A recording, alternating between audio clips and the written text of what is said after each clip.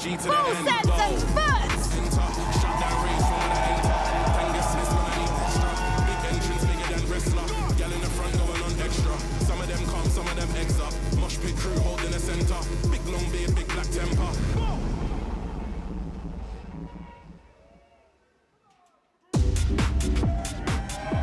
It's Masters London Day 2.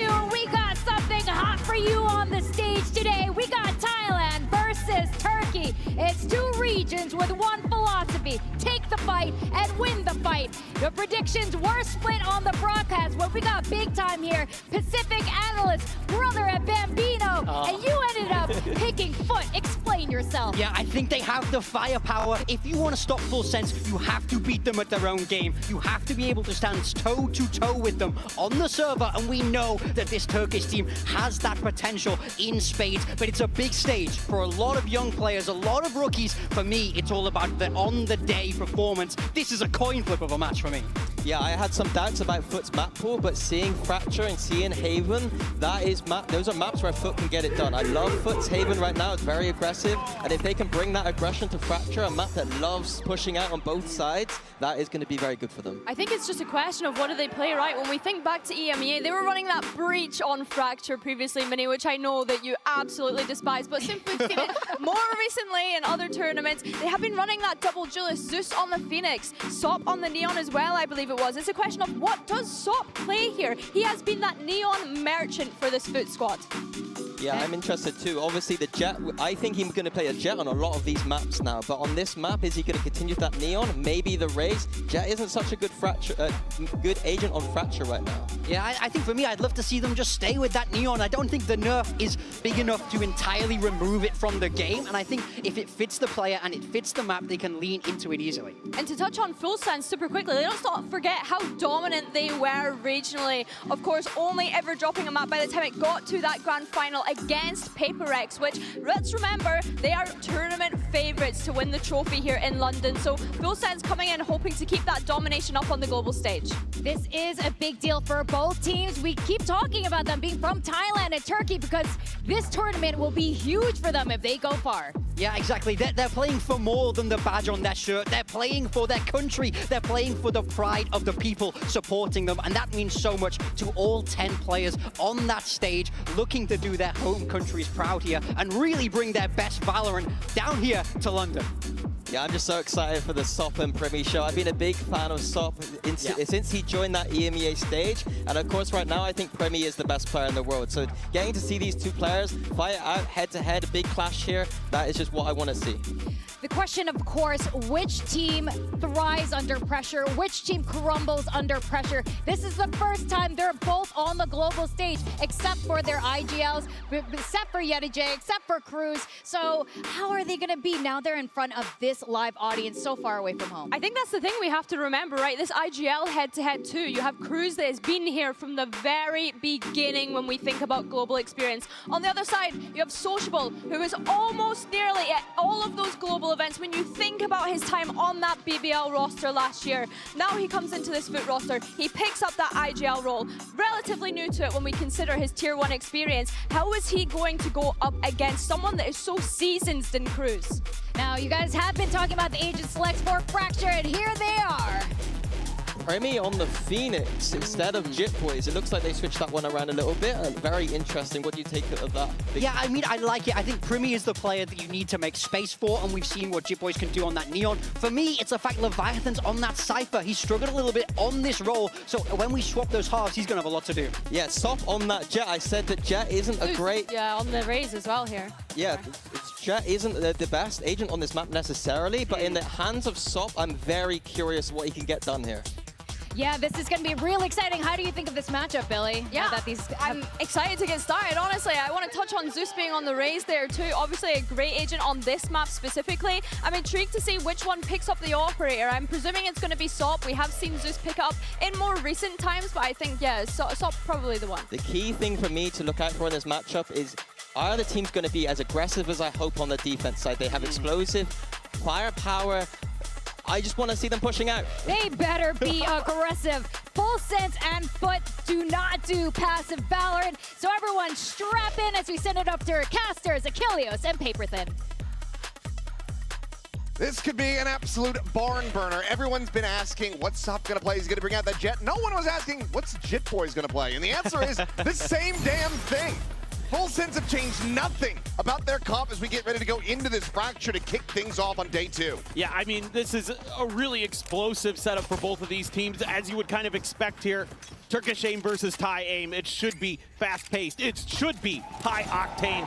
And I'm really curious to see how this gets going. Sop out there does find some damage. Dash is back. So they're going to dish out a little bit more than they take. Only Cruz going to get tagged up for Full Sense, but it's a little bit of contact and then a change of directions. And look at the quick ideas here from Foot. They want to put some pressure towards Leviathan. They know that, you know, Full Sense is going to want to run that Cypher on their own. So they saw the stack and they're trying to see if they can get lucky in finding this solo. Okay, well, that's going to be good initial damage found as Crystalli going to be tagged at 34. Backpedals quickly back through Sands. It's going to be a rewrap. Okay, Leviathan looking on the cam. Is able to get the spot out there, and now we'll have to just take that rope across towards the south side, rejoin in with the rest of the squad. Full Sense get ready to attack into what is a 3-player stack. MJ's going to be able to find Cruz, finishing that job, but Jitboys gets a piece of the action, but the paint shell from Zeus will take him down. Premi has been eliminated, and now it's just Kahlua and Leviathan to try to persevere in a 2v4. It's going to be tough, no doubt about it. As good as Kahlua in particular has been, you're going to see his head. Crystalli can't find the shots. It's the pause, though. Just a little bit of time. 30 seconds left. Gonna have to make a move, and they're surrounded. They have to tuck in as well from that fade on the north side. So if they try to rewrap over to A now, they don't have the time to do it. But had they done, would have just been caught off guard. Right of the rug, gets the spot out into the headshot. Spike is on the floor, and Leviathan now have to try to see if he can find anything at all, and he cannot. Sociable will just go ahead and get the gank in from behind, and that's going to be Foot starting things off 1-0. Yeah, I just love the patience here from Foot, not overcommitting to any of these changes of directions that Full Sense wants to implement. And, you know, it's a little bit difficult here for Full Sense because they were hoping that with their recontact over towards A, when they see Crystalli back off, they're like, okay, now we can really confuse them because they're probably going to expect us to overcommit here, you know, with the presence that we've seen over at the B site. But instead, Foot just holds the line. They clear a little bit of space. They get some good info, and they do a great job locking down the site. No real investments here, just going to be classics across the board as Premi wants to try to get this orb, and well, he will be able to find it, but tagged down to 20.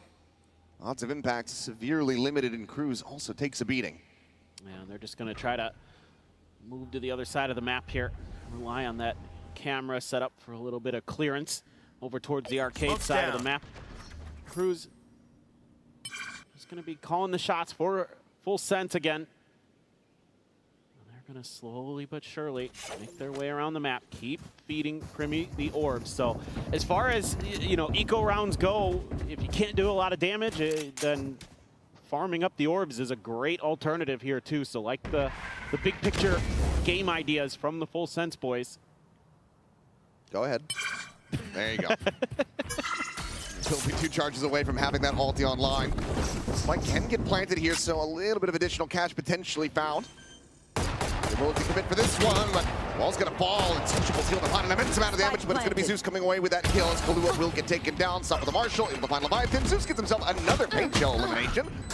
Screws 1-by-1. They'll stop it from being a flawless, but Zeus will clean house. A 4K from the Rays to also fast-track this showstopper, and Foot will overall get a very clean 2-0 start. Yeah, so I mean, a great round for Foot overall in terms of not taking a ton of damage. They're going to get the Rays.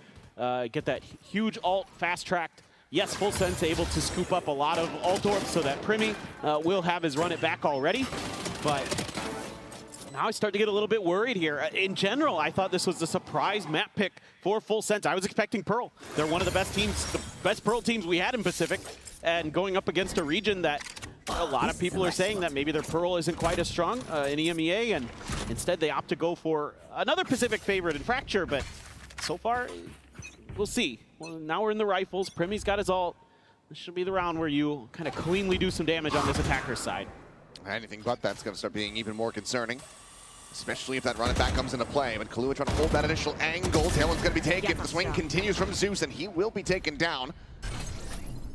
Kahlua able to find the one. Leviathan quickly arriving on the north side, pushing past Dish, but will be held at bay by this trip. But we'll just go for a quick clear on that. Backpedals away. Meanwhile, Yenajay, where are you going, son? Just sprints right up into Premi's face. He'll take that kill every day of the week. It's going to open up the map a little bit here. Full Sense takes a pause.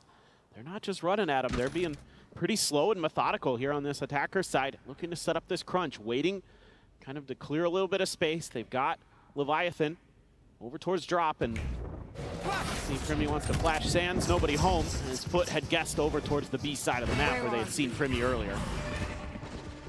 No one really at home. Sop, earliest arrival, working his way out towards that Sands rope. Opting to pull the trigger, doesn't want to give his position away.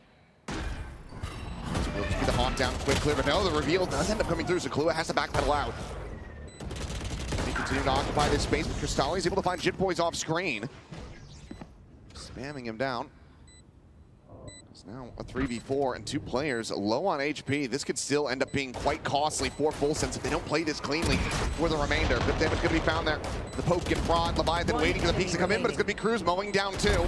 Because now Sociable, the one that tried to get that damage through, and he will be able to find a little bit more value, but Full Sense will stop the bonus conversion with 2 players surviving. And didn't even end up using Primy's ult here because they were just given full maps control here for Full Sense, because Foot trying to gamble a little bit in certain situations, overstepping their mark, but Sociable, a player that in his own right, even though he's the IGL, is really a fragger. Picks up 2 big kills at the end, but Cruz trying to hype up the boys. And they are just getting ready. Try something a little bit different. This is looking like a big A crunch, 2-3 split. Have a listen in with Full Sense as they try to tie things up. Nailed them. Fire in the hole! Okay. We'll get to that in a little bit as the showstopper is going to be ripped, but Primy just storming his way forward. Still has not yet invested the ultimate. Rocket not going to be able to find much of anything there, obviously, but Gun Barrel's going to be spotted. Leviathan's going to be taken down, but Cruz able to peel things back into a 3v3. Orbital Strike as well going to be online. They still will commit in for this A plant. All 3 players from Foot on arrival here on this drop side. Orbital Strike's going to be called in, immediately forcing them back away. Now the Sky Smoke to be cycled in as well, just trying to make this as difficult as possible to get the reapproach going. Rally to check the one side. All 3 players heard on that drop. Cruz looking for the swing, but it's going to be cool over the backstab. Coming away with 2. Nickers can't quite get the read. He cleans up all 3. And Full Sense tie it 2-2. I'll find you. This is nice, patient play from Full Sense. Just being really smart, really cautious against this Foot squad. Trying to find their footing, and Foot caught in no man's land, you know, with that Prowler being spotted. That allows Cruz to just say, hey, wait this out just a second. I'm going to distract them. Then Kahlua, you can come in and clean up the round. And he's going to do just that. 4 kills on the board for the initiator specialist of Full Sense. And this time Foot on an eco, going to be stacking that A site where Full Sense has so far, last couple of rounds, been wanting to land. It is going to be the outlaw for Jitboys. Kind of a, he's played against the Rays before. He's dialed in on the Jing angle, trying to see if he's going to go for that double blast back up. But given the weaponry, even a Sheriff at this range, not really going to be able to find the one tap. So we'll play this a little bit more patiently, does Foot. Found one. well, they're maybe walking into a bit of a trap here. They do get some damage on the Crystalli. Well, Orbital's even going to be invested into this one. Meanwhile, they will be able to isolate Jitboys. He gets caught segmented away from the rest of the team there, so Outlaw potentially to be rescued, but Full Sense are keeping this watched for now. Maybe trying to go for a juggle back on this, but oh, look at Leviathan. He's all the way in towards B, so I would expect that the rotations start coming through. quick clear of that Prowler again. Don't want to have to give this weapon over, but it seems like given the spacing that Leviathan's been able to find, that call to rotate's going to have to be made. But on that north side, you do have two players on the approach. Sop and Yenajay slowly creeping forward. The camera's there, but at the moment, Leviathan not feeling safe enough to toggle. 30 seconds left. That is actually maybe going to cause some problems here for Full Sense. Oh, I maybe saw a pixel out of place. But Zeus, he's just going to run in, and Leviathan's just completely not ready for it. Kill found, now Sop here, waiting and ready. Primy caught off guard, the knives, able to find that elimination. Zeus gets himself another, and Sop cleans up Kahlua. And what a round to be found for Foot to maintain the lead by 1 as they pick up a thrifty. They were perfectly prepared for this round. Full Sense just walking into the trap over towards A, losing a player, and to a couple big ults that are invested by Foot, but very worth it to get the MasterCard Thrifty. I did some incredible shots from Zeus.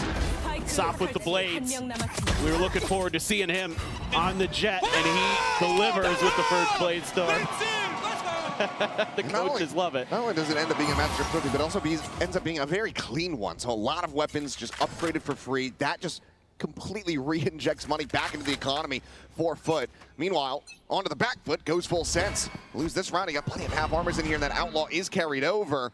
And their eco is going to be broken.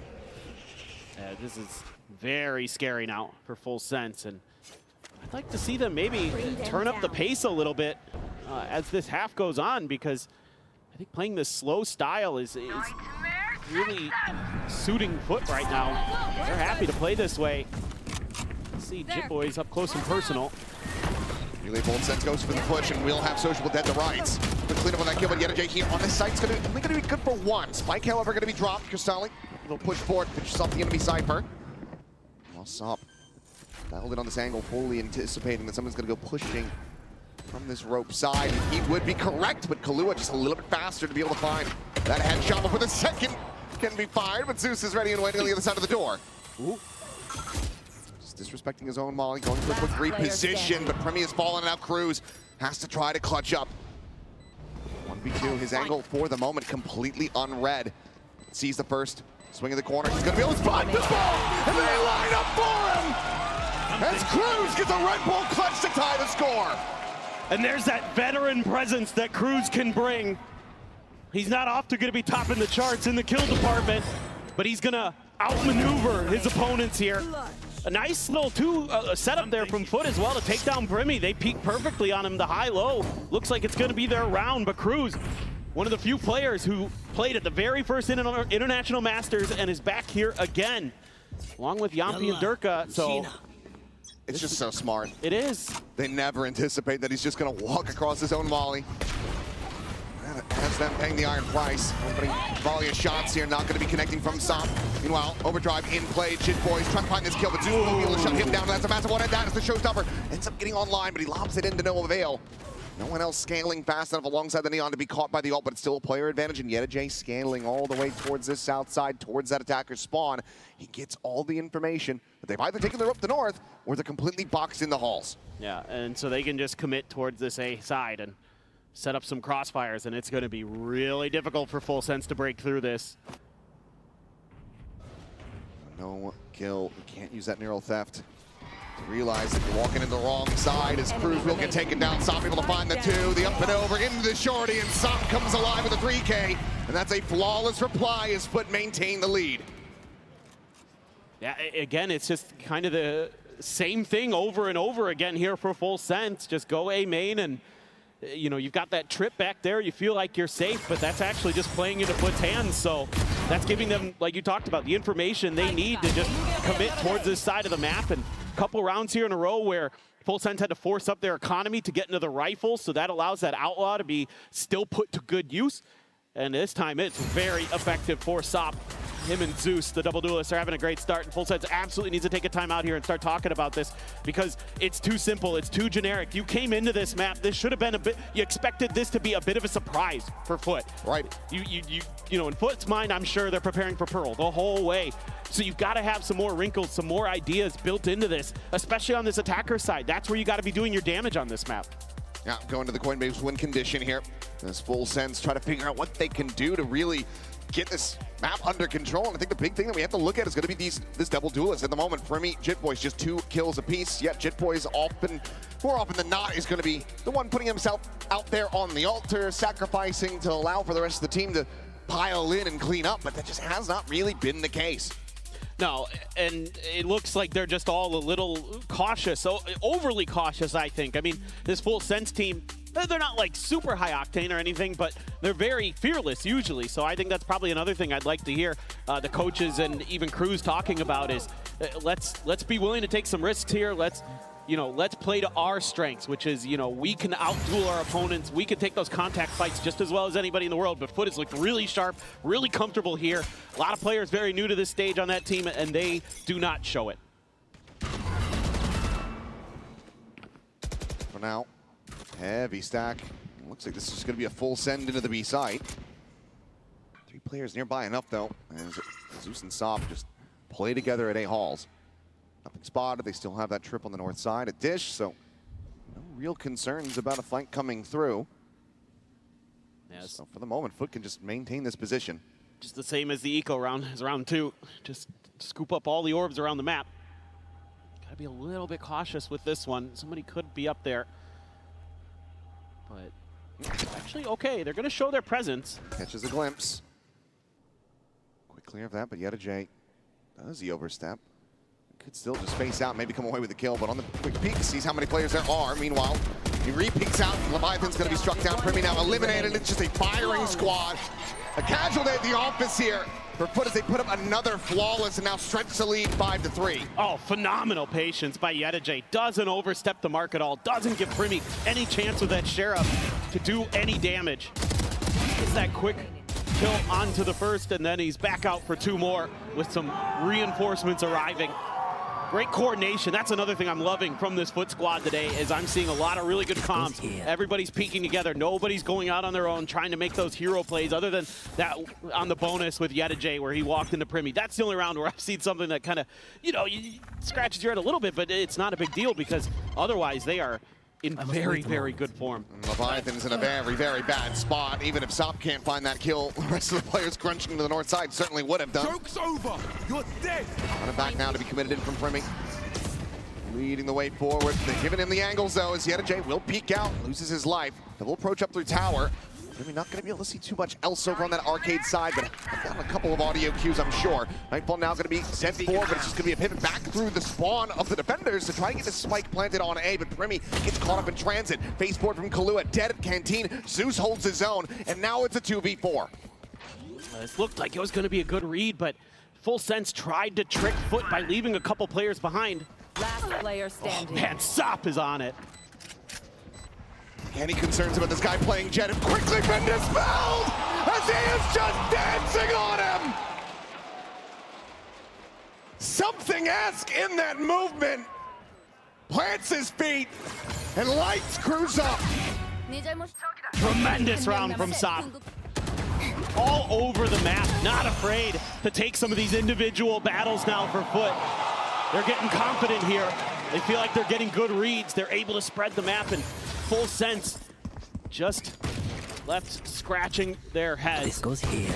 Couple big ults. I liked the idea there from Full Sense. I think the read was okay where you're expecting that Nightfall and you're already pivoting. The problem is Foot is just outdueling you. Every time that you're trying to throw an extra layer of trickery in, Foot's just well aware. They've got a pretty good read, and that shows to me they've done some of their homework. This is something that Full Sense has started to do, is leave a player behind, try to catch opponents off guard. They're very, very ready. Primi will get spotted out. That doesn't mean too much here right now as Full Sense is all over the place. North, south, east, west. Pick your poison. Chip Boy's trying to drum up some attention. Oh, it's going to be Leviathan. I was over at, he got the player up at top Sands. Quick, clean shot with that Sheriff across to the rope. Catches him on the rafters. Is that enough of an opening, though? You do have 2 ultimates. Potentially try to commit into this to pull off a thrifty of your own. For now, we'll just be Full Sense widely trying to get their forces aligned as Kahlua still going to be left over towards Dish. Now they're going to keep just kind of maneuvering around. He's going to pull the blades again. Just an immediate investment. Meanwhile, Kahlua going to be spotted there. Quick little pixel angle around the smoke, so Sociable able to clean up the kill. Baseboard and Sop is failing it! He cannot find that fourth, not another 4K. Primi will be able to sit him down. He comes away with his second. He's looking frantically for a weapon, has the spike in hand. Ball around the corner, but will be able to finally find a Vandal. Clears the boom bot. Yeta J arriving on that north side, and Primi is going to have to try to fight his way out of this one as he gets the kill on the Zeus, but cannot hit a transfer. Close but no cigar. Foot advance forward to 7 rounds to 3. Already a lead secured for them at the half. Well, that was almost one of those Primi moments, but just came up short. Sop again. So sturdy. Just can't find that last blade. Gave Primi a chance, but Yedajay quick enough on the draw. Primi was ready for it, but everybody on foot very, very sharp right now. They're going to have the another point of interest here. And who's going to be running that, but with Sop on the jet? Oh, no. Okay, okay, yes, he is. Getting the Dire Straits here from Full Sense. See if they're going to be able to bring this round back in.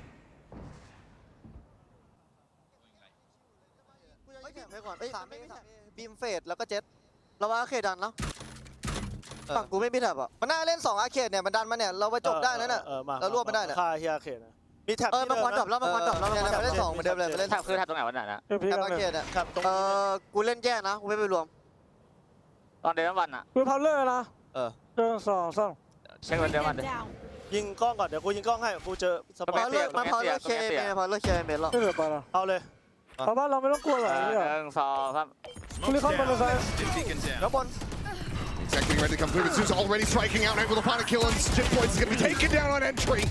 Primi's able to find one Kahlua. One kill going to be traded back, but he eats an immense amount of damage. The ult will expire.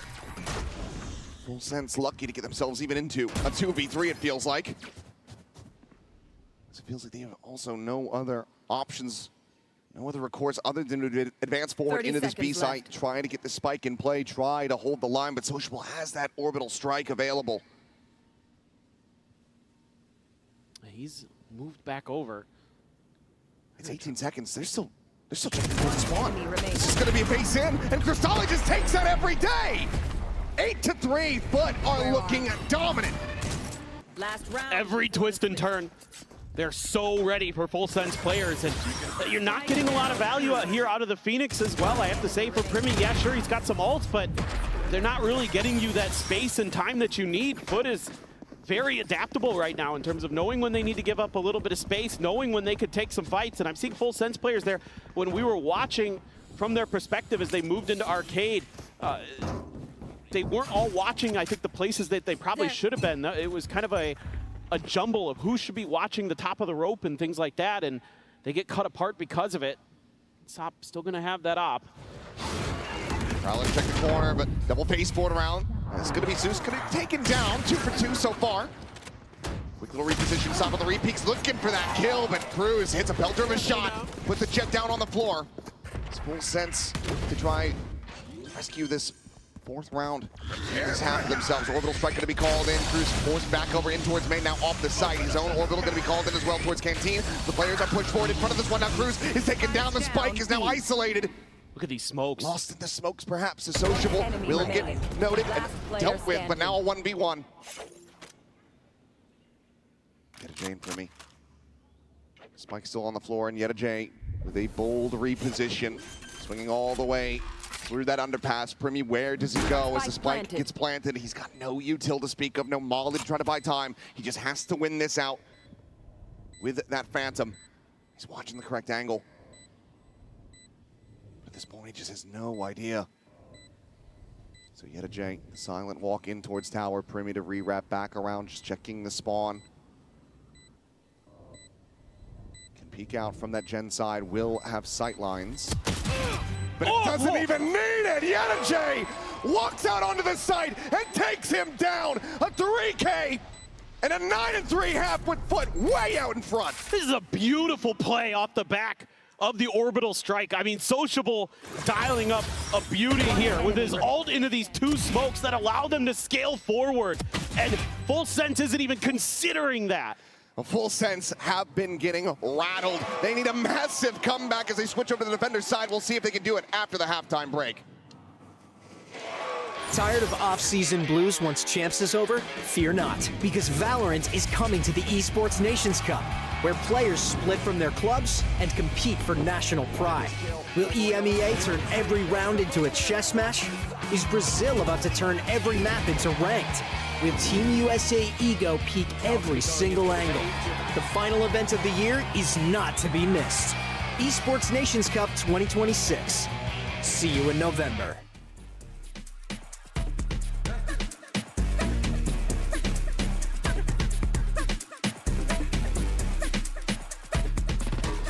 Jen here with Sociable of Foot. Now, Sociable During your preparation, how much did Primi's name come up for you guys? Sociable hazırlıklarınız boyunca Primi'nin ismi ne kadar öne çıktı sizin için? Yani dürüst olmak gerekirse %5, yani %5, %10'u geçmez. Belki o kadar bile yoktur da yani sırf sorulduğu için şu an hani %5 diyeyim. Hani oyun tarzı olarak çok fazla hani counterlamaya ya da hazırlanmaya gereken biri değil bence. Yani eğimi çok iyi, yetenekli. Hani hazırlık olarak da eğimi çok iyi birine ne yapabiliriz yani maksimum crosshair'ı kafasına koyup mouse 1'e basacağız yani. Bu kadar. Honestly, his name came up like maybe 5 or 10%, and I'm just saying that because you're asking specifically. So he is obviously very talented. He has really good aim. But I mean, how much prep you can do against somebody who has these attributes? All you can do is just aim your crosshair towards his head and press mouse 1. So basically that is it, yeah. Yep, sounds like a plan. Thank you. We are back going into our second half here of Fracture and Full Sense. Their map pick, they are trailing by 6 rounds. This needs to be a pistol win. This needs to be a snowball, a bonus conversion, a collection of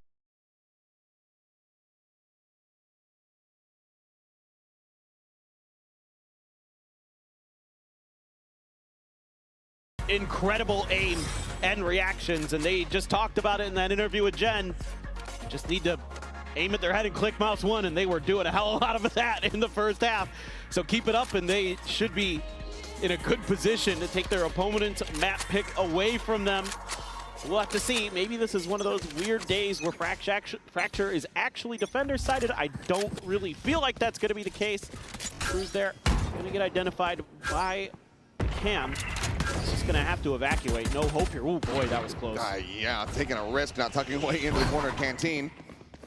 Space has been given up, so Sight going to be taken here by Foot very quickly. Primi curveball at the ready, sees not to get the grab. Brought back to Sock, going to be unspotted. Social just pushes forward into that smoke, able to find a kill with that frenzy, and Zeus gets Primi taken down. Only Sociable gone thus far, and Foot continue right where they left off at the end of that first half. It is another pistol. It's dominance on display again. Oh, they're just so good about using their time and space and then using their utility. Sop this time bails himself out, tries to quietly drift up on top of the dice on site. And then as soon as that flash comes through, it's an immediate smoke on the ground to keep himself safe. The trades are there, the team so well coordinated, so well disciplined. And they're expecting that flood retake from Full Sense, and they shut it down. 2 and 13 for Jit Boys. Wanting to lean back into this Neon, but it just has not been finding any value outside of 1 or 2 kills where it's set up by a relay bolt. I don't feel like either of the duelists from Full Sense are finding as much value as they should. No, not at all. Here. As Cruz just trying to stay tucked in behind this box. Will get ushered out into the open by the paint shell, and Sop quickly collects that kill.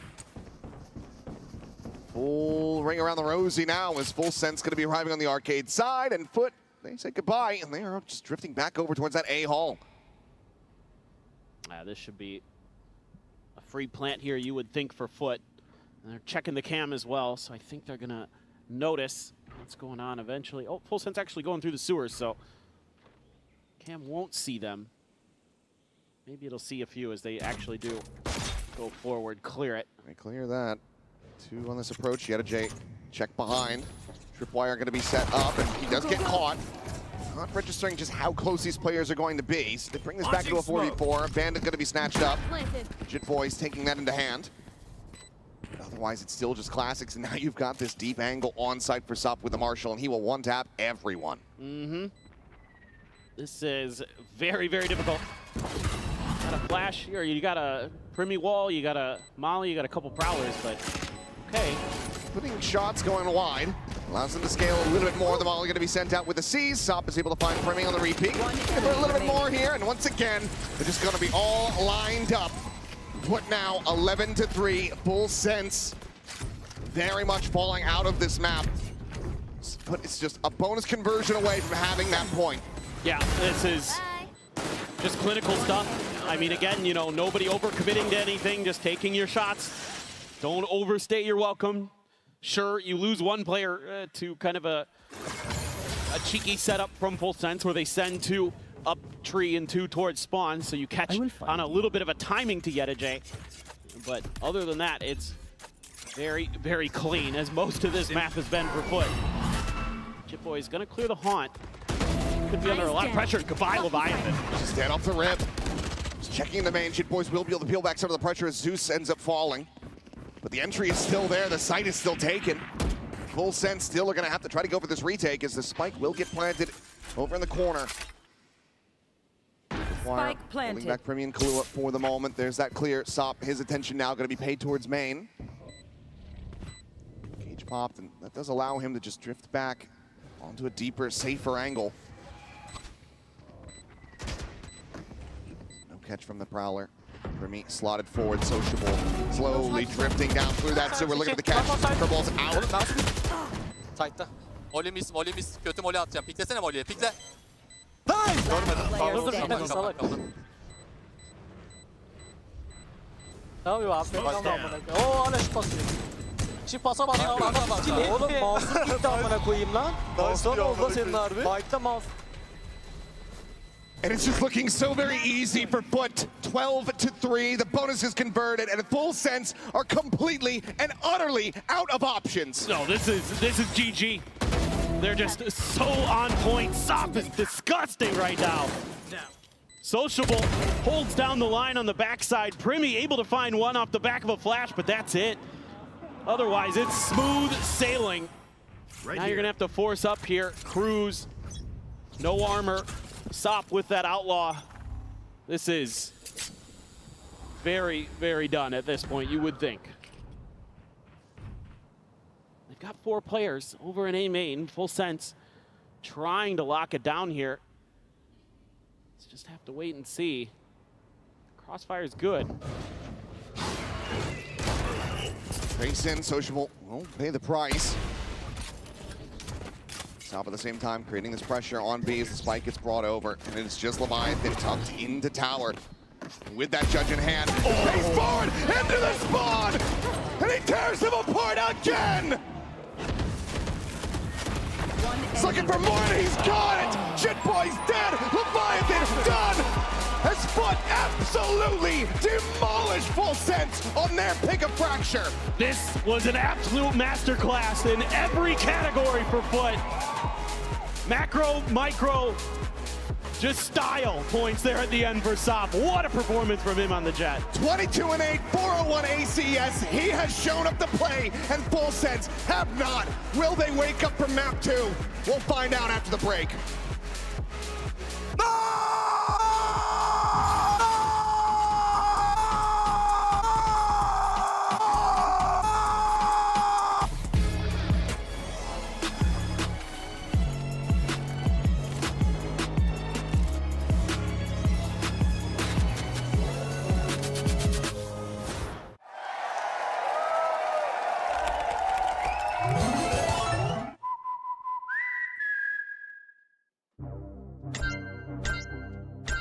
Here we go again.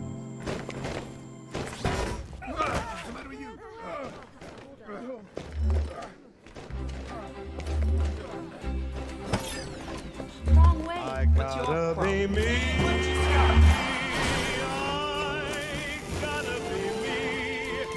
The dream that I see makes me what I am.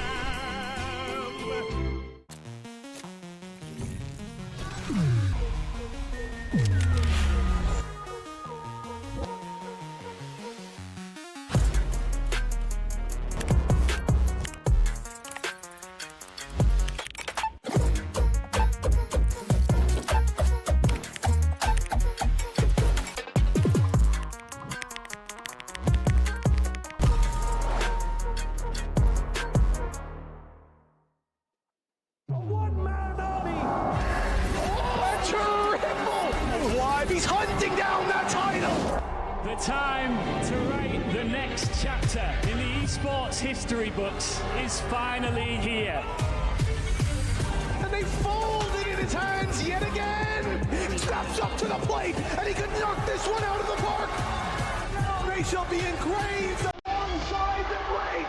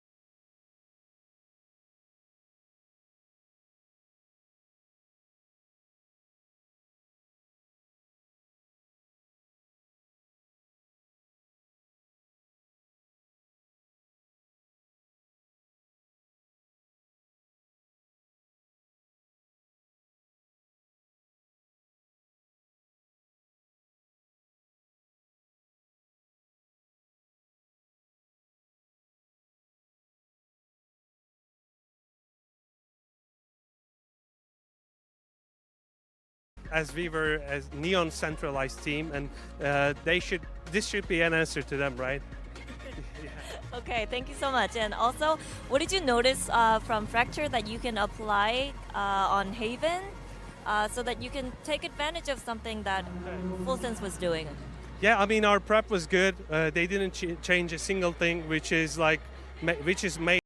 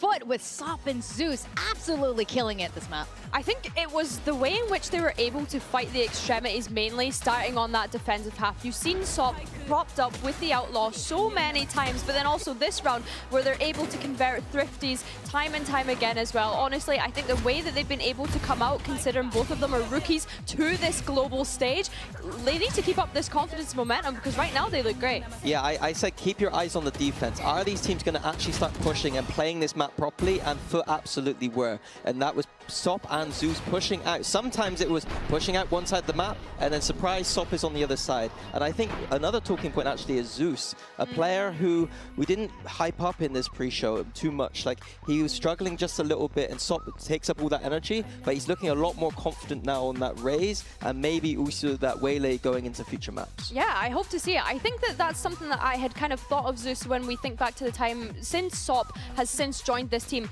Zeus looks so much more comfortable and confident, and I think having his buddy Sop, on that secondary duelist as well there alongside him is what's helping him look so good. He was supposed to be the superstar of Foot, and when he joined, he didn't quite match that levels. He was supposed to be what Sop was, and if they're both firing like this, then it's going to be a good tournament. He was saving it for London. He's definitely showed up today. Now we are going to be going into Haven. Of course, that leaves a lot of question marks for Full Sense. A lot of us were super hyped on this team coming into this tournament, but that was honestly probably one of the weaker starts we've seen so far in Swiss stages.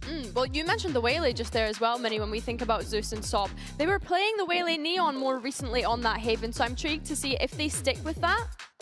Yeah, I'm not sure. I think it's just going to be... I want to see them to play Jet Phoenix, personally. Yep. I think that's the obvious answer here. That is the things we talked about yesterday as the meta picks right now. I think that this match should be a lot closer. Even though Foot are favored here in terms of it is their map pick, I think that Full Sense looked lost on that Fracture, and they're not going to look lost on Haven. I think in that token, though, they're starting on the attack, Full Sense. And when you're starting on attack on a map like Haven, if you're looking that indecisive on a map like Fracture, I start to worry a little bit going into that Haven. I don't worry. I think Fracture is a slightly more complicated map that, again, a lot of teams don't really understand right now. Haven is a map that Cruz is going to call 100 times before. He knows how to do that. Even if they just rush it down on one of the sites, I think they're going to be a lot better in this. Yeah, that's right. Let's hear what Coach T-Love fam has to say ahead of map 2. Jen Lee here with the Full Sense and Star for some translation. Now, you guys didn't really change much, but I wanted to ask you about Jit Boys on that Neon. He was a bit quieter than we're used to seeing him perform in Pacific. So, do you think this was the Neon nerf that kind of hit you guys harder than you expected it to, or it was just the nerves? สำหรับตรงนี้เนี่ยคือเราได้เห็นแล้วว่าการปรับนีออนหรือว่าการโดนเนิร์ฟตรงนี้เนี่ยทำให้จิตบอยอาจจะเล่นได้เงียบลงกว่าที่เราคาดคิดไว้คิดว่าการเนิร์ฟครั้งนี้มันเกี่ยวมากน้อยขนาดไหนกับผลลัพธ์หรือว่ามันเป็นเรื่องของแฟกเจอร์กันครับมีผลครับแต่ผมว่ามีผลไม่ได้เยอะครับเราแค่เล่นตามเกมฝั่งตรงข้ามซะเยอะแล้วก็ไม่ได้เล่นในเกมของเราเหมือนเราคิดเยอะเรากลัวเราไม่ค่อยกล้าเล่นอาจจะเป็นเพราะว่าความกดดันหรือว่าครั้งแรกของทุกคนในงานมาสเตอร์ก็ประมาณนั้นครับแต่ผมว่าคิดว่าไม่ได้มีผลขนาดนั้นสำหรับNeon. I think the nerf was not too bad. Definitely it has some effect, but I do feel like it's more like we were playing their game more than focusing on our own. We overthink too much, and with that being said, I think we just need to get back on our step and focus on what we do best. Okay, thank you so much and good luck. Thank you. Of course, one of the questions we had coming into today, especially with so many players playing on the global stage for the very first time, is the nerves, the jitters, and I think this is what is happening a little bit with Full Sense right now. Yeah, I think so, but I do think that the way that they played that Fracture lended into that. They weren't going fast at all. They were doing very, very methodical spread defaults, and I think for a team that has some nerves, you just want to keep it simple. And I think on Haven, that's what I want to see. I just want to see a lot more just going together in the pack and not having to make all the players communicate and do lots of complicated things. It almost felt as though they were doubting themselves at times, like looking almost too timid at moments, which is weird because there were so many moments where they had themselves in deep deposit positions where they could kind of get an advantage from that, whether it was a man advantage or things like that. On the other side, you have Foot that have come into this with full confidence. They looked like a timid EMEA team, and that is not what I want to be saying about an APAC team. Especially Full Sense. It is actually wild to see this, and I think this is very uncharacteristic of them. But as we go into Haven, Cruz, back when he was on Talent, has actually thanked your team when you were the coach for inspiration for their successful plays on Haven. So let's see if they can bring it in today. Well, hopefully a lot quicker than Fnatic, because that is what we're looking for here, is them just sending it a lot more on this attack side with that Neon and Phoenix. The same duo again, Jippo is on that Neon and Premi on the Phoenix. I just think it is just about sending it. Yeah, I don't think Jipboys was playing the Neon on this map previously, so it's kind of interesting that they've decided to continue having this agent here. I think the Chamber is really great on this map, but I think looking at Foot's composition, you have Zeus on that Whaley, expect him to be just getting into sight. They don't really have a whole lot to be able to stop him here, and also we saw how great Sop was with the sniper on that Fracture. On a map like this as well, you're never really going to know where he's going to be positioned with that weapon. Yeah, and the thing I love about Foot on this map, despite the change to the Jet, I think it's going to be the same. A lot of A-main aggression. They love to use the Whaler, use the Jet, get up into Full Sense's face, but I'm hoping Full Sense fight fire with fire this time around. Yeah, that's right. We really want to see the aggression come out from Full Sense, so let's see if they can bring it back, or if today Turkey reigns supreme as we send it back to our casters, Achilleos and Paper Thin.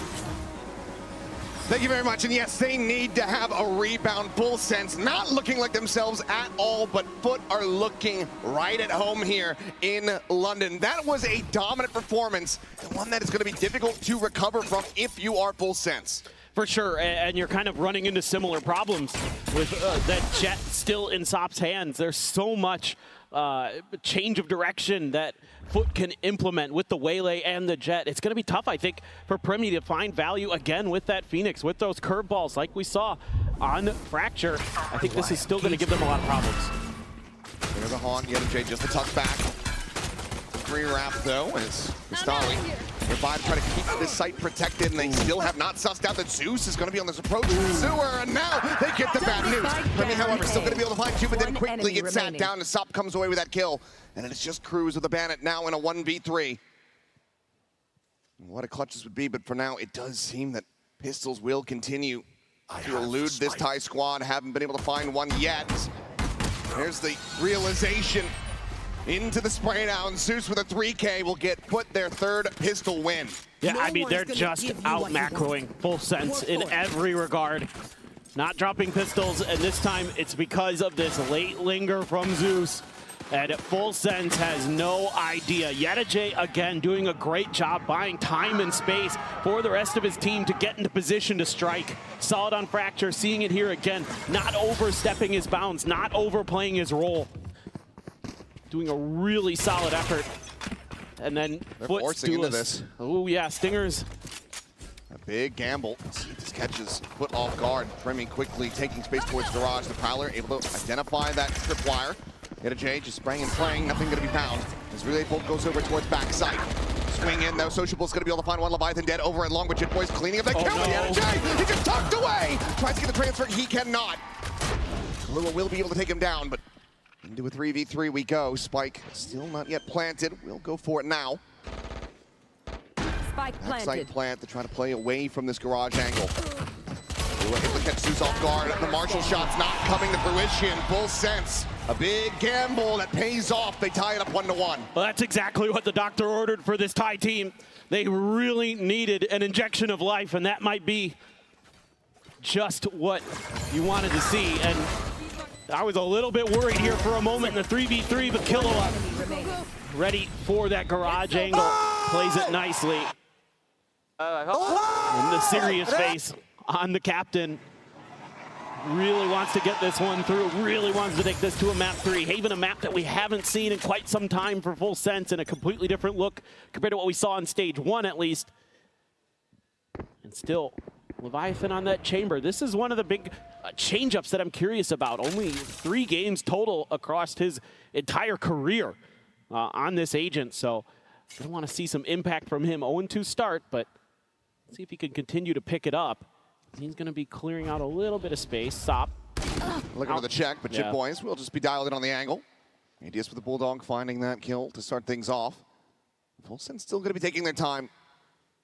They know that they cannot afford to have another Thrifty be given over to Foot. Rotations to come in, Cam to be cleared out on the B site, and for now, Foot seeming to think that this is going to end up at C, but given Leviathan's position, he's just walked his way into the A site.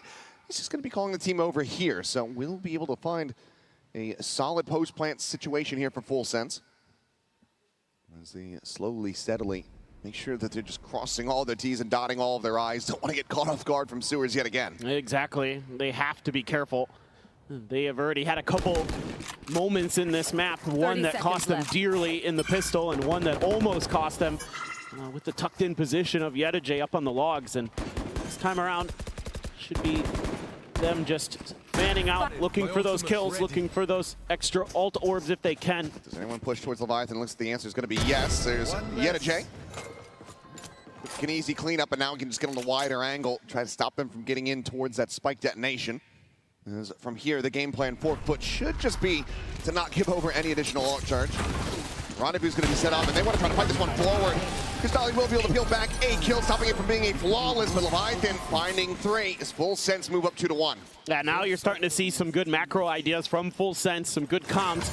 When we got to listen in from them on Fracture, it felt like, you know, Leviathan and Jit Boys were really active in the comms, really making some calls and ideas. So here, this time, Leviathan able to just find that open space on the map and call the troops over. Now you are going to have some big guns coming through here for Foot, the Op and the Odin, but the Op only going to have half armor. So if he challenges into Leviathan, not going to be too bad of a matchup for the Chamber, but right now, off the rip, not going to be the case. Looking for that tight angle, looking for the orb denial, knowing with that Phoenix in play that that's something that you're going to be absolutely considering every round is Full Sense. Saw it on Fracture, that on their attacker side, it was a big part of the game plan, trying to funnel those orbs as much as they can, but Full Sense as well, kind of aware of what the potential counter strategies could be. You know, Minnie was talking about it on the desk, how Foot was getting really aggressive on the extremities of the maps, something they like to do here on Haven as well. Jump peek out. Op will have been spotted. Just using the blaze bolt to try to get tucked a little bit further forward. Now uses run it back to get rid of Sop. Flash does manage to connect. It's going to be Yedijay holding things from that garage side to shut down the ultimate. At the same time, Leviathan's going to be spotted, but Yedijay tries to reswing in the garage, and he's giving up so much space. Zeus is able to find one Sop with another as Jit Boys will get taken down. 3v3 with the Prowler spotting Sop. A quick little exit. Has to give up this space, so for now, Spike can be planted. He's out, Sociable, catching them off guard, comes away with 2, and now it's just Kalu in a 1v3. Started off the year being so very clutch for this Thai squad. Can he deliver here on the biggest stage of his career thus far? He finds the first. Turns back, clears the recon, but that's when Sop strikes, and Foot will be able to win out the round and tie it up 2-2.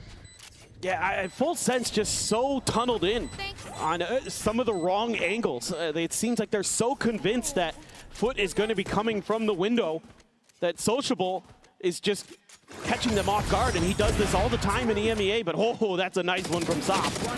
And they're just not ready. Primi trying to back up, you know, covering that angle, but it's too late. They do a great job holding the line. That's a critical round. Allows him to carry that Odin as well as the operator forward. Stop's still going to be having that half arm, but this time no Outlaw to be concerned about. It's an op in the hands of Leviathan. See if he ends up challenging on the same angles, but at the moment it seems like no. Will just be a peek out towards A long. Yeah, they're going to try to use the Haunt Flash setup here to set him up. What goes out meanwhile, Sociable scaling forward. That Rendezvous will just be taken out to safety though, and this gives a lot of forward space for Foot. An immense amount of map control now established. As op shot from Sop doesn't manage to connect on a Primi. He had an opportunity to take that Phoenix down out of garage, but ends up going a bit wide. This is such a clever setup. Leviathan is just going to be how patient is he going to wait this out? With Sociable right around that corner, Paranoia in hand. Could be tricky for the Chamber, but the reinforcements have arrived. Are they going to be ready? The face in. There's the Paranoia, and Zeus is able to collect one. Now the conversion path's immediately going to be invested. Blinded up, but the smoke just completely keeps them protected. And the stray spray from Zeus is able to find Jit Boys. Stalling now to open up, and they're just killing everyone. No vision necessary.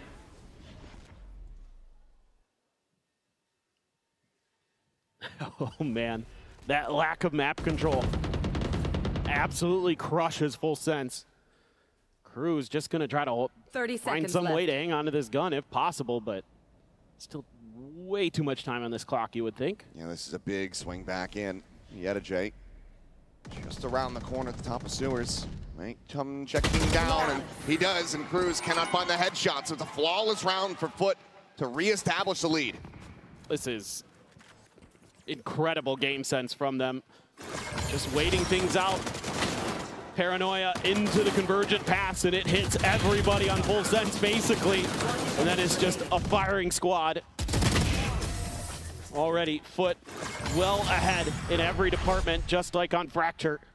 Sure, full sense has got a couple rounds in there off of that forced buy-up, but outside of that, they're looking very, very shaky. Have the overdrive available, but it's going to be Jitboy still holding on to this Vandal. Thought maybe we'd see that passed over to Primi. Playing for an arm, trying to get that tour de force, but, well, there goes the gun. Jitboy's immediately dead as Zeus just walks out into mid. Completely disrespecting and disregarding any potential setup, any layers that they could have, and then Saab, he's posted up top site. He's able to find Primi. Now both duelists have been eliminated, and Leviathan gets tagged to 19 at the same time, and now we'll be finished off. Continuing to walk forward, it's going to be back-to-back flawlesses. Foot once again finding their form. Standing ahead. It just seems like they've got the download on how Full Sense wants to play. You know, this time Full Sense going to spread the map a little bit, and Foot just covering every angle, every corner. Nice little flicks here and there as well. Make sure that they're able to deal with Full Sense cleanly, not really give them much hope. Sure. not quite sure what brought that one on, but it's going to be a timeout call now for Full Sense as they once again start to feel this pressure.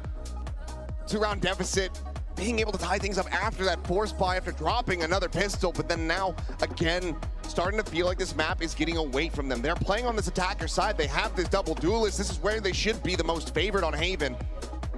And if they aren't able to rescue this, then it might just be curtains for Full Sense in this opening series. No doubt. They just feel scared. I mean, it doesn't feels like they kind of got punched in the mouth and they're not able to recover. They're rattled. They're reeling. They're teetering.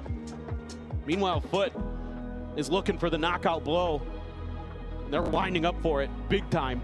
Yeah, and again with the Coinbase win condition, my eyes start to look over towards Primi. Will he be able to find that impact? The 2 kills that he found were in that pistol. Was able to get the run back, didn't find value off that, had the shutdown from Jay on the C site, and now it's been slow going to try to get that second one built up. Yeah, I mean, you need him to be firing as Full Sense. Like, he's a big part of your game plan, no matter how you cut it. And having him on the Phoenix on both maps has just not gotten the value that you look for. You are going to have the tour de force with Leviathan and Jitboy's ult. They're going to try to get ahead. Bounce up from the relay, or the recon dart. This time, though, what a shot from Saab. And what a read to be prepared for this. It's such an off angle. Yes, plenty of moments to try to play it, but to just go ahead, peek out, and be able to connect with that so quickly. Saab is just operating on a completely different level. Meanwhile, peek out at Headbin, there it is, and Leviathan unable to find the flick, and he's going to be the one eating the damage. He does get some through actually on his Versailles. The wall bang does connect. Fairly even across both sides. Meanwhile, Jitboy's checking down in the sewers, making sure that there's no sneaky Zeus down there. Spike can be planted, but this is going to be a difficult hold for Full Sense. So the Nightfall's immediately going to be invested, but Saab just maintains that angle, and he's able to find Leviathan. 3 players now to try to hold this line. It's the up and over. In doesn't matter with the paranoia. Saab just plays distraction while the rest of his team picks up the pieces, and it is another flawless for Foot. This is incredible. I mean, Saab on the jet. Absolutely love the movement. Absolutely love the confidence that he's bringing in. Doesn't matter if he's paranoid or not. He's getting in their faces. He's hitting out shots. He is doing it all. Exactly what you want to see. And I mean, again, look at these POVs from the Foot players. It's crossfires galore. It's great coordination. And meanwhile, Full Sense just feels like they're in a panic. They're in a daze. It's perfect. Like we dream. Like we dream. I mean, it's literally perfect in every single facet. I agree. So many flawlesses already on this map for Foot. They're sticking to the game plan, and Full Sense just can't break it. They can't find a way to shake up Foot right now. And Foot right now, maybe giving them a little bit of an opportunity here, thinking that Full Sense was going to change directions in towards that C site, and it's going to be still an operator available for Leviathan. And he's going to take some control here. So Full Sense being a little bit more proactive over at A, but they were in the previous round, and it did not end up mattering because the retake and the shots were just too good. Of course he's good for it. And he's gonna stick around. Prowler doesn't scout him, and it's double shorty shots to the back of Jitboy's score. The punish isn't there. He repeats, he finds Cruz, and then he overheats a little bit, but it doesn't matter. The damage is done. Cristali cleans it up. And this map is already looking finished just 8 rounds in. I mean, he's just incredible. He's got the style, he's got the composure, he's got it all right now. This is stellar work on the Jet. And again, they've got that extra layer over towards Sewers to clean up what Sop started. I think he should have been playing Jet earlier. They might have won EMEA if he just swapped over to it. His Neon's good, but this is looking immaculate. I agree. This is so fun to watch right now. He is just otherworldly when he saw the head. Okay, a rare whiff at this point. Maybe just a warning shot. Just continue to get into the head of Cruz here. Well, Jay playing this pixel angle. Not going to be able to connect with those bullets, but still maintains control of this site. Full Sense. I feel like it's fairly unassailable. You got to find a way to set up Jitboy with his ult here. I think that's the big win condition in my mind for High Squad in this round. Gonna try to run out. Look at the discipline, though. Yeah, just the backpedal, just give up that space. Foot are trusting in their protocols to be able to get this retake going, so see how they do decide to pilot it. Plenty of noise being made, but for now, Leviathan playing this patiently. Jitboy's going to be taking down Leviathan. Does manage to catch one. Sociable will fall, but he can't find the follow-up as the other Jay peeks out in the window and manages to strike him down. Primy's dead, Kahlua gone. And Foot again. It may not be flawless, but it's one casualty. They are cash capped, and they now have the lead secured 7-2. They're just having fun out there, but this is incredible work. You got to as well tip your cap to the coaching staff with the way that they've got this team prepared here. Love investing the Cypher ult there. It means that Killua is in a bad spot where he has to go for the big play to out of the smoke because he's going to be revealed in that position shortly. Just a wave to the camera. Hi, Mom. We're doing well. I mean, it just feels like playground bullying at this point. It does. And Zeus has got another convergent pass here to make matters worse. Full Sense look like the skinny, nerdy kid with glasses, and then what? They are the guy who's been held back for 3 years. Yeah. His dad's into MMA, so this is not looking good at all. As now run it back, going through, but the tripwire slows it up, allows for Cristali to just go ahead, tuck away on that long side, and maybe catch these players off guard. As the smoke will dissipate, and yep, there's the sick realization as Jitboys will fall, and Cristali finds another. Punches forward, and he can do no wrong. He gets 3 from that position. And it just feels like daylight robbery. It's just a masterclass. You're in trouble, Brimmy. One enemy remaining. He's done. He's gone. Spike down A. Got this off. You'd love to hold on to it, and it will be a solid and fast shot to take down Sop. How badly do Foot want to pursue for this kill? I mean, they've got plenty of money. It looks like they will just continue to play this reserved, play this patiently, not go sprinting out and offering themselves up one by one. They will just take the round win and be content with it. Yeah, what else needs to be said at this point? I mean, they are just out-maneuvering them, outsmarting them. I don't know any other way to say it because I feel like a broken record at this point. It's just the little things that they're doing. You know, Cristali tucks in, and even though there seems to be some awareness from Jitboys that he could be there, he just doesn't really react to it. And then I just tease up Cristali. Leviathan going to be good for 1. Quite split the difference there. And nearly able to have it, will be able to retain that operator, but this is no closer to Full Sense, bringing things back 8-4, the best that they can now hope for, and just given the trend, it just seems impossible at this point. They will be able to scrape together another bye, but you just got so much money on the foot side of things. You can never take these guns out of their hands. Yeah, I mean, Cruz isn't going to be able to buy much other than Util and a Guardian. So he does opt to try to squeeze something out of this round. This one's got to go for full sense, but I feel like on Haven, another slightly attacker-sided map, this is potentially out of control. Again, it just feels like delayed reactions from full sense. The drone there is kind of ignored, looking for maybe just a player to pop out of the smoke. Goes off again. Finds Shit Poison. Yep, he's going to stick around. Well, they didn't hear a tailwind, so they know that he's widely going to be still tucked in that cubby. Does now burn it. Meanwhile, Cruz trying to see if he can open something up. Obviously, he can just hop this trip. That's what Yedze wants. He's like, go ahead and hop it. See what happens. And jump in, swing around that C connector side. Zeus is waiting. Exactly. Couple shots out, and Zeus now starting to swing, and there's the catch. Cruz going to be taken down. Primi throwing out that curveball, is able to find one, but can't clean up both kills. Only able to get Yedze. Kahlua, however, coming away with the waylay. Now needs to push forward, take point, try to win this fight, and he will be able to get the catch on the one, but he cannot find anything else. Leviathan now. 30 seconds Retap of the plant, Sociable, TPing forward. Leviathan, however, unable to scale forward and get that catch, so the Omen stays alive. He's now going to make the noise. Sprinting over towards C. Foot with every little bit of information they could possibly want. A rendezvous set up in the garage. 10 seconds left. As he tries to get this plant in play. A couple seconds to spare. Forced away from it. Now has to commit, and he's deep in backside, and the time is gone! It's just over. Full sense. They cannot find their footing. They cannot find a foothold.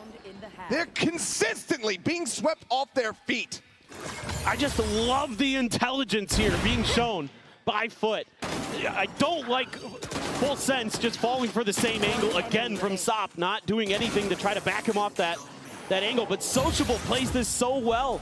He knows he's got so much to play with here. He uses his TP to create that crossfire initially where Leviathan just has bad options left. Tries to go to the other side, has more bad options because the time's running out, and Sociable's like, I know you don't have time to plant this, and I don't even have to shoot my gun. I just need to make you not be able to commit to the spike. Well, this is looking like the last Coinbase win condition that we'll take a look at here.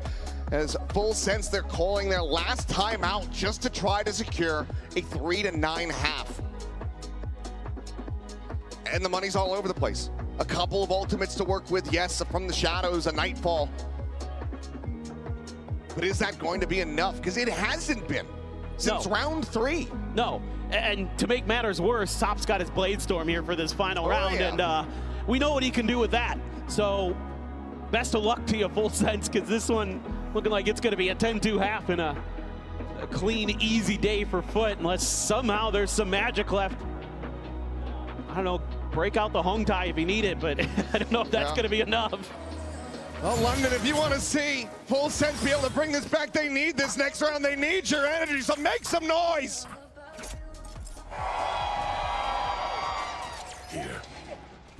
We'll see if that's going to be good enough. Can they find the third? Or will it just be devastation again? Haunt not going to be able to clear this angle, so Sop still able to get himself implanted in sewer, continuing to swing out wider and wider. It's a bit of damage. Does tailwind away. Primi putting a shot into his shoulder. Nightfall now going to be committed. That connects on the 3 players here on the site. Full sense looking to try to up the pace. Sop, however, drawing out the blades, just dancing across the gap. Is able to find one as Primi will fall, and Zeus now getting involved. Is able to find Cruz to boot. Swing in, can't find the adjustment, but Sociable on high! Takes their lives, takes their hope. It's 10-2. It just doesn't matter. You hit 3 players with a Nightfall, and Sociable just goes high. And they've got a great high-low setup covering sewers. Sop does his job. He takes Primi out of the round. And after that, look at what he can do. The floodgates were open, so now an 8-round deficit. Full sense need everything to be played perfectly when we come back after the halftime break.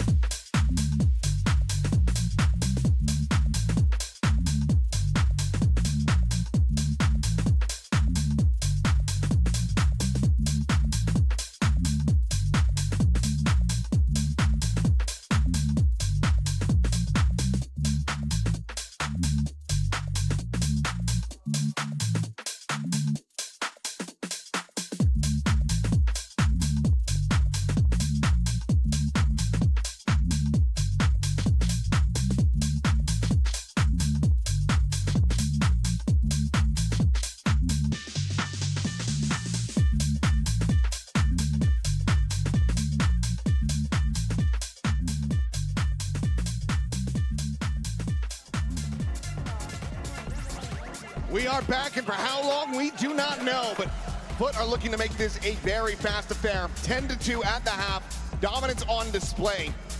The only 2 rounds that Full Sense could accrue being a forced buy after dropping the pistol and then the follow-up from there. Otherwise, it has just been perfection from Foot. 9 rounds consecutively to make it up to 10. Yeah, I mean, Foot's just looking to kick Full Sense out of this one, and it's nothing but desperation and despair right now for the Thai team. I mean, they can usually shake these moments off pretty well. They've got some decent mental, but at this point, I don't know if there's enough hope left. It's just incredible what Foot has brought to the table today, and it's Zeus this time topping the charts in that first half for Foot on the waylay. He was doing very much the same. He and Sop always neck and neck on that fracture. And the duel is just looking to be a massive cut above at the moment. I mean, 5-11, 4-11 for Premier Jit Boys. And he's the global rookie of Kahlua who's trying to keep them afloat. Leviathan as well, now going to be shifting over. We'll see if he can have a better performance from this defender side. But for now, Cruz immediately just hearing the footsteps pushing in towards the C site, and he just has to give the space. So Spike is going to be planted very quickly by Foot. Look at Yedajay. He stuck all the way around spawn. Does that go red at all? Clearing the corners has not really been a big positive for Full Sense so far in this series. Yedajay will just be able to have the catch. A quick, merciful one-tap to put down Leviathan. Sop will get burnt down decently here, so some damage can be found, but push out of the smoke, and Zeus just has him dead. Premi's going to be able to find 2 again in this pistol, but can he get more? Because that's what they need. Cruz now on the arrival. Picks him up at the time is starting to bleed down. Looking for that defuse, the paranoia, not going to be connecting. Primi looking to try to hold it, and okay. Gets himself a 4K. 1 charge away from having the ult online. Full Sense will find their first necessary pistol. It felt labored. I mean, I really like the ideas from Foot. Got the Cypher lingering, but oh man, Primi hits 2 quick headshots. And he picks up a Sheriff and goes to work. And a lot of confidence there. Nice to have Cruz still alive to set up with the smokes. Even with that deep post plant that Foot was going for, they couldn't really disrupt it. It's just the pistol round. It's a pretty good late round theory here. It's gonna be no buy up, really just Yedajay with the Bandit. Jit Boys actually with the shotgun. Haven't seen too much judge this event just yet. Yeah, what is it going to look like? That's exactly what I'm thinking. Well, you can't do much about that one. It's just watching Sop on the entry, but Primi will be able to find that kill. At the same time, though, Cruz dead, but the weapon will be left on the floor as Primi arrives on the C site fast enough to find that punish. ADS in, Primi maybe starting to come alive, gets himself a 3K. As it's now just going to be Cristalli to try to see if he can make this a little bit more costly. Do have the trademark over here in sewers, but he's going the other way, so probably can get the plant. Doesn't look like Leviathan's gonna think about challenging it. Just have to see if he can find any more value. Well, will not. Facing forward, Leviathan. Second shot will connect. And okay, Full Sense. 2 in a row. Get themselves up to 4, but it's going to take a hell of a lot more than this to really start convincing us. Bonus conversion might just do the trick. Yeah, it's almost a necessary bonus conversion. Woo. Pretty fast from Primi. Able to get in there and bail out. Could have maybe been a tide turner there on that C site. I'd like to see Full Sense play a little bit for retake here. Maybe lean a little bit stronger towards one side of the map or the other. See if you can get that run it back into play. So they're going to lean A. That's going to be how they're thinking about this right now. Full investment from Kahlua to try to get a Bulldog into the hands of Cruz. They want to make sure that they have firepower across the board because they know that they need to convert this. But they are just going to be leaving Leviathan alone on this side of the map. Granted, crunch attempt towards a lobby. Full Sense are going to get a lot of information off the back of this. And it will come down to can Leviathan hold the line and keep himself alive. He already realizes he's in trouble. Drifting away, and Rendezvous won't take him out to safety, so quickly backpedal away. Meanwhile, Tripwire going to be noting this entry into the window in mid. Spike can be planted. 5v5 for the post plant. But looking decently favored for now. They're going to try to regroup. They just cleared a trip at long. Paranoia going to be sent immediately, and it's going to be Leviathan dead. The ult nullified. Cruz still trying to work his way over here. The time is starting to bleed down. Premier spot on the one. The cam's going to be sent in. Jitboys is just sprinting forward onto the side, but it's just not moving fast enough. Those nerves coming through. Can't quickly close the gaps. The cleanup looking good here as Cruz now to try to find a little bit more damage, but he cannot. Some armor rebuys with 3 players still staying alive, but now just 2 rounds away from taking the series. Yeah, I mean, Full Sense here caught up in some of Yedijay's utility, so they can't really get some flanks going. And then Foot just has the confidence to kind of understand, okay, the Phoenix probably going to be coming from this angle. Let's get ahead of that ult. Let's make sure it can't find any value. Throw the paranoia, push out, shut down the ult, find a kill as well, and just stymie Full Sense's retake before it begins. So this is just, again, great map awareness, great understanding of the win conditions that Full Sense's comp wants to try to bring to the table. That looked a little bit dicey there for a second for Jitboys. He's going to peel back. This looks like a full-on B hit. Jitboys just going to be found through that smoke. Blind connecting, but Primi gets himself into back sight, but he's now boxed in, taken down. Sociable still from behind is able to find the kill on a Kahlua, and Cruz tries to hold this line. Final bullet does connect. Gets himself into a 1v2. The spike here at his feet. Sociable on that reposition, but Cruz is focused forward, finding out in towards mid. Just trying to isolate these picks. He's in, re-swings out. Gets it into a 1v1, considers the ult for a reposition. Just slots back over to the connector side. Spike at the same time does get grabbed, and with 50 seconds to play, Yedijay could go anywhere, but Cruz going to be hot on his heels. But he pumps the brakes. He doesn't go swinging out. And Yedijay at the moment, he does not have a sights trained on this angle! And Cruz will find himself a monstrous Red Bull clutch! Again, it's one of those rounds from the veteran who comes up huge, but you know, we saw this very early on in Fracture, didn't amount to much. Is that one going to be a tide turner? Let's see, it is still going to be kind of a timeout call? That's what I'm hoping for too. That's why I'm holding my breath. Okay. We're good.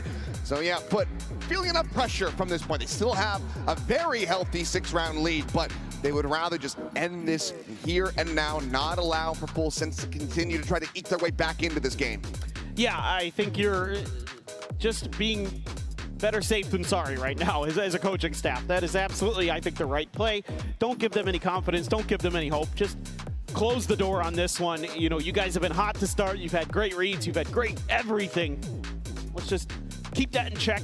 You know, you haven't needed to get too involved here as a coaching staff because your team has done such a good job with what you've prepared them with. Now's a moment to talk a little bit about how they want to approach the map. I mean, I think some decent ideas. You just got outplayed by Cruz there. That's really all that was. I like the hit. I like the way that Sociable's been getting vertical. That's been catching Full Sense off guard more often than not, but just, you know, that round's one bullet away from being theirs, really. We also have this ult cycle getting ready to come back through for Foot. Maybe not over-aggress, invest those ults here unless you can get some very clear and critical leads in the round. That's for now, just double dash over into the cubby. Kahlua gonna try to get away, but that does manage to connect onto him and stop on the entry. It's posted up on the box, quickly is able to find that elimination. Double wrap around from behind though. Leviathan and Cruz, triple here. Quickly closing the gaps, but Sociable, he's now hurt them. He sends out that paranoia, he's gonna reposition, but Primi does end advantage to have it red. Still gonna be found, Jitboys just with a stinger. He's gonna struggle to fight his way forward, and now has been, I believe, tripped off as well.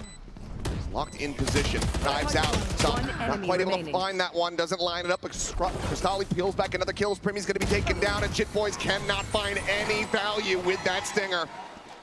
Foot will persevere. They get themselves up to match point. Full Sense now needs 7 in a row. I just love this. They have the confidence because they're so far ahead that they can use ults in an eco round. You have the Blade Storm, of course, pivotal. Sociable, watching that backside. Again, he has been so good today, just with the awareness. One more, baby, come on. Good to know, Bambino, he knows his maps. Good counting, yep. Better than his brother. Yeah, way better than his brother. as now. Blue again going to be the one put under pressure. Teleport up into heaven. Sociable, does he go for the peak? Clearly suspicious of this, but has to give away the space. But now he's going to be trapped in the site, and Sop will collect the elimination. Sociable still here, now flushed out. Leviathan brings it back, gives them a hope. On a back pop, the tuck into the corner. Premi has not checked this one at all, but he's still able to find Cristalli before getting taken down.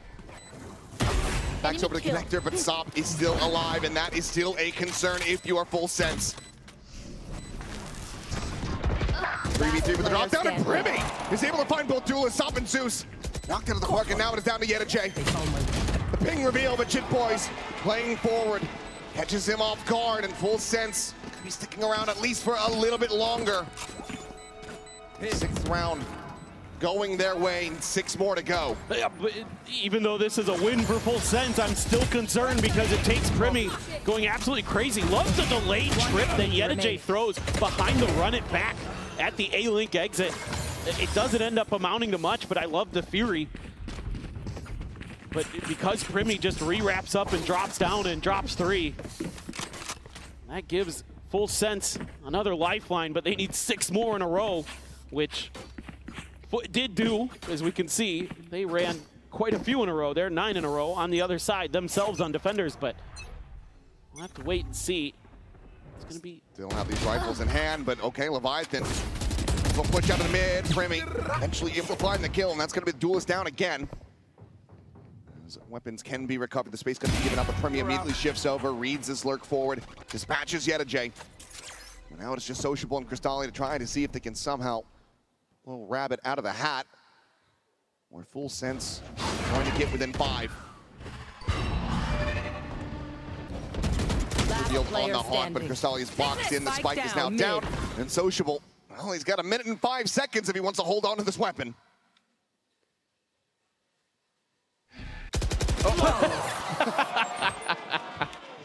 He's unfortunate, unlucky. Just caught on the timing, and that will be a flawless for full sense. 5 more to go, and 4 ultimates to try to utilize to continue this run back. Yeah, I mean, you've got to feel like full sense is giving themselves a shout, but some of these rounds where their aim is starting to come alive, the coordination now starting to come through, just took way too long to manifest. And you've got to just go absolutely crazy. I mean, a team that has been so good in Pacific this entire stage, and now they're absolutely struggling. Tour de force ripped for Leviathan behind the rifle. Just feels like might as well use it now. Might get another one if we can keep stringing them together anyway. Have the money for an off the back of this as well. True. Just trying to get that healthy weapon cycle started here. Is it Drone? Not going to be spotting out much of anything, but Sociable unable to scale forward, held back by that trademark for now, and it looks like Foot wants to try to explore a different part of the map. And Premi at the same time, he's got himself tucked all the way up into that cubby at C long. Well, here's the thing, Sociable I think is going to clear. Walking in. The face out, and the Flippy Soft take it down. Cristalli does manage to peel back 1 as Jit Boys will fall. Get Kahlua tagged to 40. Yeah, but so much space was taken because A had been completely abandoned by full sense. Neural theft. Getting the spot out now. They know that Premi's going to be on that flank. They continue to inch the spike more towards the C side of the map, but maybe just a little bit of a reconsideration. They do have that A site secured. Incredible map movement right now from Foot. They are just making full sense guess. He knows that Yedajay is going to be lurking around this site, but he doesn't know that he's already gotten himself deeply entrenched inside of it. Now Premi looking and considering that double back, but with the spike planted, he has to play forward. He has to play towards the site itself. The shot goes wide. Leviathan unable to find the enemy Sova. Now Premi needing to continue to do incredible work, but it's just a firing squad waiting for him. And Kahlua tagged to 40. Would have to pull off a miracle here and now. Shock Dart takes him down to 19.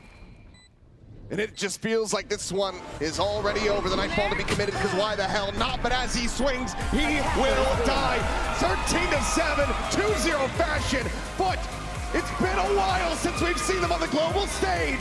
But they have clearly been hungering for this opportunity, because they come out and they feast on full sense. Well, they have absolutely done EMEA proud. They have done Turkey proud. This was clinical. From start to finish, it felt like they were in full control. Everything from the pistols, the macro, the micro. Again, the style, Sop on the jet, incredible. Zeus gonna as well drop a huge performance. 22 kills for him on the Waylay, on Haven. Stellar stuff at Full Sense, just never could muster much. And we started to see a bit of it from Full Sense near the end. We started to see them come alive. We saw Primi. I mean, the fact that he rebounded and ended up basically tying Sop in kills, considering how this map started, is incredible in its own right. But it was far too late in both of these maps to make a go of it. Foot just had the advantage at every twist and turn. So congratulations to these guys. They are looking like absolute beasts. And anybody that's going to be in that 1-0 bracket should be crapping their pants because these guys look scary. No, this was really clean stuff in so many different ways from them. So they look like a complete team. Everything is clicking. It's just a matter of keeping that momentum going, keeping what we saw here today into future matches. Because to me, it looks like they are bound for playoffs. All right, well, a very good start here for Foot. Rough one for Full Sense. Let's go ahead and send him down, though, and hear from one of our winning players of the Verizon post-match interview. Sop, finish that selfie and please talk to me. How did you find your first ever international match? I mean, it was good. I played like how I play and we beat them. Yeah, it was fine. It was quite simple. It literally was a very speedy 2-0. For you, we saw some changes. We're used to seeing you play the Neon on every map. Does this mean we're going to see the Jet on every map from now on? Yeah, I mean, I can play anything. I don't really mind the Neon nerf. I can play Neon also, so yeah, that's it. So actually, maybe we will see some Neon in London? You'll see. We will see, because from that performance, you could make a very deep run here. What did you learn from EMEA and want to change coming into Masters? I mean, I didn't really learn anything. I just play. You just play. Well, this is the thing. It's amazing how this team, you're not the only one making their international debut. It's 4 of you. But you guys look tighter than ever as a team. What's the difference maker? I mean, everyone is full locked in right now, and we are performing better than EMEA, and probably that's why we dominate them. And we're going to see some more Sop going forward too? Of course. Oh, I can't wait to see it. Thank you so much to you, Tesikura, Sop. Let's head to game number 2. It's coming your way very soon.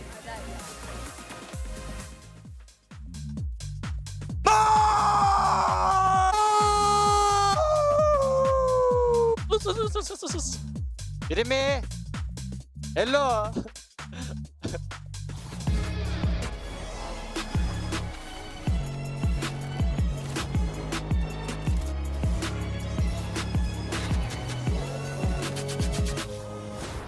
Yep, that's me. You're probably wondering how I ended up here. It all started when I got to the FIFA World Cup, and wow, thousands of Verizon customers. Oh, you got the free Verizon tickets too? No, I'm with amazing seats. I'm sorry. Okay. And even pitch-side access. Are you? David Beckham, a Verizon customer.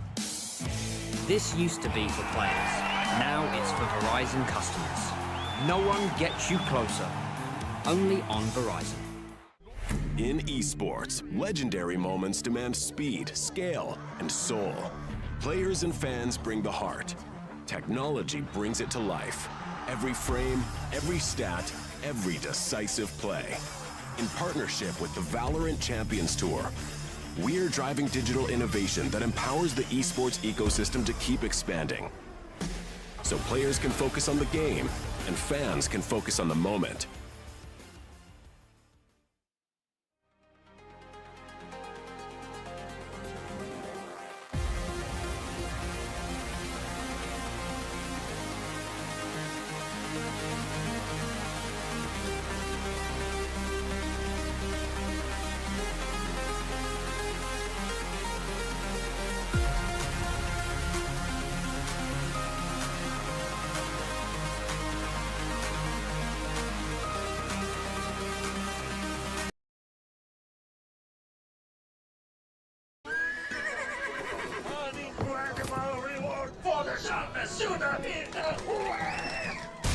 You missed!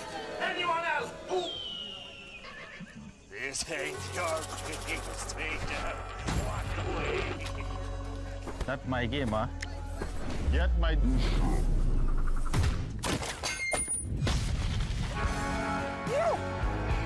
Unleash your inner champion with Parrymat Sports. Join now.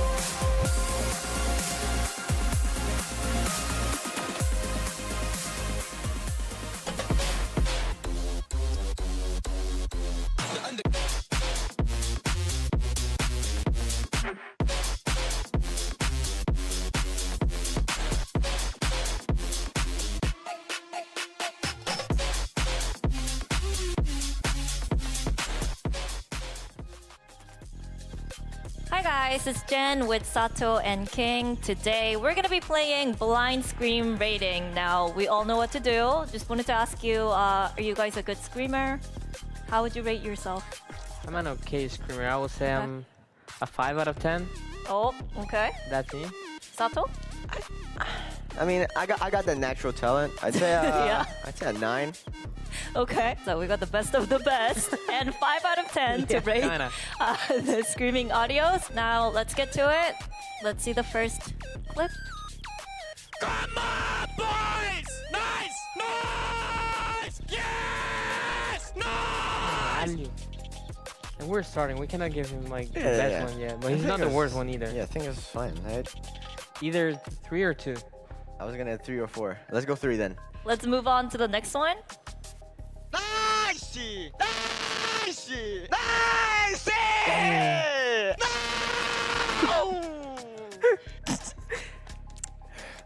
I have to give that. I have to give it. Don't a number offend 1. me now. I have to give it a number 1. Why? Uh-huh. At least compared to Jampy, like, my ears are like suffering whenever you scream because the audio is like twisting. It's like I'm going to a different dimension because of the screaming. You know. Can you feel the happiness in my voice? I can feel your happiness, so that also gives more power ranking. That guy was also pretty handsome, so I think putting him in a 1 is a pretty good choice. I have to agree. Yeah. Very handsome, yeah. Thank So you. Sato gets number 1. Nice. All right. Let's see the next one. Nice! Let's go! Woo! Nice! Let's go! What do you think, Sato? I think that was too polite. Yeah. Yeah, I think you need to break the sound barrier when you try. You know, Okay. like you need to aim high. I'd say 4 or 5. I'll give it a number 5. Okay. GNE7 gets number 5. Next one. Nice! Come on! Nice! Nice! Nice! Nice! Nice! Now the consistency here was Yeah. amazing. You gotta put him in 2. I agree. That came from the soul. Yeah. Yeah. I like that. Okay, number 2? Yeah. Okay, Forsaken, number 2. Okay. Let's now see number who's 4. getting number 4. Oh, you got to go to screaming on number 4, bro. Oh. I'm so sorry, bro. Jet2J, I'm so sorry. Jet2, where's the camera? Number 2? Jet2, you're the goat of screaming. I'm so sorry for putting you on number 4. I'm sorry, bro. I love you, but that guy is. It's like whenever you're studying for screaming, like you're in the PhD, you know, your teacher is teaching you about Jet2J how to scream. I can't let that guy beat my ass, No, bro. Okay. Damn. Hey. It's all okay good. It's all because good. you're gonna get the chance in Masters London to be him the in best scream. screamer, okay? All right. Hope you guys have fun on stage, and let's scream our way out, okay? Ready? You gotta practice at night in the Yeah, hotel. you can scream bye. You can scream bye. Oh shit. And then we'll just... Goodbye! Bye-bye. Bye guys. Hello, Sato, and welcome back to Masters London. We'll be going to match 2 of day 2. I'm Victoria, joined by Billy and Minnie. And leading into this, I want to ask you guys, do you have a favorite player scream? How would you rank that? Yatuj, I have to admit. Yeah? Like, they got kind of so dirty that they left him last there. But yeah, he is definitely the GOAT of screaming. I think it was on purpose that they put Yeta J in last. Like, we saw in that first match the amount of screaming that was going on. So yeah, I think it has to be Yeta. Well, maybe Sato can do something today. But we can't help but be hyped about LEV. They came into London looking like one of the most exciting teams in the world after blazing their way to a second-place finish in Americas. We got 4 real... This is the youngest roster we have in Yeah, the Masters. youngest roster, and I think the roster with the best firepower at this tournament, only rivaled by PaperX. There is firepower from head to toe, and that's what you want from a young team like LEV. Yeah, I think you would describe this team as King and his cracked Zoomers, right? And I think that when you think back to their time in Americas to be able to make it here, like you mentioned, they come in as that second seed. They had a rough group stage, though. They were in that group stage that had that tiebreaker situation with NRG and MIBR and G2. Like, it was a tough group for them.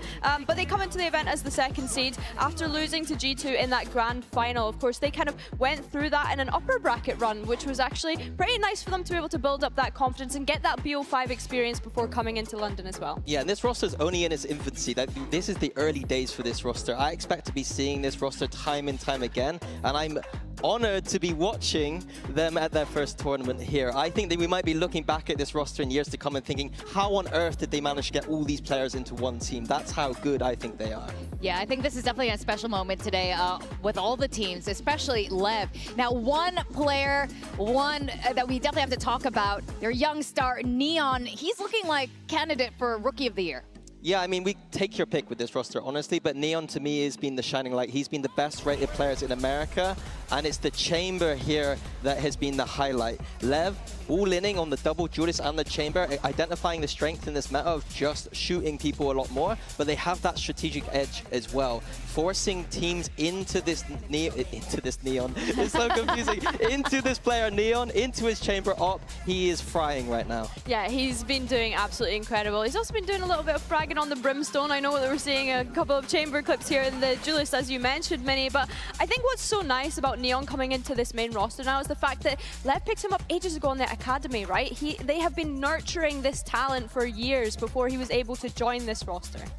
Yeah, he's one of the best offers from Americas. They've described him as the Messi of Valorant. So this is it's kind of a big deal. Jesus, That's yeah. the statement. Yeah. And one of the things too, even though he's inexperienced, I think he does a lot of that defense side calling, which makes a lot of sense as the chamber, being able to go organize what he wants his team to do. But for such a young player, that's impressive. And I'm here to watch them improve over time, but I'm just excited to see what they've got now. Yeah, especially under their coach owner, like bringing a lot of discipline to this young firepower here. Now, let's hear from the prodigy himself, as Jen Lee had a chance to speak with him earlier today. Jen here with Neon of LEV and Arthur for some translation. Now, Neon, you've been building a strong experience when it comes to big games since your debut in EMEA. Now you're here at your first global event. Are you feeling pressured, or do you feel like you're just ready? Você vem construindo uma sólida experiência desde a sua estreia. Agora, prestes a entrar num palco global, você sente algum tipo de pressão ou você acha que está pronto? Mano, eu acho que eu sou uma pessoa que só vai vivendo eu como partido a partido. Não sinto como apressado porque eu sou simplesmente eu, não faço nada mais. E por mais que seja um campo internacional, para mim, não sei, os partidos são tipo mesmo. Se para dentro eu sinto um pouco apressado, mas é algo que todos os deportistas sentem. Tentar lidar com isso, se acontece, e se não acontece, vai estar igual. I would rather say that I tend to be a person that I deal with like a match after match. I don't like think much more over that. But like as every like esports player feels, we may have some like points of pressure whenever we are inside. But in the end, like I'm gonna be able to deal with that. I tend to only like do my game and focus on my game, and I will be able to focus on that, and it won't be affecting much, regardless. It's a global stage. Okay, well, can't wait to see you perform on that big stage. Thank you very much and good luck. Thank you. Thank you so much. Well, Leon's looking a little modest, a little humble coming into his first global appearance. Well, one thing I like there is just admitting that there is some pressure. I think sometimes players like to pretend that there isn't. Yeah, it's going to be easy, it's going to be fine. And I love it when a player shows some maturity and admits, yeah, there might be some pressure, but I'm going to deal with it. So a lovely attitude there from Neon. Yeah, I have to agree. I think that, yeah, a lot of the players on this roster will be feeling that pressure, right? When we consider all of the rookies that we've already kind of touched on, they will be looking towards King as that more experienced member to hopefully be able to bring that confidence out and help them get used to this global stage. Well, I am curious what their opponents are thinking because it's also the first time they're on the stage. Global esports have finally gone global and made it to a global event, becoming the very first Indian org to get here. Now, over in Pacific, there are a lot of jokes, there are a lot of memes about this org never even making it to playoffs, but for the very first time this year, not only do they make it to playoffs, they made it to the finals event over in Vietnam on the roadshow, and now they're here in Masters London. A lot of these guys on this roster have a lot to prove. Yeah, I have to agree. I think that after that kickoff performance as well, they kind of came into stage one having those expectations on their shoulders, especially when you look at the names on this roster. We're looking at Autumn, we're looking at Patman, bringing in that experience for the rest of the team. And like you mentioned as well, Victoria, for them to be able to go to that LAN finals event, get that experience as a best of 5 for the very first time within this roster would have been really great for them. And yeah, maybe they did end up losing that rematch against PRX when it got to that, but mate, the fact that they were able to go on such a run and get themselves into this position to be able to make it to this global event is such a success for them. Yeah, and I think a lot of credit goes to Frost here, the coach. I think that this team is a little bit of a ragtag team. It's not necessarily the 5 best teams in the region. I think that Frost has done another great job of elevating a team with lower expectations and getting them here to another global stage. Yeah, exactly. A lot of them are almost rejects in a sense, and that's why when they've come together and made it this far, it's really a phenomenal and kind of a beautiful story. And Frost himself as well. There are a lot of people doubting him when he came over to Pacific. This guy yaps a lot, and they're like, what is he talking about? But he's definitely walking the talk right now. Now, we have an interview with Patman. He returns to the global stage with a new org, and he's in absolutely fine form, like you guys are saying. He was with Paper Rex last year, making it to Toronto on a run where they finally get their first trophy, and then they let him go. I feel like so many players could have disappeared into the shadows as well after a performance like that he had with PRX last year. He mentioned something in the press conference yesterday which I thought was really interesting, that his time with PRX, he was more of a kind of selfless player. However, coming into this event, he's building that ego, he's building that confidence that he needs to have for the rest of his team coming into this. I was fortunate enough to work with him a little bit on that Paper X run, and I would describe him back then as a player with some insecurity issues, some confidence issues, and if that is the kind of thing that he's working on, then he is a beast. He has looked like a completely different player on global esports. He knows how good he is, and he is going to be taking over the server a lot more. He's not a support bot, he's not throwing prowlers out for his team, he is the one fighting off his utility. And it's not only that, it's the amount of flexing that he's been having to do, which is what is allowing Frost to implement all of these ideas and allowing them to play all of these crazy different compositions that they have been running in their region. It's wild. He's actually been breaking records in Pacific against Paper X, funnily enough. So we did get thoughts from Patman on his return to the global stage with a brand new team. So here he is speaking with Jen Lee just earlier. Jen here with Patman of GE. Patman, you've gone extremely far in your past global event. I mean, you won Masters Toronto, but in Pacific, there were moments where the team itself was still kind of developing under pressure. So with the amount of experience that you have when it comes to the big stage and the global stage, how much responsibility are you planning to take on to make sure that the team stays composed today? They're big boys already, so I don't think I have responsibility for that. I know they know how to calm themselves properly. Oh, okay. Is that the way it was when you were on Paper X? Nah. Oh, but you're okay.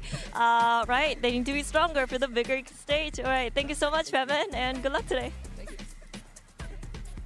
Oh man, I have to say, well, being on Paper X is very different than being on Global Esports, and the coaches are also very different. Now, Minnie, some might say you're one of the greatest coaches in this game. So is his former coach over on Paper X, Alex. But there's also an argument for Owner and Frost to be two of the best and most intense coaches also in VCT. Yeah, I think for my money right now, Frost and Owner are extremely good. I think Owner has been consistently making these global events when he's had the opportunity to do so, and Frost, time and time again, lifting up the teams. The interesting thing to me is the styles that they bring, though, completely different. LEV have a very set structure, very set strats, a little bit readable, some people may say, and on the flip side, you have Frost with the weird comps and lots of game plans. And the question of this game is, are the game plans going to beat LEV's structure and set strats? And one of the bigger questions, I think, overall, when we consider the length of this event is, are those playstyles going to be able to hold up? It's not the same as being in regular season where you have week to week to have these set strats planned out, but then also for Global Esports, to be able to come in with those very specific anti-strats, you're going to be having to do things overnight. You can't just be cooking up wacky compositions that we see from them time and time again to go ahead and anti-strat these kind of teams. So I want to see how they kind of adapt and feel in that process. Yeah, my preference here is the left side. When you've got such a young team, I prefer to have a little bit more structure, a little bit with the set things, not having to flex too much, not having to make big decisions in the moment. I prefer my players to not have to think too much. So coming into this stage, I quite like Lev's approach. All right, well, let's see what the map veto is, because there's one thing Frost is very confident about is his map draft. Hello and welcome.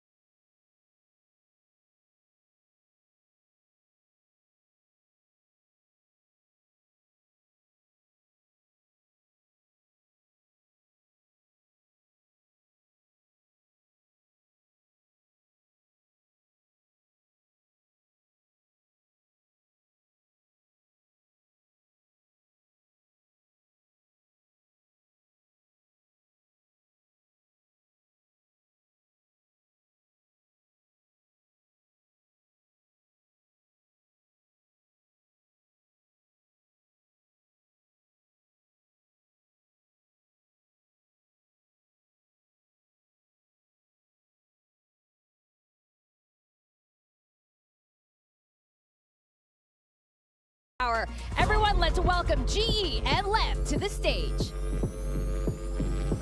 Please welcome Global Esports and Leviathan!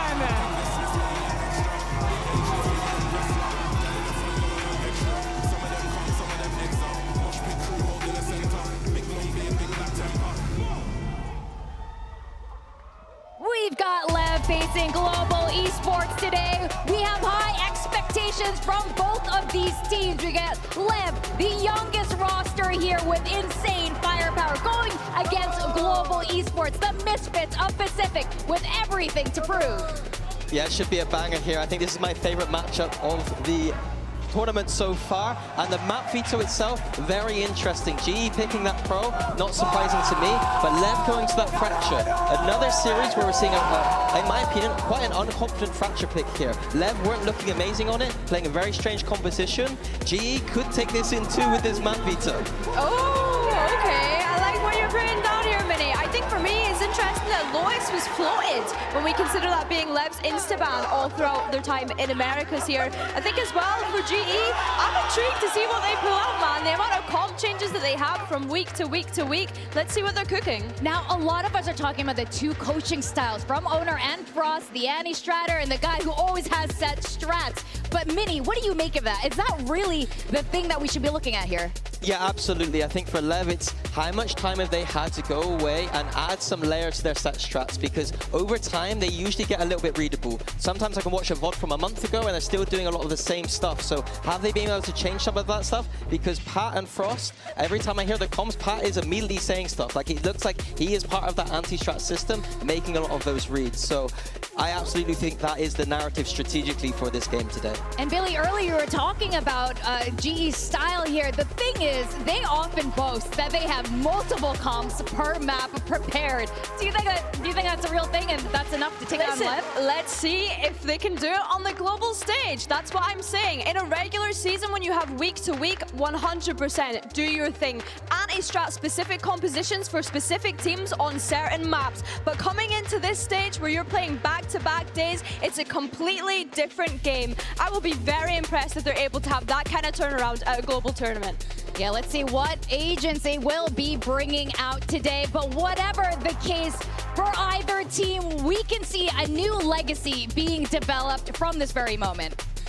Yeah, I think we're talking about agent select. I think that it's going to be very similar for Global. They're very confident on this map of Pro, and they've been playing the Killjoy, just a very kind of standard composition. On the left side, the double Judas in the chamber. That is their bread and butter. Starting on the defense side, that is where it's going to be a little bit stronger with that chamber getting some picks. Yeah, and we're going to see a Neon head-to-head here on both sides. An agent that we said that we potentially expect to see a bit of a decline on, but I guess with it being Pearl, this is okay. This is all good. I think Neon being on that operator, especially starting on this defense, we talk about what do Global Esports actually have to be able to isolate that weapon out of place when you're considering the utility. Not having a Sova in there, having to opt for the fade. I'm expecting to see Neon propped up on B long a lot of the time here. Yeah, I agree with that too. The fade isn't the best at dealing with that B long control. The chamber can avoid some of those parameters and eyes. So big question for me, Global Esports on this attack side, how do they deal with Neon's chamber? Yeah, that is definitely the question of today. I'm not sure how this is going to pan out, but whatever it is, the fans are absolutely excited to see these two teams go head-to-head. All right, to take us through this electric face-off, we got Mitchman and Tombiz. Thank you, Victoria. An electric face-off indeed, Tom. Certainly a lot to be excited about, but I gotta say the biggest surprise, we're getting Neon on both sides. We're used to seeing that, but things have changed here at Masters, but evidently not in this matchup. Yeah, clearly both teams feeling comfortable still running the Neon. Of course, a lot of those rotations will be a little bit slower. The jumping might not be quite as much, and I don't think you're gonna see shotguns there quite as often, but we'll get to see if it's going to work out for both of these squads. That we will, and we'll get to see it as we get into the game. Let's kick off Leviathan versus GE. Before we start, though, London, are you ready? Certainly feels like they are. Let's see if our teams are as well. GE to mount the attack, and already numbers towards B for both teams. Immediate fight for those orbs, of course. We expect to see that quite often with the Phoenix in play, but patiently waiting. 3 players on this side, that double duelist that will be spoken about a lot throughout this series. Sato waiting on that cross. Concealment. With King alongside him. They're just going to run this straight in onto the fight. Yudoton to start, and Autumn there alongside him. In fact, it's going swimmingly for the side of GE. All 3 players taken out and the rotation quite far away. Yeah, a nice attempt to flash back by Sato, but he gets shut down. GE flooding the site, and now blows in Neon. Having a fight back from spawn. The spike already ticking. They have no notion where these attackers can be. The reveal will help for a moment. C1, C2, but then all of the remaining Leviathan players fall to give GE a 1-0 start here on Pearl. Yeah, I do. I want to go back to something that was touched on by the desk as well when building into this matchup, where it's like, I think at the beginning of the day, you were asking me who was favored in this matchup. I'd slightly give it over to Leviathan. I think they've been a very strong squad, almost taking down G2 in Americas the second time around. But the fact is, after the veto, I'd now maybe go the other way. I think the fact that obviously G floated Fracture was almost like a ball to a red flag, but I think this first map also favors GE, so it really could be an opportunity for them to 2-0.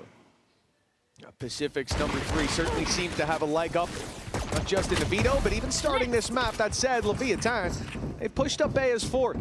Found the solo player, Crystal, who was supposed to contain. And as a result, there's not really much of a choice but to finish this B hit. The good thing is, though, nobody is here. The site wide open. And GE will have themselves a post plan. And now those pistols, with GE having the option to play a bit further back, hold those chokes, those pistols are going to find it very difficult to find value. And Neon becomes the major danger in this moment, or maybe not. Blow's already finding one. Making this seem dangerous. Patman under pressure as well. The shot's not quite landing, but his teammates are there to support. Even still, it comes down to one.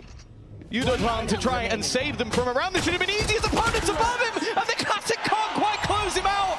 Any other gun would have denied the Red Bull clutch, but Yudotan just about keeps them alive. But that's it, Tom. Staying alive and around it should have been an opportunity to thrive. A Red Bull clutch needed, a 1v2, and a well-placed shot from that headhunter or right-click landing would have changed the story of the start of this map entirely. GE with a lifeline early on. They'll hold on to their lead. But for Leviathan, that tells them that when it comes to pound-for-pound brawls, they might be in with a chance. Well, yeah, look at the purchase that comes up. You normally expect a little bit more from a bonus round. It's the 3 rifles invested into. 2 pistols have to be brought through, so it definitely gives the defenders a great opportunity. And with already aggressive ground picked up on the B site, they can start to gamble back. They're pushing in towards Art, though, and those fights haven't gone their way. It's Crystal to pick up 2 and leave. Blows the lone defender. His teammates sprinting to try and save him, but there is no one to be saved. In fact, the only thing that can be saved, Mitch, is those guns. They have to bow out. What a crazy switch up between the rounds, Tom. The last one, it looks like GE could be in trouble. They're getting wrecked by pistols, and granted, LEV had a very good eco strat, pushing one side of the map as 4, and then playing the retake together, using that neon wall to get out, to make the elevation not as much of an issue when you've got players down below. I loved it. And then they get run down in this round. Crystal's got 2. He's out looking for more, farming up those orbs, and he might have a chance to take another weapon out of the hands of these LEV players. He'll clear the spawn. I think he'll have enough time to walk right into this fight. Neon only needs to land 1 shot, and there it is. It's a headshot, clean as can be. You'd think at this point those weapons would be held onto, and it looks like they will. Very good start. I think also the people may be thinking Neon, and I mean the agent, is dead, might start to question things with the start that Yudotan has had. Just sliding into the angle and absolutely doming. But that was Crystal's round. A huge couple of openers for him in that moment, and putting them into a 3-0 start. Of course, this is their map choice, but I think that is the big talking point, is we're going to look at both these squads and go, okay, what have they fixed on Fracture? Because it's not a particularly good map for either of them. And if we can see GE get off to a strong start on their own choice, which they are favored on, it almost feels like a 50-50 second map. This, though, is an aggressive hold, but so much information already found out by this attack. A lot of utility being put into play, but Spike has managed to do well. Have they done enough, though? Sato still needs to get out of there, just about falls back to the B side. Okay, safe as can be. It was a little spooky at the start. Obviously, Chamber can get out for free once challenged, but a reveal behind the wall. And it looked like we could have had a much worse fight on their hands. Leviathan keeping trades like this early on is perfect, keeping control of the rifle, and now the Death Squad goes looking for a victim and push out on mid. Gonna give them an early fight on this A play, but not an opportunity to catch any kills just yet. Turret will deny any push up, and I actually quite like this. I was going to question whether they'll use the run it back in this round, and that just allows them to clear the site, at least mostly for free. The defenders have already gone for the swing back through. Of course, for Neon, He's now out of Headhunter bullets, so his danger should be reduced. It should be reduced, but he still manages to land one with the classic. The low buy rounds are seeming quite damaging for the side of GE, but when you win the last buy round so clean, it doesn't matter as much. Well, that's it. They're doing a really good job in the tough rounds, but a much more difficult job in what should be easier, more of a level playing field. For Leviathan, that's the one thing that the takeaway so far is those eco rounds have been very well structured. Even here, the drone going out, you know that's going to draw a lot of eyes, probably from the Phoenix as well, but it's combined with that art re-aggression. So everybody's looking towards the spawn, and you can overwhelm with the numbers. Worked out for a couple of kills, but Leviathan chipping away isn't going to work as GE find a 4-0 lead, and the shots don't land right away for Chamber, who is Neon. See how GE handle this. Good blood, just kill. Let's take art, connect to Salva, Come kill, you have flash? Spike planted. No flash, He's droning. Enemy tag. And one more boy, Salva boy. You can kill him. Let's fight together, Sam. Come. Yeah. Guys, guys. I'm not watching back. Watch back. Yes, okay. Can you talk play with you, you do. You die, watch behind you, okay? They probably save the off, boys. You are divided. City, Sova. Aston. I think they're right. It might just have to be the saving of that operator. Bring it through into the next round, and for GE, this is a worldie of a start. And that's the thing, like, you play these slower rounds, you give players like Neon an opportunity to try and catch somebody. You go for these fast-paced hits into the A side like that, and they have to react fast enough to try and deny you. 5-0 start on the attack side for GE. They are flying. The question is, when do we see a timeout now? I mean, it's apparent that when it comes to buy rounds, GE are the ones that are really holding the reins with both hands, and they are holding on tightly. Leviathan need to wrestle control away from them, and you're dead right. Timer paused, and I assume that's going to be Leviathan taking a moment to reassess the game plan so far. This is, of course, GE's map pick, so it's not the end of the world for the series overall, but like you said, Tom, with how this veto has panned out, GE having this strong of a start is definitely worrying, because then you don't feel like Fracture's going to be an easy win. Yeah, I think as well, when you have those youngsters on your side, like we're talking of a team that's like 18, 19-year-olds, and then the IGL being an old 24, it kind of does feel like you need to stem the bleeding earlier, because they are just getting used to this stage, getting used to being at these internationals. And of course, for Neon, that Coinbase win condition, a man that has been talked about an awful lot. I'm sure you could take that across pretty much any member of this squad of young stars, but it has been a slow start for the entirety of the team. Sato as well, 1-5, someone who has lit the world on fire since being in this roster. And I think for Owner, this is the moment to go, okay, maybe it's not even about like strategy or what our opponents are doing. It's more so, okay, we're not even hitting our shots at the moment. Well, that's true, and I think not to zoom in too much on Neon, but that has been an issue for him. You see some of these moments where he's usually so reliable. He'll go a couple rounds without a kill, but when they come to his side of the map, he farms, and that's not been the case so far. A couple of missed shots, pressure applied by GE, and there hasn't been a response from Leviathan. That should all change now as the pause concludes. The barriers go up once more, and hopefully we see a better face from Leviathan. Still with a full buy, there will be a shotgun in play on Spikeson. The booking still reliable even with the nerfs, and well, Neon is the one drawing my eye, but he's on the other side of the map. GE are putting pressure on B, at least to start.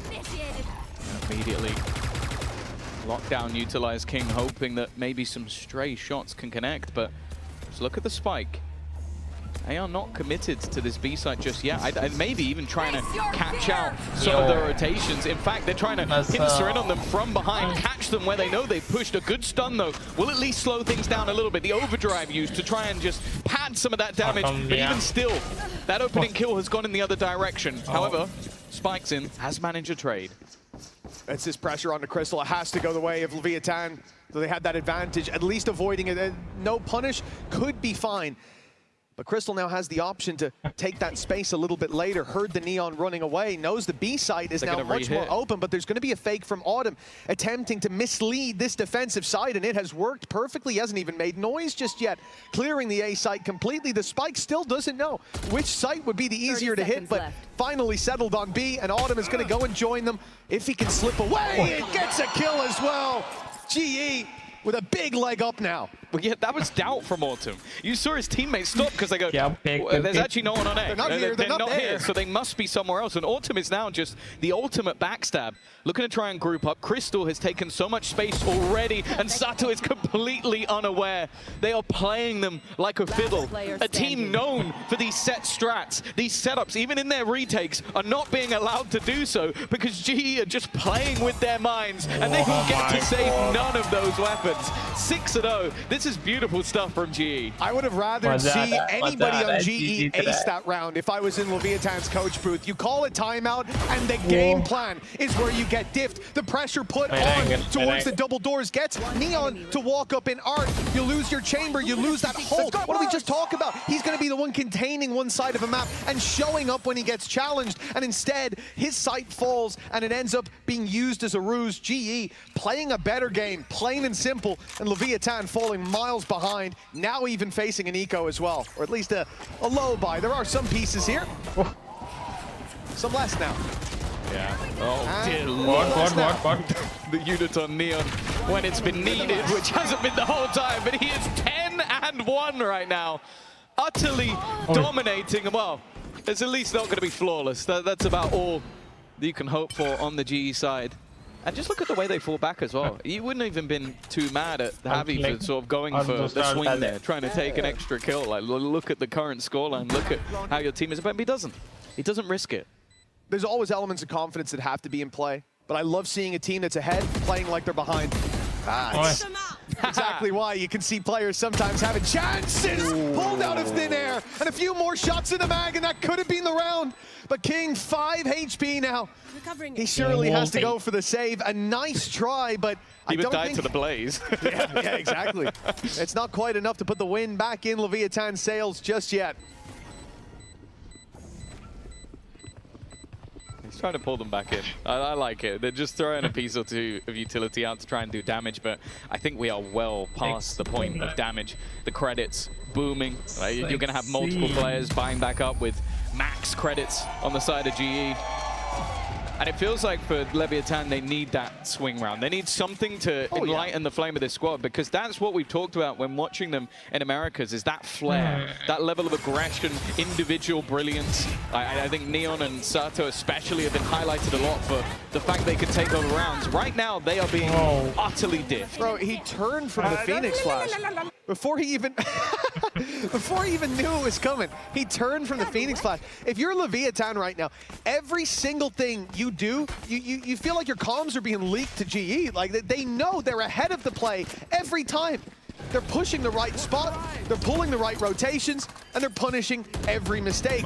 This attack side looking clean, and that's the orb Autumn was looking for in that last fight of the previous round. He's now got the run it back online again, making what has been an easy attack side that much easier in this round. Rotation back across the map. Now, there is an implant in play. Neon has pushed out mid. But instead, it seems like they found the gap again. There's only one player towards this A side of the map. Blow's just having to sit all the way back, and he's calling for those rotations. You can see it immediately.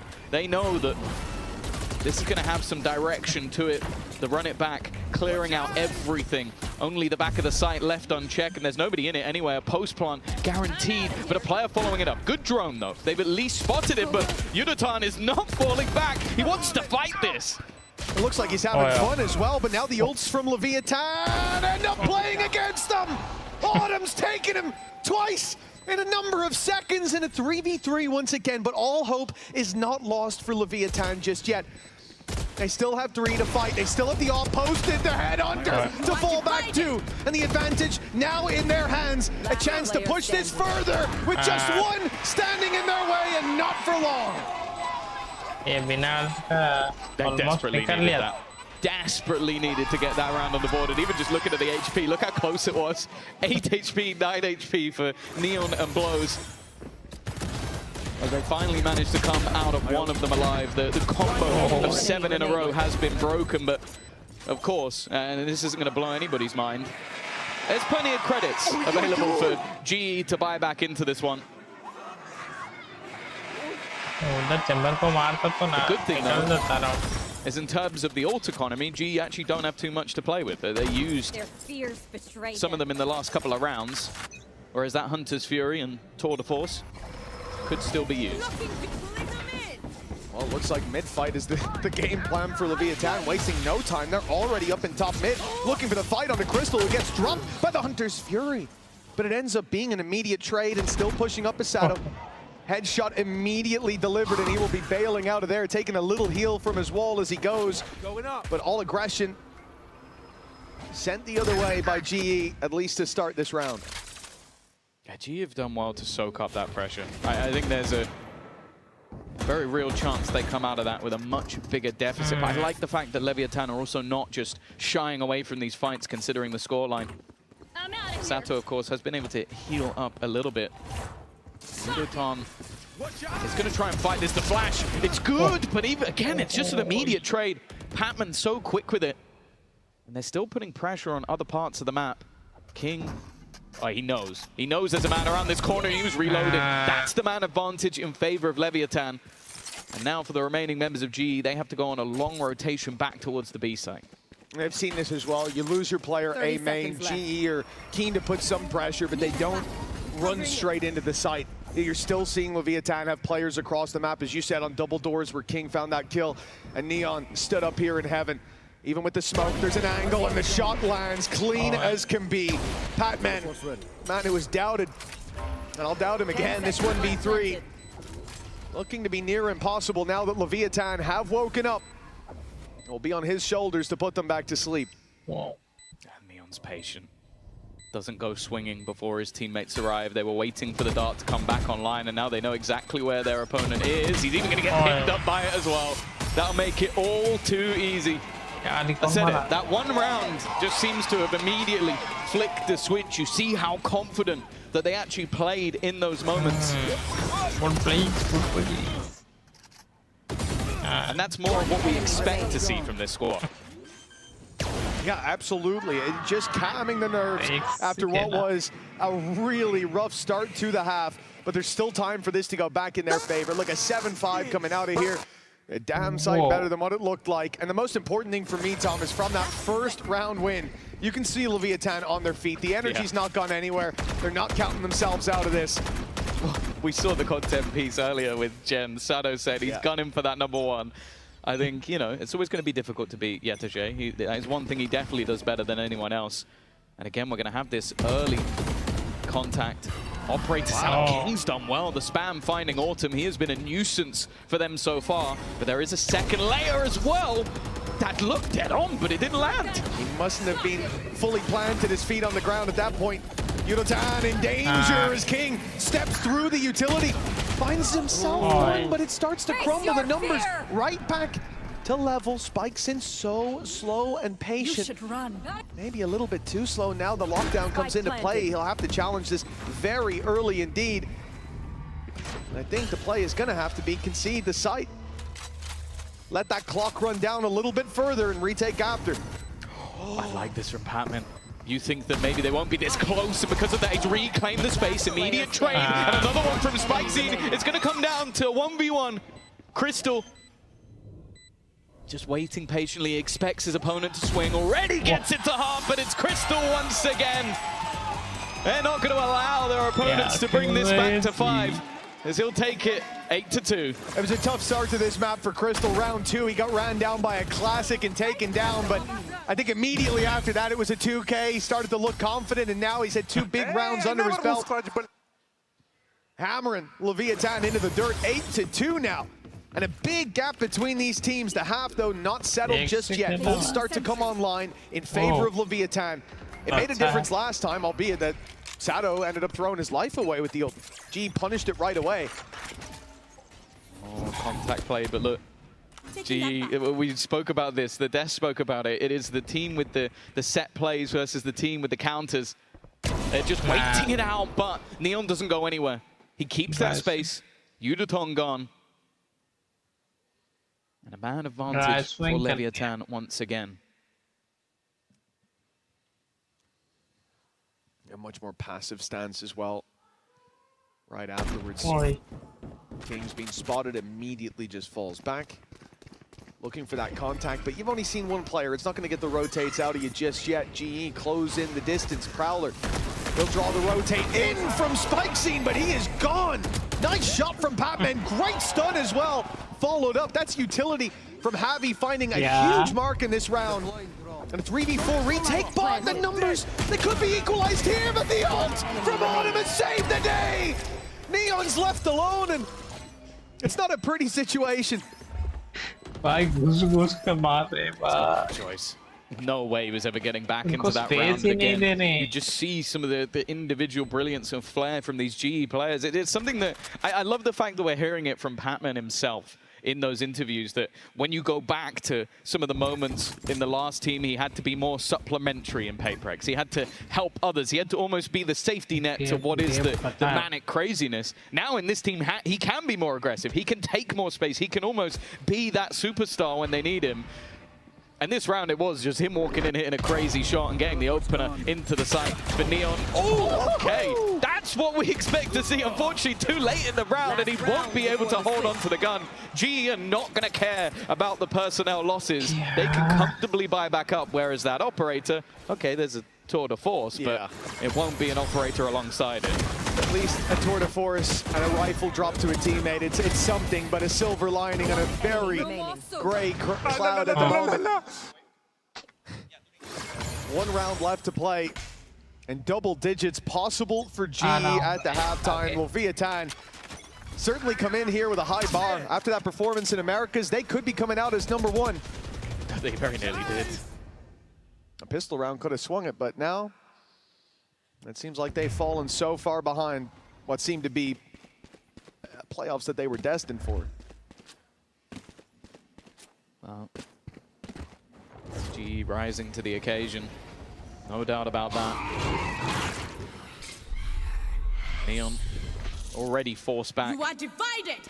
It definitely seems like they have caused him a lot of issues throughout this game, not just able to sit on these aggressive angles and find players. Sado, again, only going to get one. The trading from G has been perfect, and every time it seems like he's posted on an aggro angle, there is somebody just ready to put utility into his face, making that superstar look null and void. And Yudatan, well, he wanted to try and catch him before he could flee. In fact, they're all getting aggressive, pushing into the hands of Neon and leaving it all to Autumn. This round will be claimed by Leviathan, but they are still very, very far behind.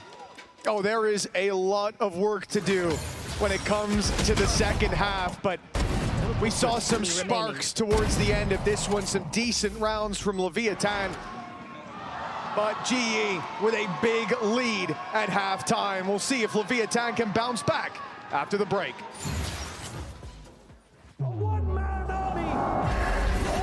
Triple live, he's hunting down that title. The time to write the next chapter in the esports history books is finally here. And they fold it in his hands yet again. He steps up to the plate, and he can knock this one out of the park. Now they shall be engraved alongside the greats.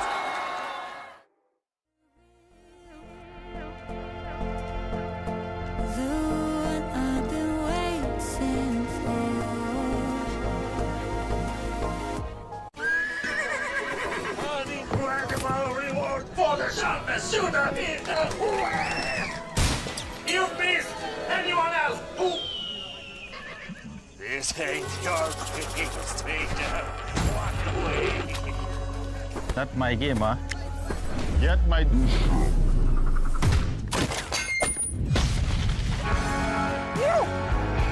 Unleash your inner champion with Parrymat Sports. Join now.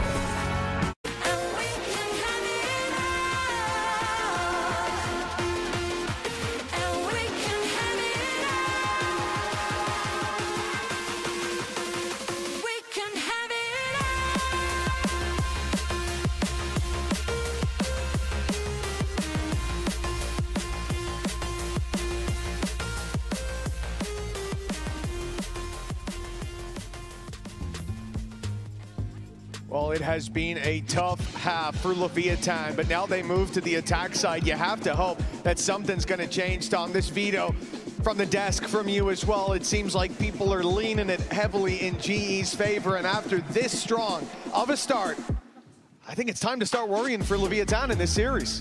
Oh yeah, for sure. Like, especially with Fracture being such an unknown. I will say, obviously, with it being left open, we have the expectation that GE will have changed stuff, but there can be the same expectation on the other side for them to have picked it. So it might not be a death sentence, it's just worrying, because you're basically going to be seeing the first officials of those two teams making their changes in the next, and if they've got it wrong, that could be a huge problem.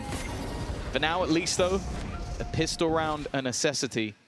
And the defensive side, very, very proactive. Of course, there is a trap holding that line.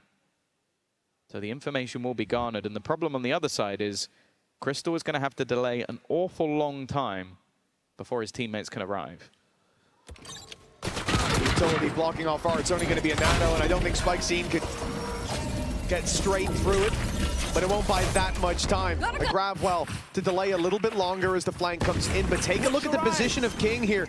Realizing they've pushed B, he's going to now start to thread the needle behind as well and try to make problems for these defenders in spawn. Spike planted. And the attackers now need to realize that there are definitely players coming in from behind, but they're able to clear everything out. Art has been spotted. They know the two avenues in which they're being pushed, but the timing might not go their way. Crystal already managing to clear out one, and they are just on that defusal already to half. The next time it's tapped might be their undoing. They're just defusing it in front of their nose. They need to get in there, and they're not fast enough! It's an immediate defusal and a bit of a blip from Leviathan at a time when they really didn't need that. I think King was waiting for the signal to go on that flank, and it just didn't come in on time. GE's pace caught them off guard, flooding straight back in. Crystal finding two that quickly, got rid of the players who were supposed to stop them from getting near that spike, and then everyone else is too far away from the play. It's a disaster for Leviathan. This pistol could have given them a leg up, but now they are so far behind. And the climb back steep and near impossible if GE keep this up. Double digits found. And aggression again coming in from the defensive side, this time running into all of the Leviathan players for one. And it's a bloodbath with barely any spilled on GE's side. Oh, they've got to be over the moon. Like, a lot of the time we'll talk about the risks of pushing, but you could just see the confidence that this team is playing with. Spike under their control, and wow. The best case for King is he drops a gun. That's the absolute best case, but they are now starting to realize, well, that was probably one of the worst case, because now you have a flawless round and you have a run it back going into the next one for Autumn, who's also been having a fantastic series. I want to say as well, he's someone I'm very happy to see back on the international stage. I remember him in MPX being one of my favorite players to watch on that squad. Moving over to GE seemed like a wonderful pickup, and it has been. It's fair to say, again, taking the consideration of how close that final was for Leviathan over in Americas. Them coming in here, the questions that float around about GE. Yeah. Do we just give the Paper X the trophy now? Maybe we need to. if this is the region diff, I think we're in trouble. Nonetheless, for Leviathan, we need to see a little bit more. Let's listen in. Softening, fame molly. Vamos. Eu depois de ter ganhado a voltar. Tá, posso voltar a dronar, Bruno. Vou voltar a dronar, guys. Olha esse pack de tá? Vamos finalizar pra ver porque eles reclinaram, tá ligado? Vou dronar, Bruno. Vamos redominar grafite então? Eu vou dronar, eu vou voltar pra ver pegar spike, tá? Vou ter que ir pelo long. Podemos voltar pra uma split rua se você quiser. Tá, então. Eu vou ter que ir pelo long. Não tá muito bom aqui. Nada longear, Bruno. Tá. Nada grafite também. Só voltamos já? Voltar, calma. Fazer pressão, tá? Vamos fazer pressão, tá? Dominar. Vou fazer a pressão. Devagar. Well, so far, GE have had the right read. They've had the players in the right place. So this time, Leviathan throw in a little bit of a fake, even find Patman to start it off, and now look to switch to the other direction, cutting off that entire middle of the map with the Killjoy utility down, leaves Javi in a spot where his back is open, so he pushes forward, finds one, but now he's surrounded. He's got a teammate, though. Yudatan has managed to move to the back of the site. They're going to try and cover each other off, but there is that backstab from Neon, and they clear Yudatan at the same time. Solid work from Leviathan. For Autumn, Even saving the gun, Patman a little bit low when it comes to the credits. He does have his ult to play with, but wasting it versus 3, it would be a confidence round if he could take it, but I think the realization is in this case, it's not worth the gamble. It's for the greater good, absolutely. Autumn going to save means Leviathan push up to 4. And this has to be the start of something special to put that win back in their sails. You know, the funny thing is for GE, we say, like, they've had the right read, they've been in the right place, both halves played excellently. But for Leviathan, here they throw the fake in and still end up running into numbers. So GE still get those rotates to be in time, still fight them in mid. It's really impressive seeing GE's understanding of what their opponents are aiming to do.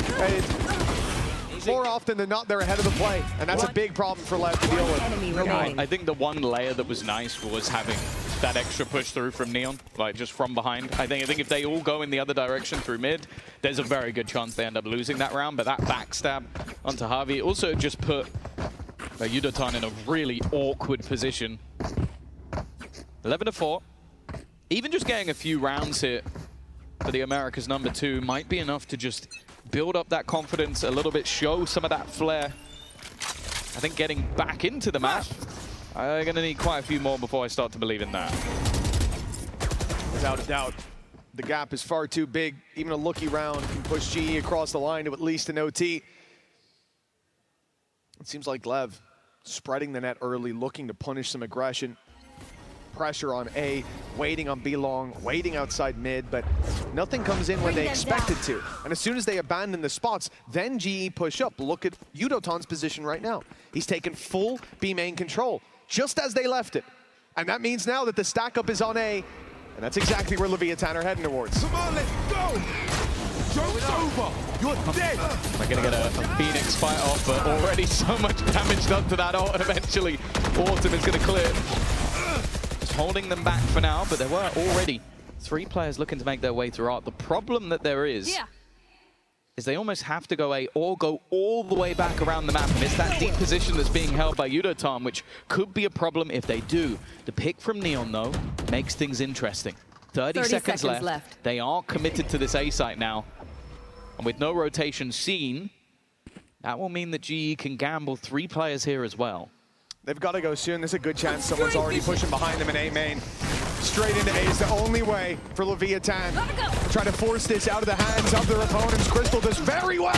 It's a triple for Crystal before he falls. And so the man on the other side of the map, Yudotan, has a chance, but blows with the perfect reposition. Hasn't been spotted, but will be dropped. Neon versus Neon, I suppose.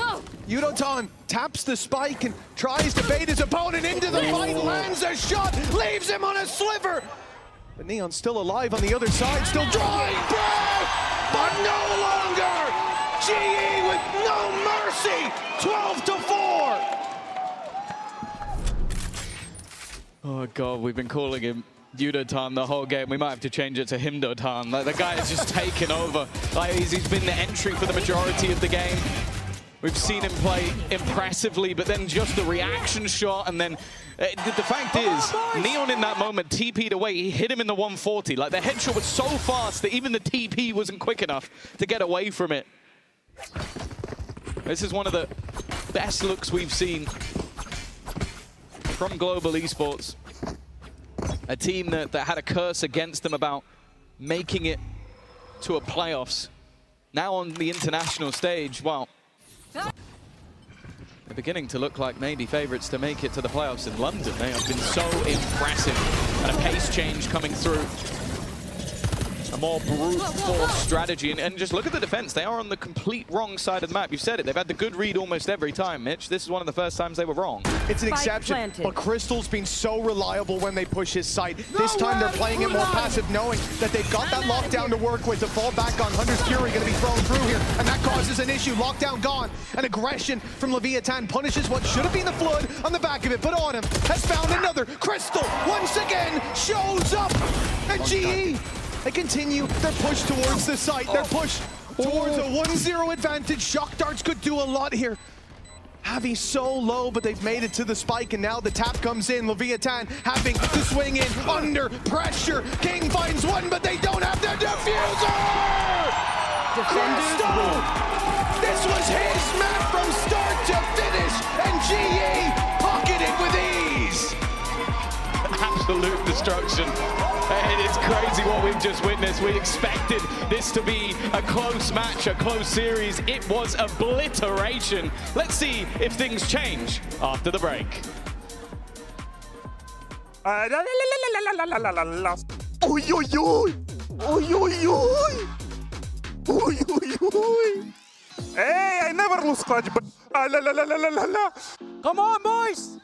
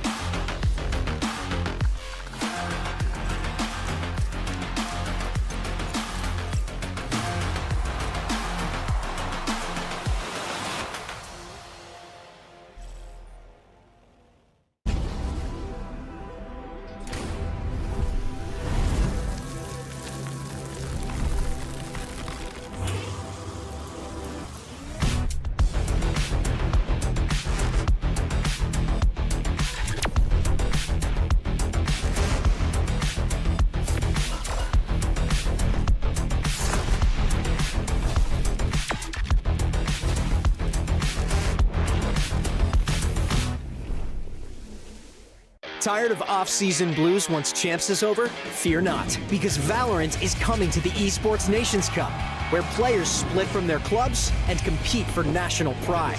Will EMEA turn every round into a chess match? Is Brazil about to turn every map into ranked? Will Team USA ego peak every single angle? The final event of the year is not to be missed. Esports Nations Cup 2026. See you in November.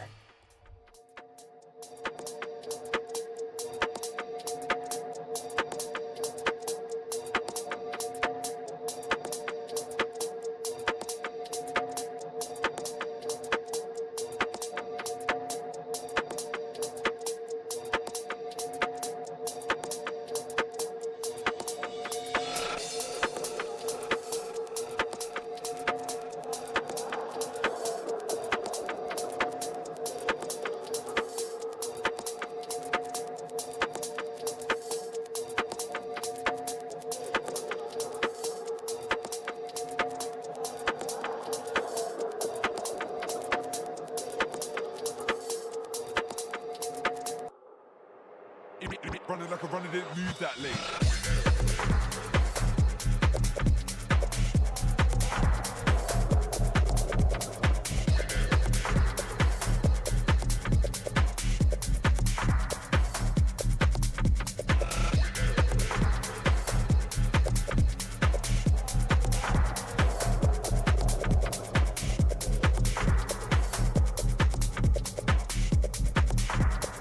Running like a runner didn't move that late.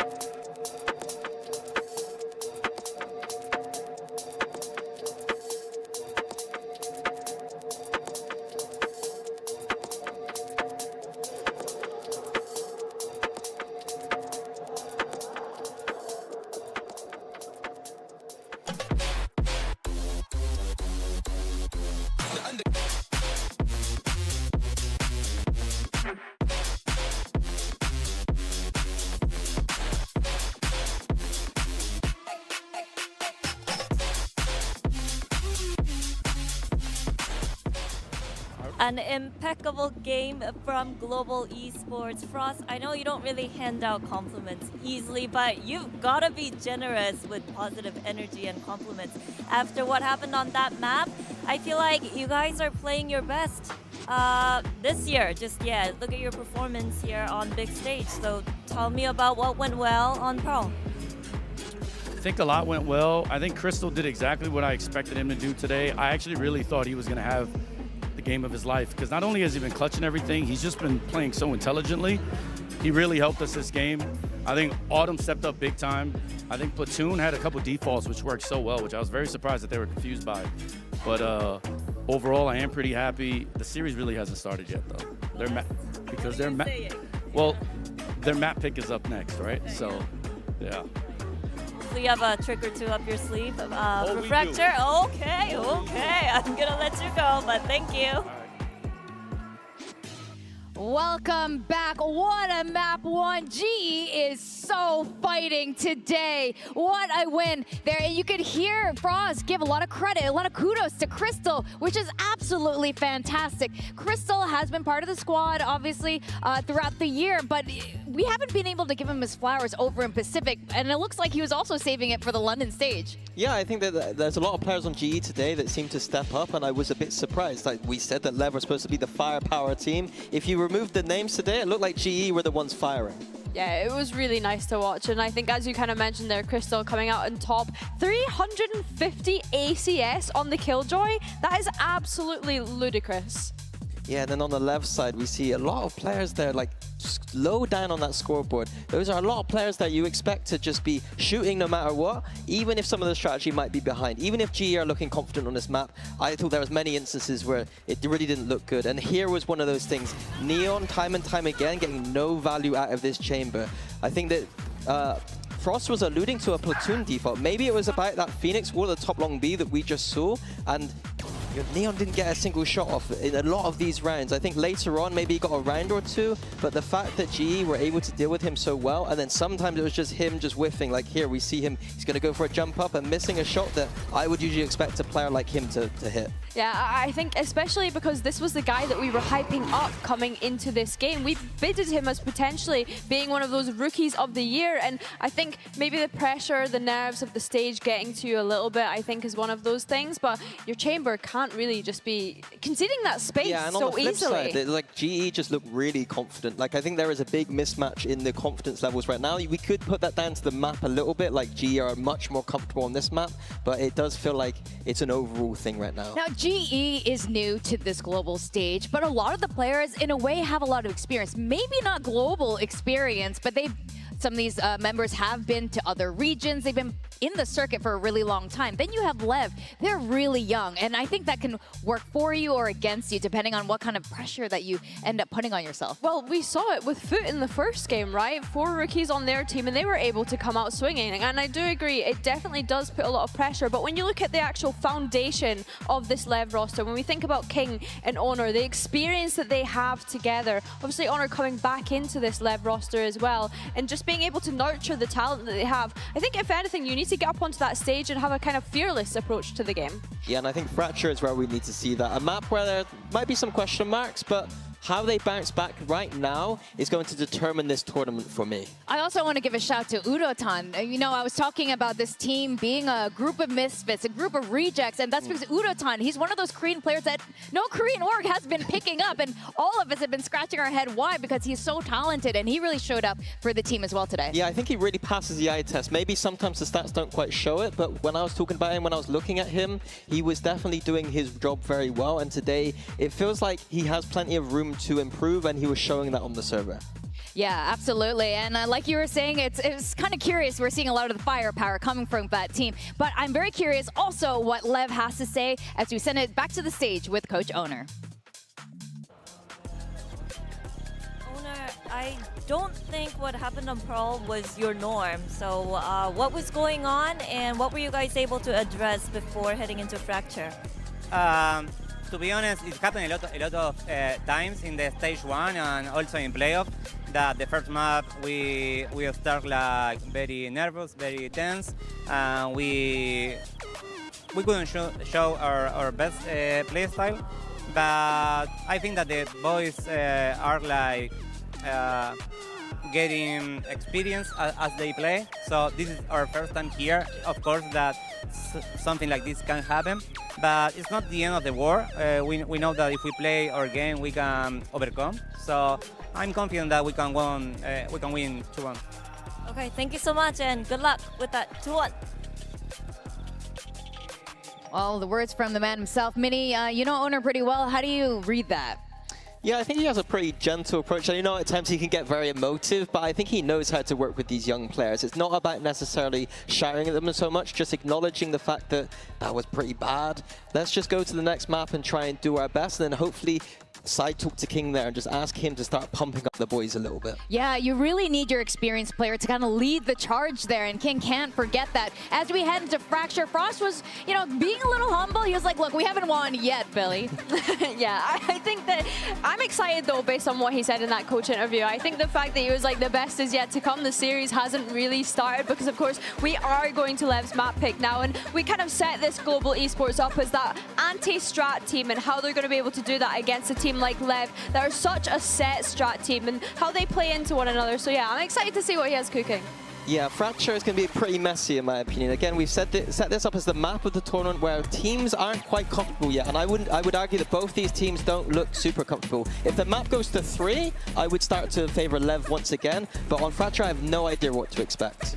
Yeah, that is definitely the big question mark. We haven't seen enough from either of these squads on this map, and I can see why you've put none of the Swiss teams on your Fracture map pick yet. Huge comp changes it looks like so far. Global going with Waylay Phoenix Chamber, almost giving LEV a little bit of a taste of their own medicine. I love that style. I hope that LEV go for the set. Nope, they don't. Nope, they don't. What is King hovering actually? We can't quite see it yet. I think he was playing the breach though previously, so hopefully that's it's gonna be on the guts. We got your favorite Masters London Mini. How do you feel? I wish LEV just played GE's comp right here. Neon is one of the best chambers of the event. They clearly understand how to do it on the ascent. Like Pearl, it didn't look amazing there. Breach. Get this agent out of the game. It's not very good in my opinion. I think it's going to be quite easy for... I think Global Esports with this composition, I think they have the advantage here fully. As long as they're not walking into these breach stuns, I think they're going to be hugely favored, and I'm very curious about this chamber. Yeah, and LEV obviously sticking with the same composition that they were running back in America, so I just know for sure Frost is sitting in that coaching booth rubbing his hands at that. Now, we didn't get to talk about predictions at the top of this match. You guys want to share what it was? Yeah, I had LEV winning this game. Okay. Not anymore. How about you, Billy? I think we both had LEV winning this game. I had LEV as the dark horse for me personally coming into this event. I am hoping that it is just a bit of first game nerves that they're experiencing going up on that stage when we consider the new players at a global event. So yeah, let's hope that they can be able to bring it back to at least go to a third map. I want to see a third map series. I would love to see a third map, but I think GE is fighting. What do you think, Tom and Mitch? Oh, they weren't fighting in that first map. They were slaying every given opportunity taken, and some with ease. But for GE, that was just the start of the series. Now they have to convert Fracture, their opponent's map pick, and you heard it from Owner. The boys were a bit nervous. It's a young team down on that stage, but we've seen these flip-flops from one-sided maps. Great success in the next. The defensive Fracture is where Leviathan will be tested. I don't know what they expected coming in. I don't know if they expected a Pac-Man Waylay, but I'm excited to see it. Never mind, it's gone. Immediately, Sato has picked him out of the sky. They're going to go running back, but they've been locked in. Spike Zine is watching from behind. Sato already with a much better start to this map than what we saw on the last. This attack side having to run all the way back, maybe trying to bait them into the hands of Autumn, who's just holding on to this space. Nothing being spotted, but that backstab would need to be incredibly impressive if it ends up as a backstab. Is he going to spot out that there's no one here and they're going to go back and plant on A? I think that's exactly what was happening. They left him behind so he could hear the rotates if they started to flee the site. The spike will go back in that direction. This was what worked for GE on the last map. They were selling fakes so well, Sato's always watching. Enticing Leviathan in. Crystal's chance to strike. He had such an impressive map previously. They'll at least get one out of this. Good stun to shut him down, but a plant and a 2v4, it's better than it looked like it would be. It's still incredibly difficult. LEV decided to just group up, play it together. The stun catches Harvey, but he will be better. Will be good to go. As they look to try and round this corner, will they check these more deep angles? They will, and it's Sato once again. A great round from him individually, and now Autumn has to try and take over versus 4 players. Good flash! It caught almost everybody, but 13 health. Time ticking against him. And eventually he's going to need to swing out and get one of these kills. He gets absolutely nothing. A pistol round from Sato, even going to get the orb. And that will be LEV. 101. Yeah, that will be LEV in the lead for the first time in this series. And what a way to do it as well for Sato, picking up a 4K focus there, very much on Patman, playing that waylay. A bit of a surprise element, certainly for Leviathan. But the waylay on the other side is the one opening up this map. A strong start to the defense for Leviathan. They get sold a fake, but react perfectly, punish on that side of the map. And the opening picks were sublime. Now, they get their reward. It's going to be a decent buy into this round. You know, for GE, win condition, or, well, not even win condition, but success condition, is just a couple of kills. It will make it somewhat costly for Leviathan if they can meet that goal. But as you can see, they're not very well armed. I think the other side of it for GE is just orb collection. Yeah, with a Phoenix always. I'm going to try and get as many of them as you can. They were initially challenging for that A main control, but you can see the defenders are doing exactly the same thing. Be it to build up their own ultimates, with Sato only being 1 away after he claims this orb. Hello, boy. Or just to make sure, as you sort of said, don't allow that Phoenix to build up anywhere near as much. For now, though, tentative in their play. Everybody's gained at least a little, but the fights will seem quite one-sided when they come to blows. Well, if you're at least trading out those orbs, finding them early, that's fine. GE, as you said, steps closer to the Phoenix ult, but this is where things should take a turn for the worse for GE. They've had good impact to start the round. They've got their orbs. They've even got a kill. The plant being attempted, but pushed back by salvos. Sight taken. It's definitely a bit spooky. But the Leviathan have the upper hand in almost every fight. And now they've got the numbers. Yeah, they cleared the top site, and then anybody trying to claim any weaponry is being picked off as they go. Another 1v4 being attempted, and it will not come through. A great start this time from Leviathan. And I think it is very important. Sure, it can happen. You're on your opponent's map choice, but we looked at this map of Fracture and went, this is not one of your greatest picks. It feels like you picked it as a counter to your opponents because they were not good on it either. But with the start that they've had, now we get into the main part of the match. The first purchase coming up for GE, and what will still be a pretty decent buy coming up for Leviathan, given the circumstances. Well, yeah, 4 players carrying those weapons through. I think they only lost a Stinger. Gonna be pretty happy with that on the defensive side, coming through with a convergence path as well with that strong start. Orb was given over to King, so obviously some value put towards that Rolling Thunder in the minds of Leviathan, and you can see early aggression is already lined up. They popped the flash, and that's not even going to deter them as the reveal went up behind it. Leviathan keep pushing. It's a full south side crunch to start the opening pick, and they get out scot-free. Crystal and hold the line on the other side, though. The Leviathan will be forced back in a 4v2. A nice attempt to make use of those weaker weapons, but GE seemed more than ready for that pressure. It seemed like maybe they thought the convergence path had hit more people. I think it maybe only caught the one, or by the time they got there, it worn off, but it meant that there were spams going through those smokes. And GE, again, something they did well in the previous map was thrive under the pressure of what is an aggressive defense. Of course, this round expectation's still low. They didn't have the Vandals, they didn't have the Phantoms, no Operator just yet.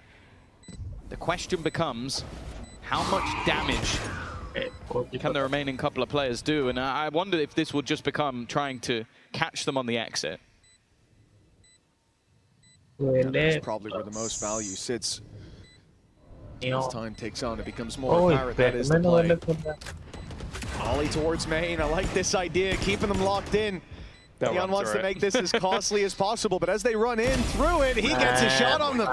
And Crystal already falling. Decent bit of damage done.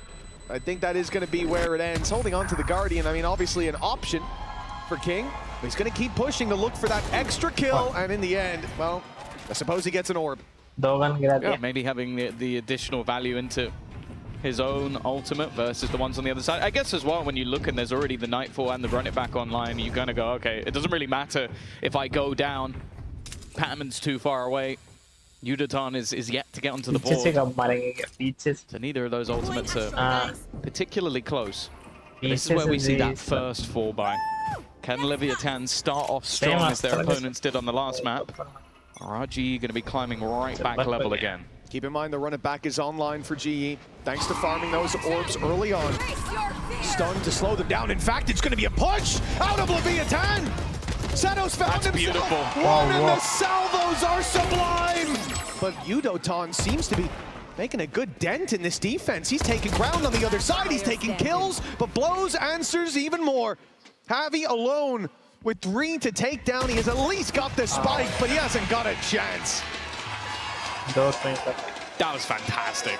These are the sort of rounds that make you really excited about a team like LEV. The credit obviously has to go to someone like Ono, where they've clearly just practiced these sort of plays. Even when the Nightfall goes through on the other side, they dive over the top of it, stun into the corner as well. Then the salvos come in. Like, that is timing of gods. Like, that's exactly what you want to see from them on this defensive side. This isn't a team that has just picked a weakness of an opponent. This is a team that has preparation in place, and that's always been where this squad has been the most exciting.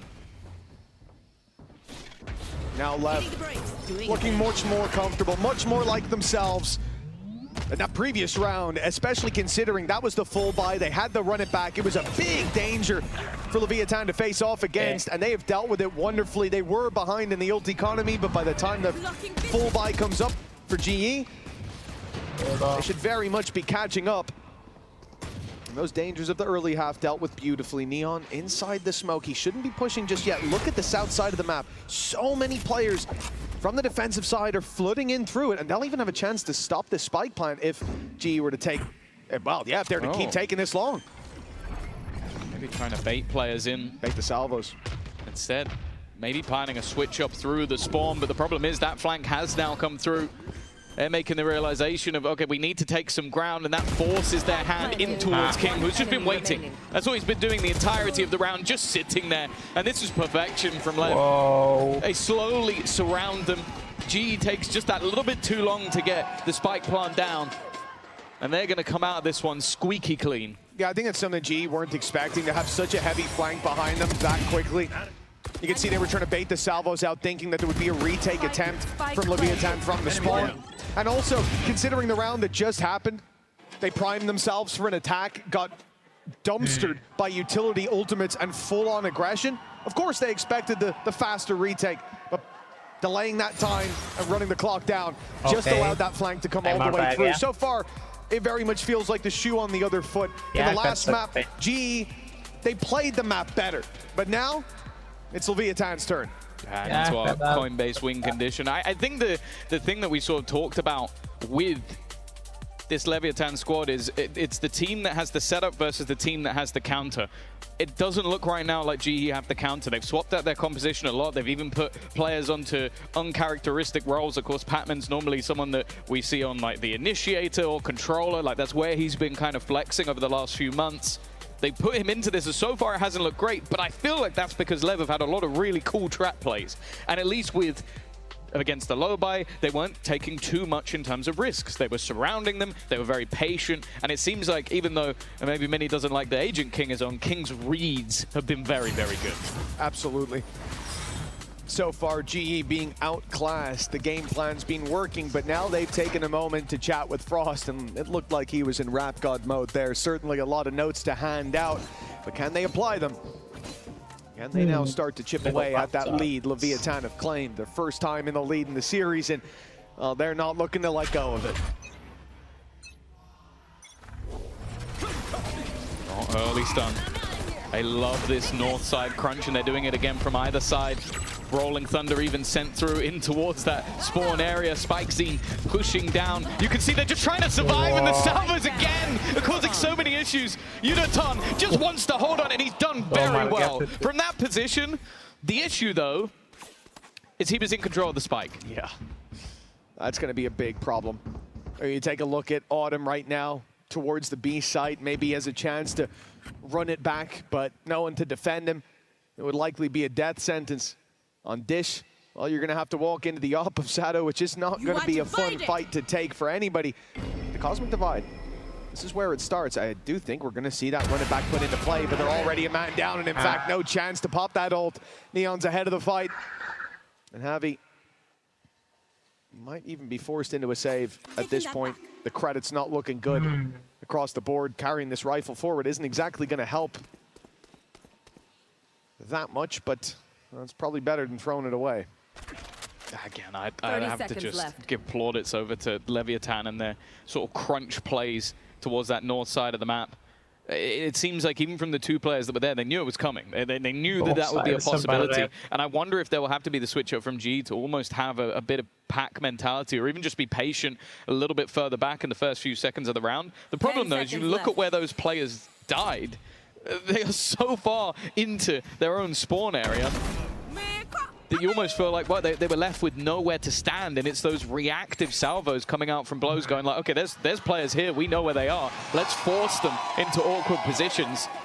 Communication needing to be on point, but also just those set plays out from LEV working once again. You know, one of the reasons that I was happy to see him try to save that in Javi's front was because they were one away from the orbital strike, but Neon's gone and found an orb in the meantime. There's plenty of them on offer here. One enemy remaining. And ends up orbital strike online for the next. This is a big advantage for Leviathan in scoreline and ult economy. And so far, it feels like they're miles ahead in terms of controlling the map. And even after the pause, nothing to write home about for G. The same problem there, the crunches from Leviathan working well. You said the north side crunch, it's where they've been more impressive, but they've been very proactive, even on that south side. Every round, it feels like they have space that they need to take a mission objective. And so far, G cannot deny those objectives. Yeah, Batman's gonna have to drop out of there. That's only a small amount of damage. It's teammate. Thankfully, yeah. Teammate Molly, so. Teammate. Spike planted. Utility causing him a couple of issues. Of course, look at the weaponry, but one hero. There it is.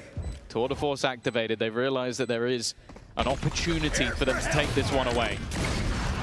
Oh my goodness, blink and you miss it. It's the Tour de Force with two, but the Pistols certainly not slacking in this round either, but another for Unitime to seal it in. A thrifty win for 5-2. That's not the round I thought G would come out with. Yeah, MasterCard Thrifty that will give them a huge boost. Because that was the thing. This was just one of those opportunities where you see that site almost gifted over to them. They managed to avoid a lot of that early aggression, and when they get into the post bar, you have Udatom with that free operator in hand. Those are the moments that we saw from him all the way through. First map, a confidence booster, and seemingly part of the plan once again. But of course, the opponents are going to adapt to this early salvos, operator posted up. Even having some support in the close corner as well from Spikezine. He can stun them if they get that little bit too close. But for now, not giving away their hand. When you've got Sado baiting like this, first shot fired, when he falls back, they should fill that space in quickly. Going through the smoke, though. That doesn't work for the bait play. Instead, Spikezine has to take the fight in the open. It's questionable. Maybe a little bit of impatience there for Leviathan, and well, the punish is massive, faking out that A side as well. This is what we said in the last map worked so often. They put pressure on one side of the map, enticed Leviathan in, and then took the open site. And it's just happened again. Even that Molly, it's gonna come in too late. Neon's in a lot of trouble with so many players there to fight. I feel like he never stood a chance, but Blows steps right in for the same battle. He's down to 45 health. Their credits are also not in the greatest of positions, so with Neon not being able to find those picks, you have to try and give this one up. A good resurgence From the side of G over the last couple of rounds, it was looking like, yeah, maybe we get the same as the last, where they just get blitzed out of the map, but Pause comes in. The operator as well for Yudotan has definitely been a difference maker, but also just pushing that South A side of the map has been far more victorious, and the risks being taken. You can understand it. They've been so confident in how they've played in the last few rounds. That's why Leviathan forced that issue, but then it really does put Spikescene in a spot where he kind of has to go ham there or they lose the round. I don't even hate the walk through the smoke because he didn't know they were there, and what's been working for Leviathan, their win condition has been taking that space. As we said, start a round, they say, we're going to fight here. And they fight for that control no matter what. So this time there's a bait, nobody steps into the bait, and eventually you'd think, okay, well, let's get our early flank going. And worst case, I pop one and get back out, but instead, the round crumbles as a result. And that's a good adaptation from G to play that much more patiently on this attack side, wait for Leviathan to make the mistake, because so far they have given you fights. This time GE take them on favorable soil. It's again going to be this push. He was blind. Right into the operator. Yeah, I'm pretty sure he got blinded there, and more 2 players spotted. Are they going to opt to try and flee? No, they want to try and fight this. They get that opening. Yudotan has been sublime, by the way. I think that's the 3rd round in a row that he has found an easy pick. Oh, I say easy. He was full blind and just hit the shot, but Nightfall. Easy for him. Stun will force them back. Nightfall, and Patman has gone down in response. They have the ult ready to try and trap them, but they've avoided it. Well, this is a much slower turn back to the other direction, though, from GE. Might start to think that, yes, this worked before, right? Going to the A site. Look where the spike is. It might not be what's happening. But they've done this. They've faked one side, then pushed up the other. This time, Prowler goes towards A. Leviathan think that the play has switched up, but they find out that it hasn't. Now a man lowered down, and the Blaze covers across the site. Blows, though. A crucial kill up top. It's given them somewhere to fight from, but then the double to triple fake becomes the quadruple. They're back to the A site. 30 seconds left. I don't know how GE keep doing this, but the ruse is sold every time, no matter how many times they sell it. And every time it feels like somebody is waiting for just an over-eager peek. Like, you can understand it. You're trying to figure out where they're going. You're trying to work out the position of these players, and every time you gamble, it's wrong. Yudotan is just there waiting. His 3rd operator pick, where somebody has just tried to jiggle the angle, and he hasn't been missing. 12 and 5, by the way, while they are currently still behind in the map. He's been a huge part of this turning around. And for Sato, no choice but to flee and try and save it. And I agree with you. I think that although we talk about the counters, we talk about those plays being made by G, I think Harvey needs to be given a lot of credit here, because I'm sure there's help from players feeding him information, but somebody is having in those mid-rounds to make those calls, and over the last couple of rounds, they have been correct. He's often been the one walking into that empty space, and what's impressive about it is I can't really recall him getting punished for it that often. His success rate is huge, either in just avoiding the unfavorable fights. There you go, full blind. Space after. Yeah, that's certainly an unlucky start, if ever I've seen one, but from there, GE do remarkably well to pull this back together, and it makes me grateful that we changed our setups. Back in the old days, we used to have the coach on the stage as well. I think the only thing I'd hate more than playing against Frost's team would be having to look up and see Frost across the stage. Just that big smile on his face every time around like that happens. And it's gotten a timeout from Leviathan. They felt these last couple of rounds were slipping back to Pearl, we're slipping back to GE, having a lot more control than we want them to. Yeah, and it's difficult as well because, again, like talking of that Coinbase win condition, like they had it at the beginning of this map. They had those sort of aggressive set play rounds that were working out wonderfully. And I think in the last round, they were a little unlucky, or very unlucky. They have the same set play to try and go for that deep B presence, and you get domed by a full blinded guy who is just holding the angle with an operator. So it's a rough one to try and go out of a pause with, because you kind of sit there and go, well, was it the wrong play? No, not really. But Yudotan has been turning this game. 12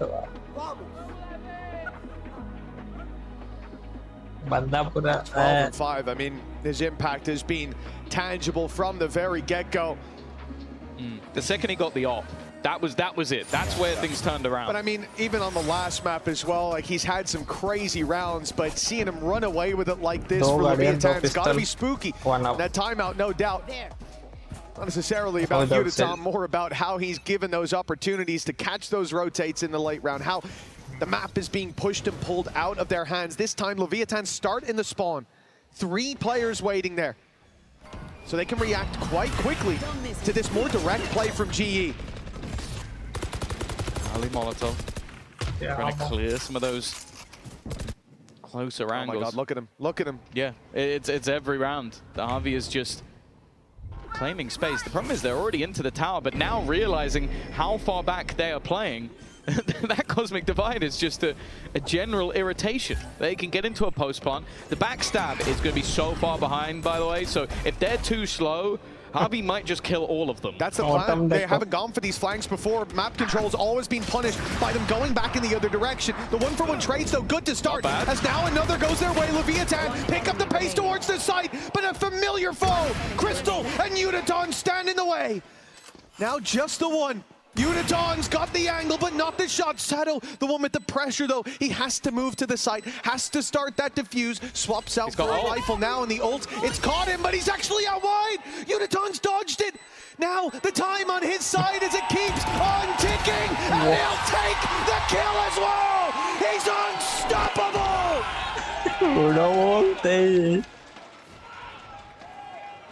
I thought he had him. I'll be honest, I think that the choices made there by Sato were the right one.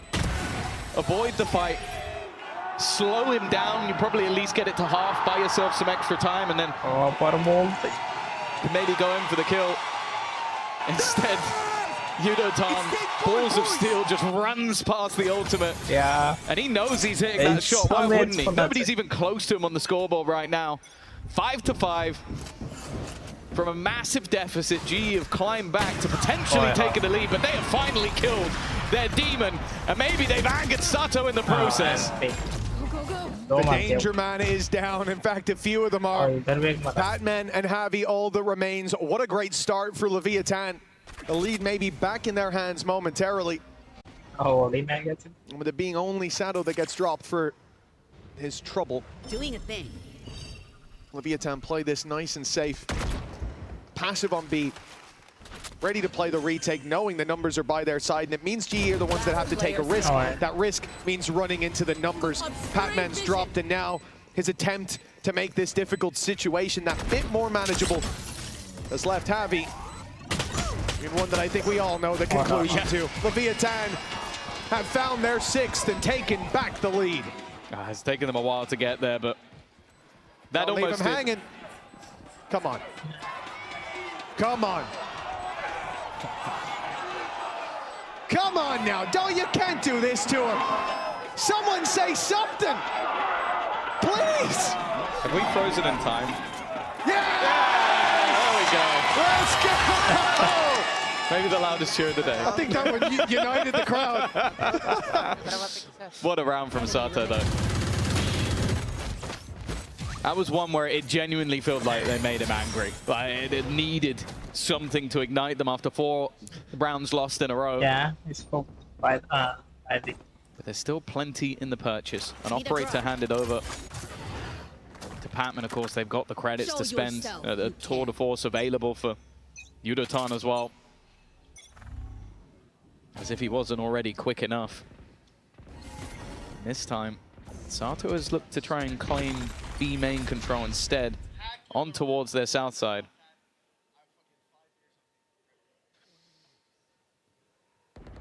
This is it. What won them the last round was the opening shot from the off. The opening goes to GE. And it will be a battle between these two. I suppose it's fitting. B main control taken by Sato. But Yudaton walks up right behind him. And now it's a patience game, a waiting game. Perhaps the smoke up, though, allows Yudaton to close that distance that little bit further. And King with a he's human. Decision. That shot didn't land. Right past Sato, and now he knows exactly where to look. Even still. Spike planted. Post plant. Available on Patman. Looking to try and get aggressive again. It's Sato to win the battle of those operator players. Give them that man advantage. Give them an opportunity to at least go in with a lead after the start they had, but Harvey's having none of it.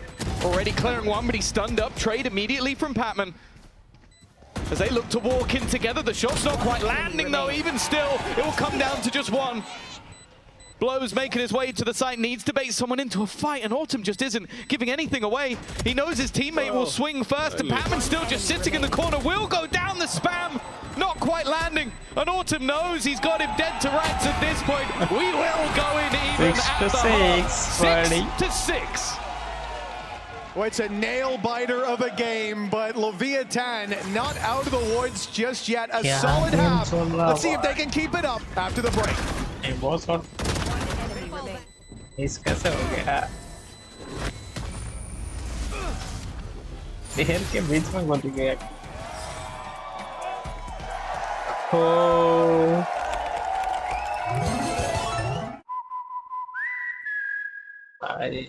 पूरा 5 साल हम wait कर रहे हैं जी को ऐसा देखने के लिए और जी जाके तो मजा रहा है सेक्सी बात I've got Elizabeth here. She is Patman's auntie. Elizabeth, you're the reason Patman's on that stage. You bought him his first PC. Yes, yes. So what's it like watching him do such an incredible job with his team? Because you've been there his entire gaming career. I actually feel very teary-eyed, and I'm very proud to see him on stage, live and in person. Is it quite nerve-wracking though? Yes, but actually my heart rate is like 120 right now, watching him play. But this man, he's been a world champion. But what's it like seeing him play with global esports? Well, it's a new team for him, but I think he's done well making it to international again. He definitely has. And actually, he does you proud in other ways. He's also been an incredible basketball player too. Yes, he loves basketball. So talk to me then about Patman settling into this team. What was your reaction when he told you he was joining global esports? Well, all we can do is like support him, whatever he wanted to do. So when he told us that he's going to global esports, it's fine. It's just giving all the support that he needs. Well, Elizabeth, I think you being here means so much to him. So thank you so much for talking to me. Good luck to global esports and Patman. पूरा 5 साल लग गया भाई ये struggle. Well, it didn't look like they needed much luck in that first map, but this half a bit more of a challenge. Leviathan certainly woke up, but GE caught up in the end. We are neck and neck going into the next half, Tom. Where does your allegiance lie? It's just difficult at this point. And I think the fact that we at least saw some life in Leviathan towards the end of the half was a good sign. I think Sato especially is going to be a huge talking point, as we know that setup is going to be around him and SpikeZine. The question though is, going into the defense, can Yudaton keep it up? You'd expect that he's going to have the same opportunities, and with how aggressive this composition can be. But it is a lot to ask, because let's be real, they would not have 6 rounds on the board if he wasn't playing the way he is. That is very true indeed. That's been a hero performance in the first half, but now we move to the second. They've had time to chat with their coaches, and we've certainly seen the coaches waffling away. Round 13 kicks off with GE on the defensive side, and Leviathan, although they've cleared a lot of space towards B and put a lot of numbers there, will be the A site that is the ultimate target. The wrap back in comes in just as GE flee the B site, put numbers and boots back on the ground here. And then Leviathan go the other direction. Early on, you know, I'd even expect this to be about orbs, but they've not taken any yet. Well, they're walking into the one man they were probably trying to avoid. Yudaton waiting patiently, it's immediate. SpikeZine is gone. Okay, they're going to remove all of his utility, stun him. They're sending everything to try and clear this man out, and they will do so. Removed. Look at all the assists that came through onto Yudaton. Patman, he's trying to be cheeky and he's caught for it. King trades him out. Advantage firmly garnered by King. 30 seconds left. And now Crystal, 14 HP, 3 to find. All of them healthier than him, but that Sheriff is going to be deadly. Well, to almost everyone up until he hits that shot. In the end, it's Sato to close. Leviathan reclaim their lead with a pistol. Just look at Sato trying to hype up the crowd, hype up his team, I'm sure, as well. Yeah, absolutely. Look, when you're having a game like him, you want to be the one trying to inject that energy into the rest. And no doubt King's feeling pretty happy after this pistol. It's a bit of a confidence builder for him and for Leviathan as they find their way back into the lead. Strange attack side there. It looked like they expected some aggression out of GE in that pistol, looking for it on B, going under, walking back to A main, clearing it out. But in the end, they found the easier site to push into and traded out those kills very nicely. 7-6, and a lead in the half should follow. Should get even stronger as they're now up against Classics. Again, we're going to see the same from Global Esports. They want to try and get as many orbs for Autumn as possible. North side A taken. And on the other side of the map, they've just left Yudoton. He's already hearing the steps. He's already spotted the players. They're going to try and pincer on the remaining holding. But Neon and Sato have done a fantastic job. Now it leaves just one. Spike not going to be planted just yet. Counter flash will leave him completely blind. And in the end, it's actually the flank from Sato that clears him. Orbs collected for the duelist. A few for the other side. And the lead extended for Leviathan. Yeah, nice work all around. Definitely seemed like a danger when Yudoton was under. Heard two players go towards B, because the immediate call there is for those guys in A main to just run it down, start the early flank, take those fights, and they had the numbers, but they didn't have the weaponry. A big round from Sato as well to give them a 7, put him 17-8, now tied up with Yudoton on the scoreboard. But the rounds favoring Leviathan. That may change here, but it's a very strong bonus round for this attacking side. They've got a lot of rifles to work with. And of course, pack mentality prevails even with SMGs at times. Great pickup by Crystal though. And they're ready for the player to try and swing out through top. It's going to be Autumn taking the fight with his ultimate. They know how important keeping this round clean will be. With King, one of the weaker weapons. Unless blows can hit a wonderful timing, they're already going to be spotting him. He is currently completely isolated. In fact, every fight that would be taken by Leviathan here would be isolated, and for Yudoton, that might be the easiest kill he's had so far today. A flank, leaving it down to just one, and in the end, Global Esports will comfortably make it through that bonus. Yeah, considering what they were up against, it's almost comfortably making it through a buy round. It's a very nice one from Global Esports. As we said, for Leviathan, on this attack side, pack mentality can work, but when you lose Spike Scene right away, and Sato coming up through heaven is caught like that, they have early flanks as well. It really exposes a lot of issues with that round, but it also gives you a lot to learn from. They made a more direct play, and GE very quickly closed the walls in on them. Be something they look to exploit, but for now, it looks like, again, pack mentality, 5 in dish, stun set up. We will have a pacey attempt. Whether this is for the orb, I'm not even sure, because with no presence elsewhere on the map, you almost have to play this as a straight-up hit. Gonna force Harvey back, but it's the rest of the team are still here. There were 4 players on this A side of the map, and that's a problem. They go diving into a stacked-up site. The read again from GE is nigh on perfect. And for the remaining 2, they're trying their best to fight back into the round, but this was an early clear of the south side, and now they go running in towards Neon. Be careful. This guy has proven time and time again that on the skill scale, he's almost ticking off it. But a 1v5. Got the spike. I think you'd be crazy to believe. Well, 1 down already. 2 away from an orbital strike. Big mistakes would be needed to even give him a chance. And you can see right away, look at Yudoton on the other side of the map. He's fallen back, he'll take an orb. And set himself up to just catch the info and TP right out. There is no escape for Neon at this stage.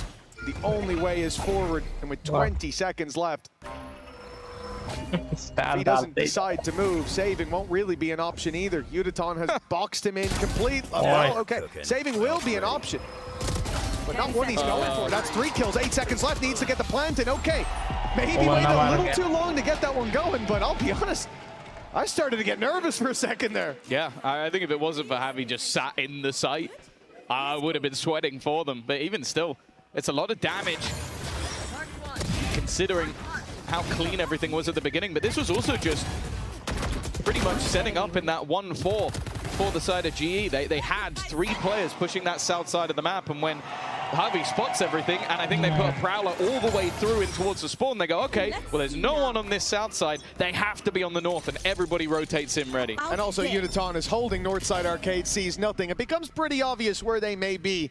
The wall's closing in quicker than expected.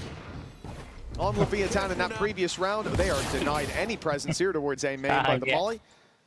And evidently, they don't want to fight into it afterwards. And they're on this low buy. Pack mentality's been adopted when it comes to the buy round, so you very much expect it to be the case here. And for GE, the information is in their hands. Nothing in A main, nothing north side. You know it's a B hit. You don't want to get too close to those pistols. You don't want to get overwhelmed by this push. Down below, a bit of an awkward battle. Oh, okay. That's fallen.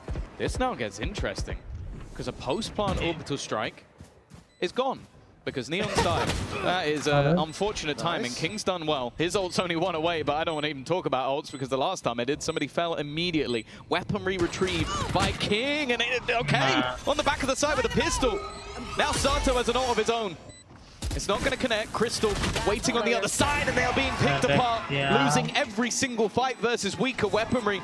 And for Yudotan, he wants to try and save this, but Spike Zine is chasing him down, looking to run after that operator, and he's got to be very careful here.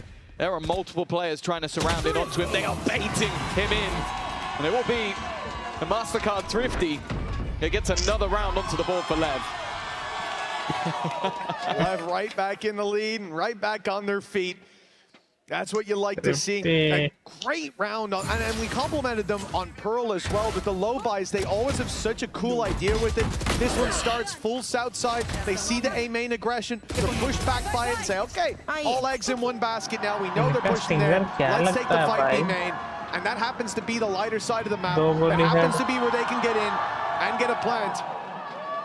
And that was already a success in my mind. You now have a plant, they have to push into you, you get a couple of kills, you make it costly, and maybe the butterfly effect comes in by the end of the map. But instead, Leviathan steal a round that they had no right even competing for, and that has gotten a timeout from GE.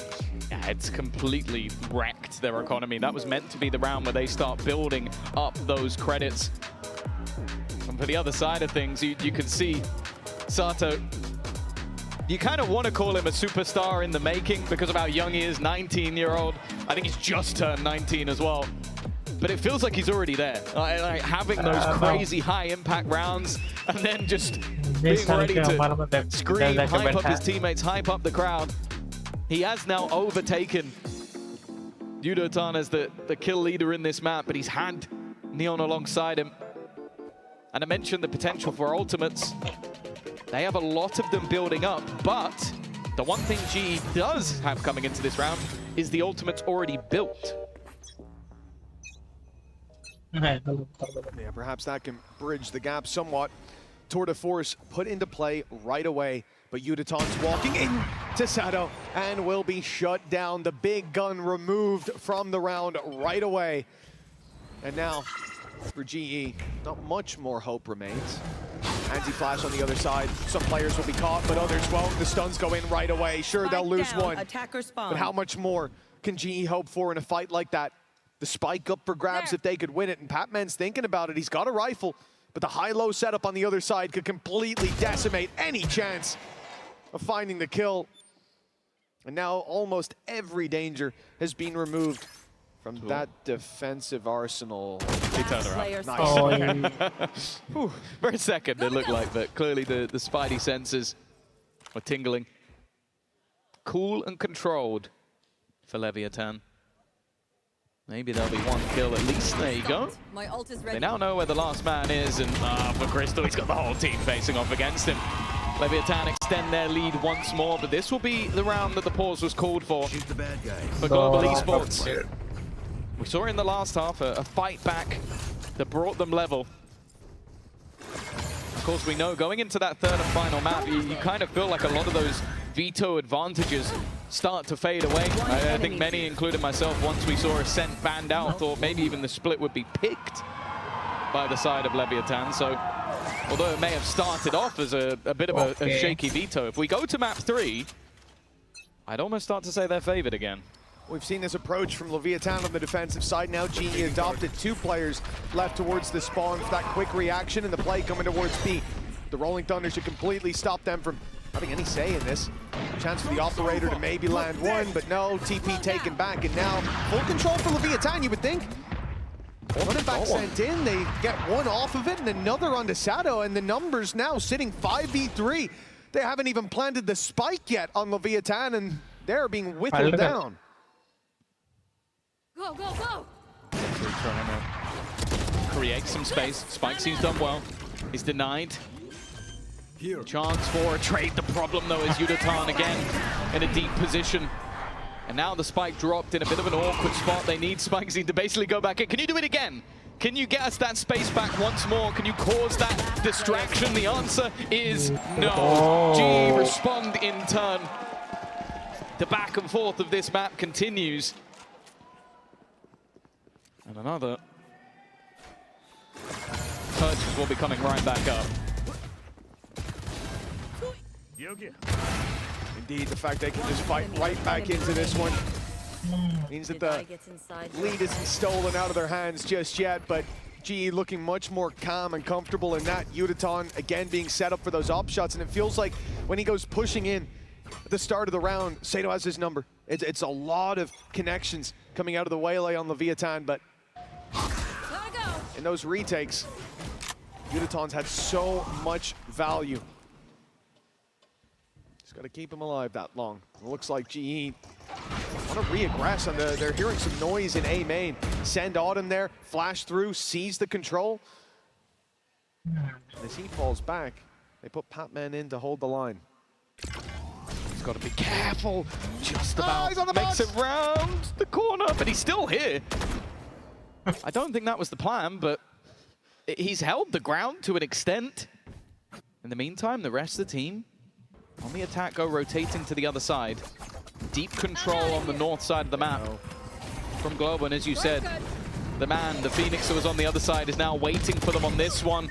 Nice work from Sato once again. The orbital strike will deny them at least running all the way through, but Autumn already looking to try and flank back around through that north side, which they kept control of. Flash gonna come out up top. It's devastating, but the shots don't land. Leviathan find everything, and now a 5v2. Well, we said the ops being good on retakes, but he'd have to be great to stand even a chance. Patman by his side. Oh, isolated in the open, and it's an easy convert for Leviathan. 11-9 now. Just 2 away from closing out the map, bringing us to split. And as you said, Tom, that's where favor starts to flip a little bit. Well, the thing is as well, you look at the role of Sato, and that role is meant to be a death sentence. That's meant to be, you dive in, you try and get a shot off, and then you retreat and somebody else takes the space. He's diving in, he gets the split second, is immediately hitting headshots, and comes out with 3 kills at the end of the round. He truly has been incredible in this map thus far. And him versus Yudatan has been a fun battle, but I'll be honest, he started to take over it. Patman, though, will finally shut this man down. That might be a good opportunity for them to find a response. Oh, nice push up in A main. It looked like they'd take some blows for that, but it's well after the fight. By the time that anything's landed for Leviathan, a 2 versus 4 needed. Sure, they've got ultis, but this isn't the round for them, surely. It looks like a write-off and stepping into the off, this time in the hands of Patman, but the result is no different. A body on the floor, and it's not a defender. Spikesy, the last one standing, 4 players to take down. This would put Leviathan up to 12. It'd probably win them the map, but it's an impossible task. GE fight their way back to within punching distance. Good response, and a necessary one at that. Like I said, Sato was dominating a lot of these rounds, so to shut him down immediately. But then again, we talked about this a lot throughout the match so far. I love the calls from Harvey just to go, no, you know what? We've used the ultimate. Let's play through their utility. Let's get aggressive. Trap them in towards their spawn while they're isolated, and not allow them to regroup in that scenario at all. A confidence-building round, but again, with how things have been going, both teams winning their rounds cleanly. The economy hasn't gone anywhere. Patman once again with that operator, but a flash should be coming through that wall before they peek. No, are they going to walk up on it? He's just going to look to stick around, and, well, he's definitely been caught out early. It's actually Yudatan to go down instead. That was all part of the plan. G sent 3 players to try to fight towards Arcade, but Leviathan had the whole squad come that way. Now being boxed in Arcade, you can see the jump peek from Javi that I don't think was spotted. Leviathan don't know the numbers they're facing, but now Pac-Man under pressure has to move the Armageddon, but it's doomsday for Leviathan! What a response from Global Esports, neck and neck! Yeah. I'll be honest with you, some of the stuff that Batman is doing is making me so uncomfortable. Like, gets forced out by the ult, throws his stun, jumps back into the open, and while they're trying to swing in to catch him, Autumn just wrecks 2 players on the way into the site. It's a painful taste of defeat. Watch me. You're starting to see those credits dissipate for the attacking side. They might be left with nothing into the next round, but they're going to pick up the pace themselves, immediately throwing through the overdrive, and Alt on the other side is caught, and in fact it spikes it, that ends up with the kill. Trades immediately back in response. It's chaos, but Sato again lands a shot. Back to a 3v3 once more. As they grind to a halt for a second. Both teams pausing to catch their breath. Pac-Man's operator has been spotted. Yudotan, his position also seems known, and it's almost bait. They want them to swing, they want them to peek, to re-clear, to think that they've left, and they do. Of course they do. They heard the door open. No contact for 30 seconds. This is where LEV clearly have gone back to that B side, but as we can see, that is not the case. And dangerous now if they're allowed to get this plant in. The stun could be back, the salvo online. It's a deadly duo when it comes to, well, never mind if he puts it up top. Well, at least the plant found. Of course, they don't know just how open this site is. Noise made now, the rotates coming back in 30 seconds from left. Global Esports, but they're not going to be here on time. Spike planted. Sato never let go of this position. You are divided. They'll have to. He held his ground all the way through. The thing is, they can avoid his position, but can they avoid King? Holding within the sight and looks to just clean up everybody. Pac-Man hunting for a rifle. He doesn't even know that he's still around this corner. Finds the info, but it's Sato to close once again. Leviathan continue to dig deep and are now 1 round away from taking us to map 3. Global Esports got past that first map easily. Barely broke a sweat. One enemy remains. We said they would be tested when it came to Fracture with Leviathan, just up to difficulty 12 on the board. It's either overtime or victory and map 3. And Leviathan again adopt the death ball. They went to the B side with this and were met by numbers. There were 3 players there when they didn't expect it. Now the death ball's on A. There's 3 players here. GE, numbers in the right spot, and Pac-Man's feeling greedy. Gets in, he can always get out. Well, for the next second or so he can, and now he's stuck around a little too long. Leviathan punish immediately, and the pace should be picked up to this A site if it is. Crystal's the one with the challenge, the man who top fragged the last map, put on a brave face in so many bad situations, but this, way too much to ask. Leviathan are hungry for a 3rd map.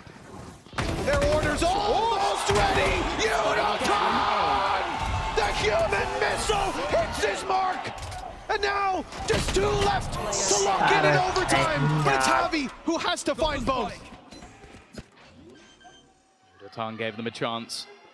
Tried to close it alone and leaves his leader to try and fight versus 2. Neon on King on the other side, but the problem is he has to make noise. He has to give the game away, tries to bait the fact that he's already dropped down. Off your feet! But they will now know, and the Rolling Thunder is going to force him all the way back. That time ticking further and further. The map 3 looking inevitable as Leviathan will hold their ground. Map 3 on the horizon. Don't go anywhere. Almost. यार lock in हो गया था 2-0 Andy boys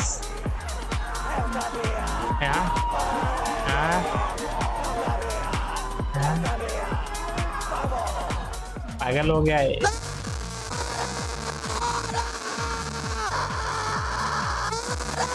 अरे क्यों चिल्ला रहे हो भाई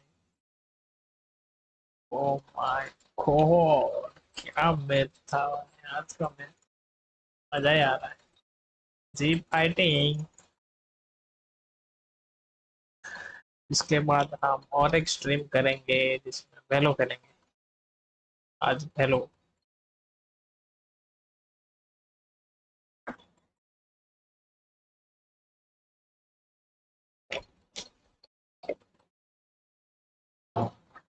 सब टॉप नॉच गेम चल रहा है वाओ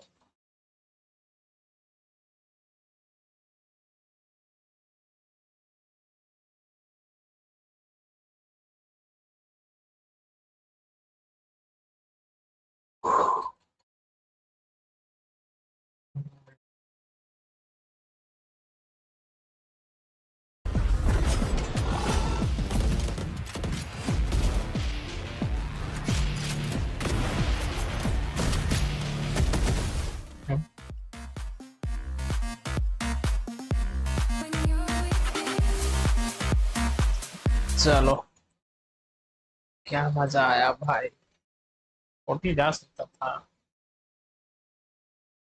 लो एक मार लेता था राउंड निकल जाता हूँ वो 3 मारा 6 मारा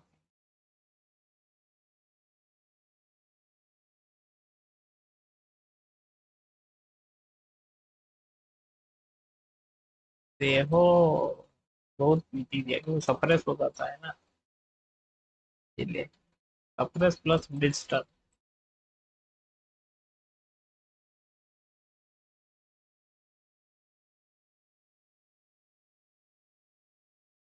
स्कोप में वही बैकस्टेप का ही इसमें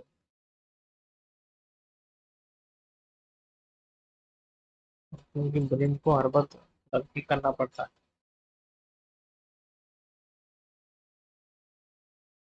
चलो हम सेक्सी खेला डब्ल्यूसी भी आएगा डब्ल्यूसी में नहीं कर पाएंगे हम लोग पार्टी इसमें ही करेंगे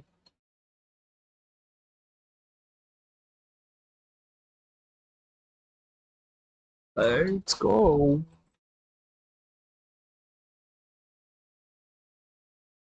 जी जीत जाता है मजा सा ही आ जाएगा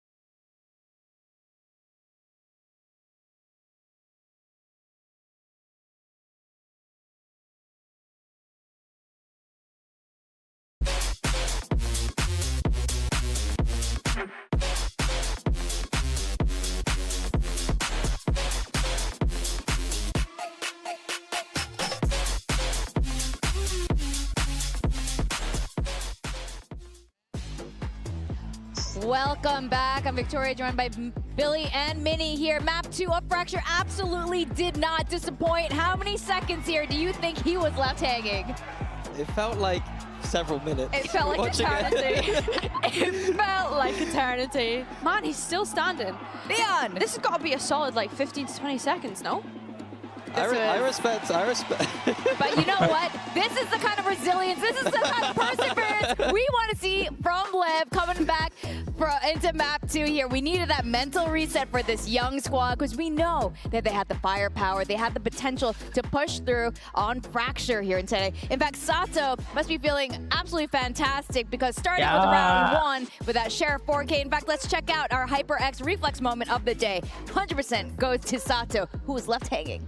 Yeah, it definitely set the tone for that map there by being able to get that 4K on the Sheriff round straight into the map, right? And I think that that's a real confidence builder. You just saw what a character he was in that clip there that we bumped in with, and I think the amount of energy that he's being able to bring to the stage, honestly, like he seems to be one of the future kind of personalities that we have here in Valorant. Yeah, and in terms of pistols here, LEV had to win both of them. So I think they're going to have to, they breathe a sigh of relief here, able to convert them with Sato popping off, because this was a 13-11. This could easily have been a 2-0 GE.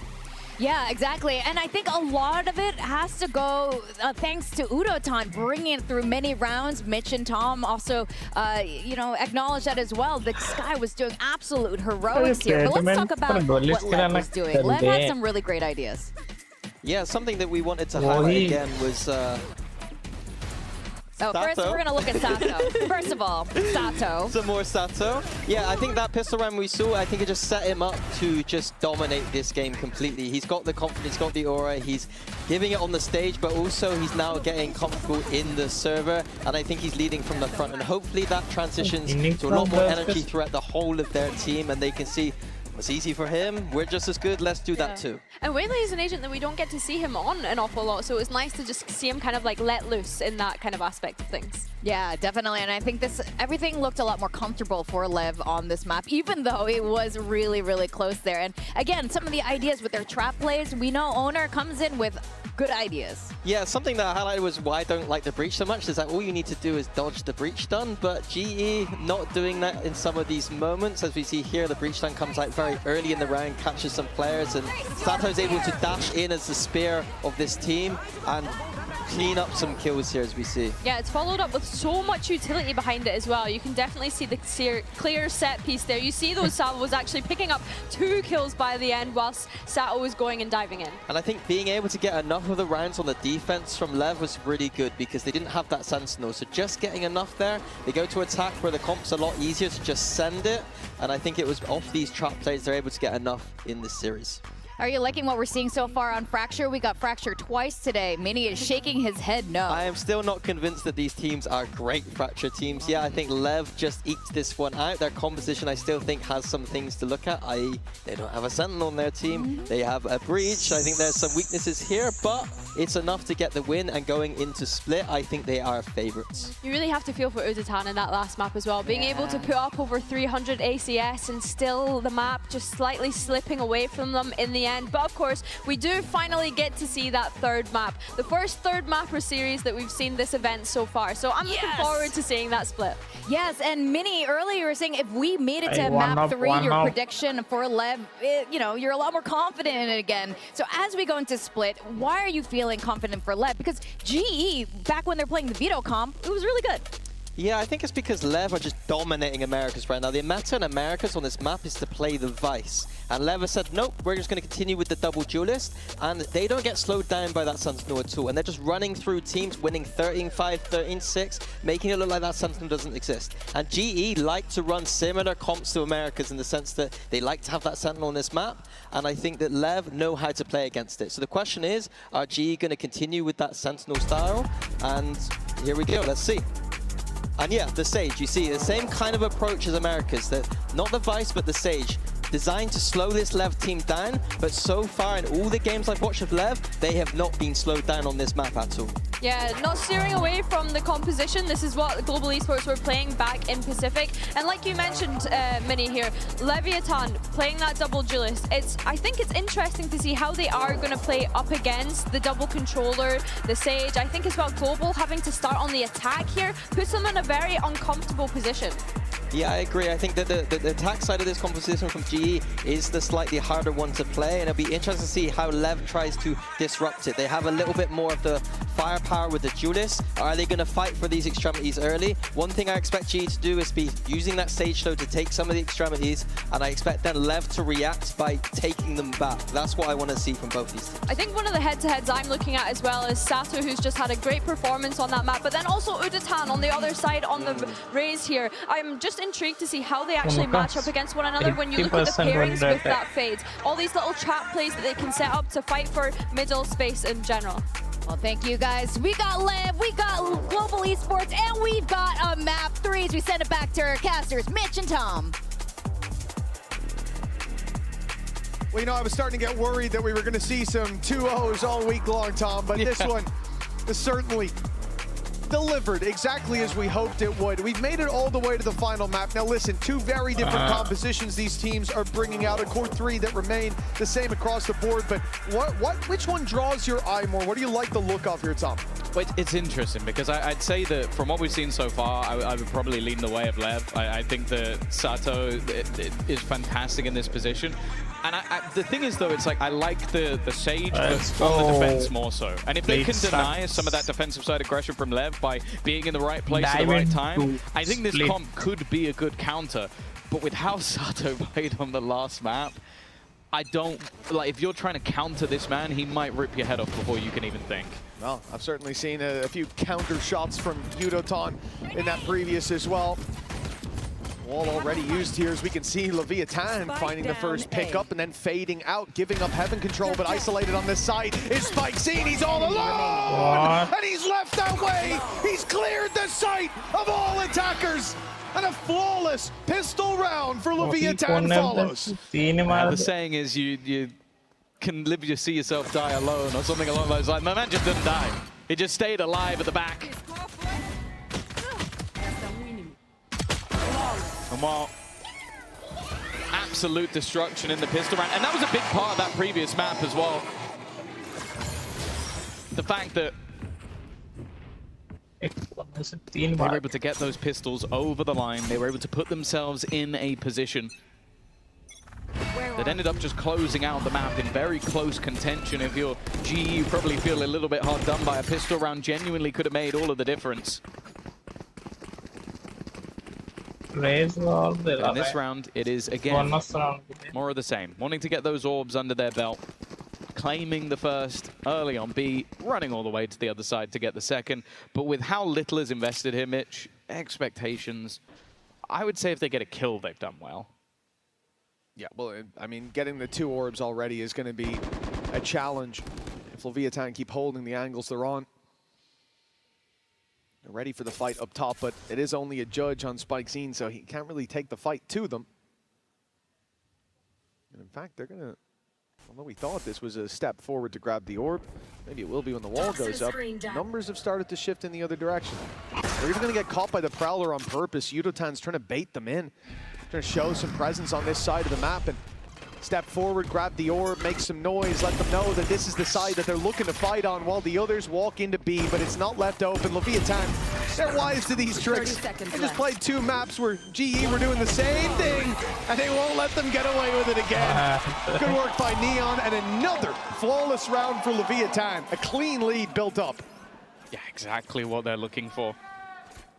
They can come into this next round with rifles across the board, bar a singular judge, which, okay, it's not as strong as it used to be, but I think we've already seen that even going back to map 1, the Neon can still be incredibly strong. Maybe the judge can too. And as their lead builds, it feels like so does that confidence for Leviathan. That first map seeming more like the outlier than the defining factor, and that's what I was kind of expecting with the slows. Like, you know that your opponents like to get aggressive, so throwing those in early. But I also like what Neon did. He's jumping out, gets the info, but it's part of a TP to get away. He can't be trapped there, but he still spots players. GE spread across the map, putting pressure on mid, looking for someone to step out of line. Seems very unlikely to happen towards this A site. Prowler sees nothing there. Did it see nothing? I think Autumn might have shot it. Went down very early, and they certainly know he's around this area now. The first map, this would have already seen the rotate start to the A site, but as we said, Leviathan are more than aware of how GE like to work this attack side. How they've been exploited in this series already, and so as GE gear up for this B hit, there's still going to be numbers waiting. The idea to send Autumn late through mid. Actually, he's going to find a lot of empty space there. 30 seconds 30 left. seconds left.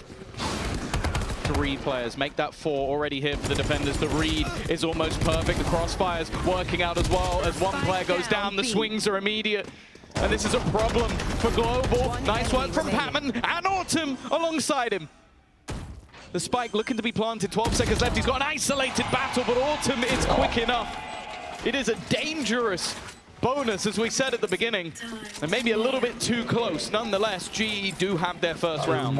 Yeah, definitely a lot of blows traded out by LEV there, but GE with a lot of patience as well. Starting on the mid control, pushing them back, and the question mark that created was enough for Leviathan to decide to rotate through spawn, opened up the door for Autumn, and once they get to the site, their pace was perfect. They start to move towards the smokes, but they don't burst out into that space for the fights until Autumn's ready to come in and back them up. Nicely done. And now the full buy from Leviathan, a much stronger round from the defense. GE with a very different approach as well. Last round was waiting for aggression. They had 1B, 1A, 3 mid. This time, everything given up. With 120 on the clock, it's pack mentality outside A. Depends how long it's going to take Leviathan to realize. Blows' job is just to try and slow them down, and the pre-fire almost takes him out completely. They managed to keep control, though, of those rafters. And now look to swing together. This quick retake by Leviathan, though. Numbers on ramp already. 3 men have made it down, but Autumn again trying to wrap around behind them late. Trying to be that thorn in the side. Uniton has taken a double. Autumn's not even needed in this play. And now Neon left with almost no choice. 1v4. It's time to go to the other side of the map, tuck in, and hope to carry that rifle through to the next. A great round for GE, though, only losing Uniton, who was grandstanding in the middle of the site, and he took 2 with him. Yeah, I like the way they adapted to that, though, because you look at the fact that Heaven control was completely in the hands of the defenders. I think that initially Blows did a great job to just make sure they can't just run up and take that for free. It makes the retake so much more difficult. But then, as you sort of said it, they implant Autumn in a deeper position. He's then left smoked off, and then Uniton is just watching that angle. And okay, there's a little bit of disruption thrown in at the same time from Patman, who's TP'd up to almost use the gap in the wall. And then when Uniton is hit,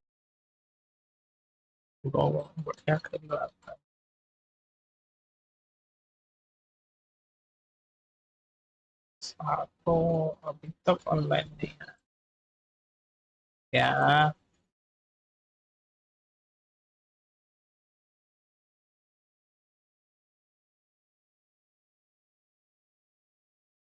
Staring right back at him. Of course, you're going to take risks in a round like this where there's weak weapons in play for Leviathan. They get nothing, bar a bit of information for the first fight. Now, this is a bit more dangerous, but they've just spotted Blows. Does well to find even the one, and despite some damage being done, this will be a hard round to take out of G's hands. They have a showstopper if they need it, and that's probably a big win if Leviathan can make them pop that ult. Neon at least managed to get his rifle back, but you can see the positioning from Patman as well. Late smoke thrown in. Now he's flanking a man who thinks he probably has a wraparound, although timing here could be quite important. Does Patman actually turn around? No, he does not. Okay. That's at least a gun into the hands of Sato, but can they get anything more from this? Time-wise, probably not. It is ticking fairly fast, and with Yudotan putting... what? That's a mistake. Yeah. You can see by his face. That was not the plan whatsoever. It's going to end up clearing out Sato. Yeah, definitely not a part of the plan from Yudotan, but hey, he gets a kill for it at least. Well, he sent his missile, the namesake, out. Fair enough.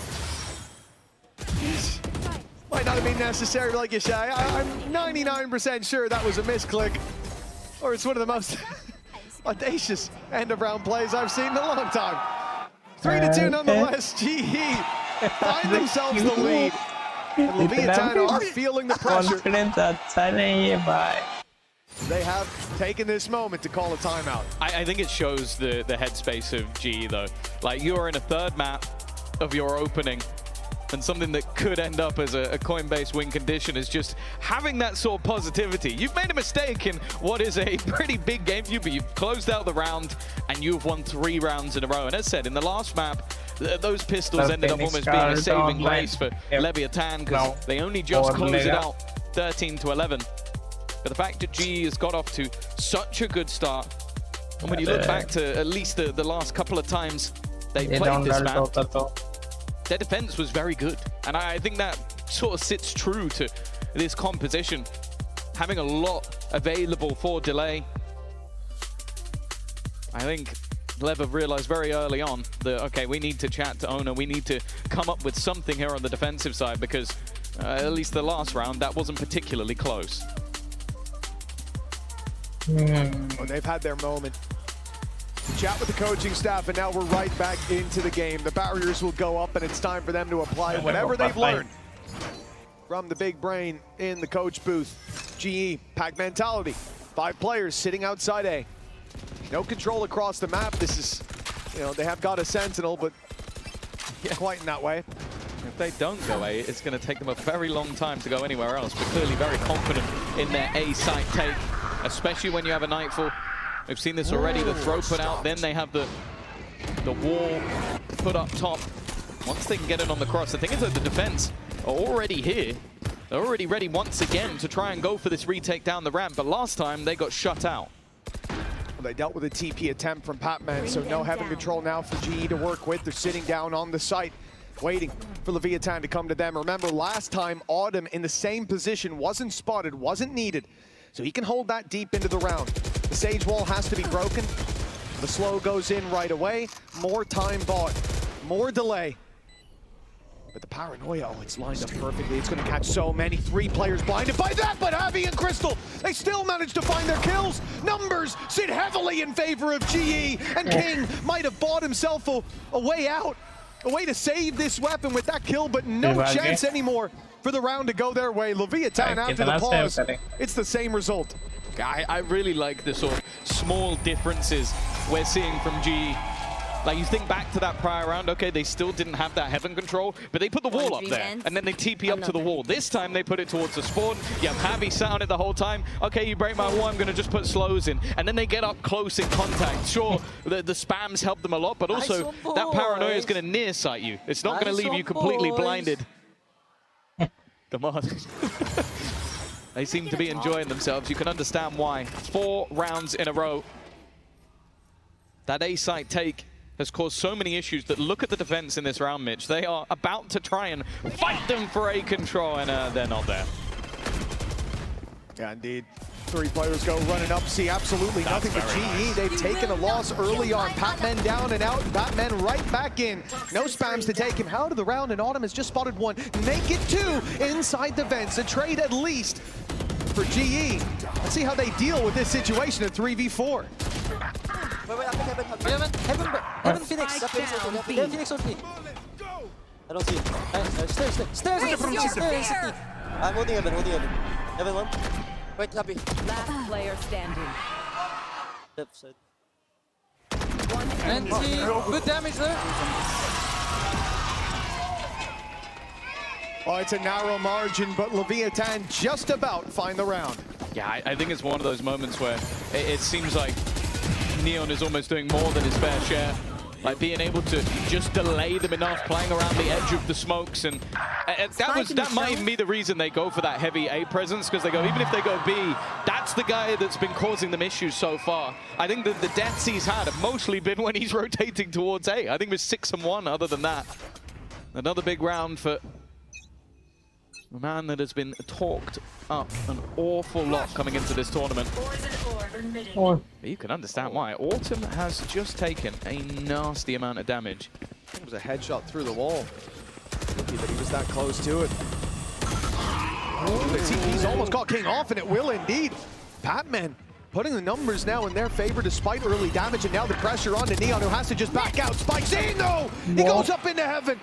Saddle by his side, and now the advantage no longer in the hands of GE. The plant not found, and they rotate. What? But Autumn, tag from the early fight, still wins the battle. But Neon has been the danger man. Can be this time.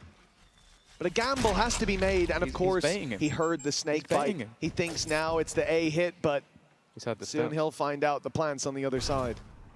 He's made the realization, though. He'll be here maybe a little bit sooner than expected. Autumn might even be caught walking away, and he will! Just as the Viper's Pit blooms, they thought they had more time. A 1v1 to take it home, but it's Crystal to save the day. It looked like it will be another round when Neon just takes over.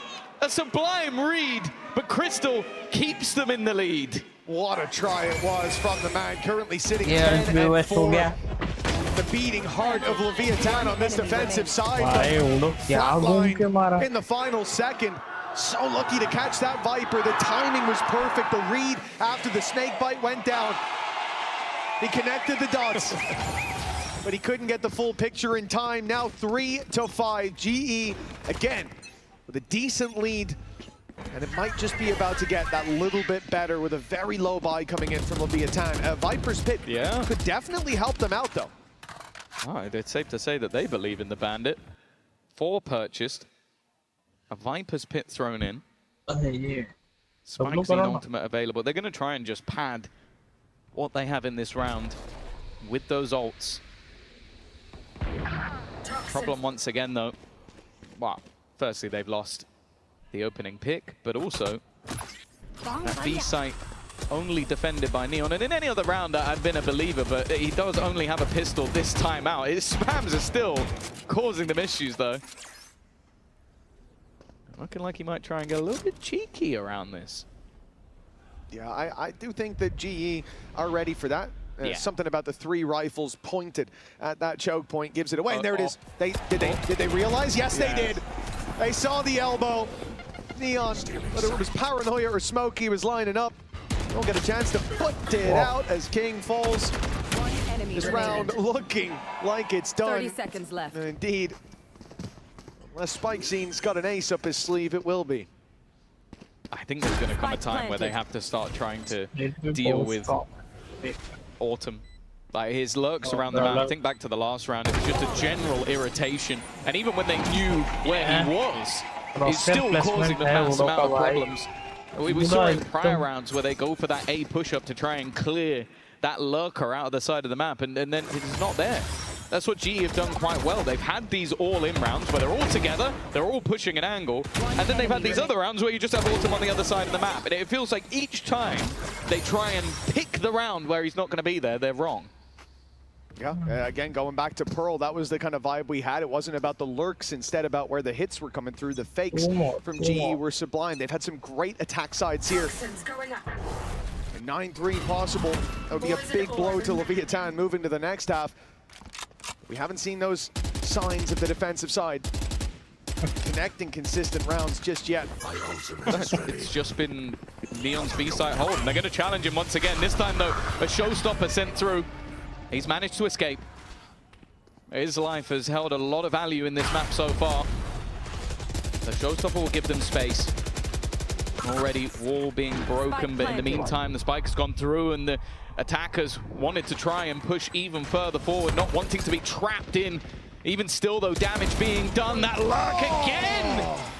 He seems to have an opponent catching him almost every time, but he still wins those fights. Good trades back, though. Make it interesting enough so that Sato has used his ult. King also gets rid of Yudatan. Somehow, this might just be competitive. Oh, it was nearly favored to Leviathan there. Javi lucky to still be alive, and Crystal, well, he's playing a risky game. The swing in, scored, you thought! They went together. They found Javi alone, and, well, I guess he found them. 7-3 now. It looked like Leviathan had a chance, but the light is going dim on that side of the stage as GE climbed further and further into the lead. They were tunnel visioned. They were chasing that last man ring around a Rosie, and instead it was Javi to catch them. His ult now available for the next as well, and you can understand why his second pause is coming in. A 7-5 half, okay, it wouldn't be great considering you won the pistol and second round, but it feels like those last 2 rounds are going to be the Coinbase win condition, because if you go in a 9-3 deficit into this GE comp, which, as said, I think has looked better defensively, and I start to feel very nervous. I can think of at least 3 rounds so far where Autumn's flanks have had huge potential. Yeah. I can think of at least one more where his flank was a safety net that they didn't even need to go near. And at this stage, I cannot think that this pause is about anything else but addressing that. The fact that they've caught him in so many of the rounds, like you said, you think about sewers, you think about there in mid, a player swings, has a gun pointed at him, and Autumn somehow reacts. Whether he doesn't have his weapon or whether he's looking the wrong way, it doesn't matter. He ends up walking out of there with most of his HP and an advantage for the team. That cannot be happening.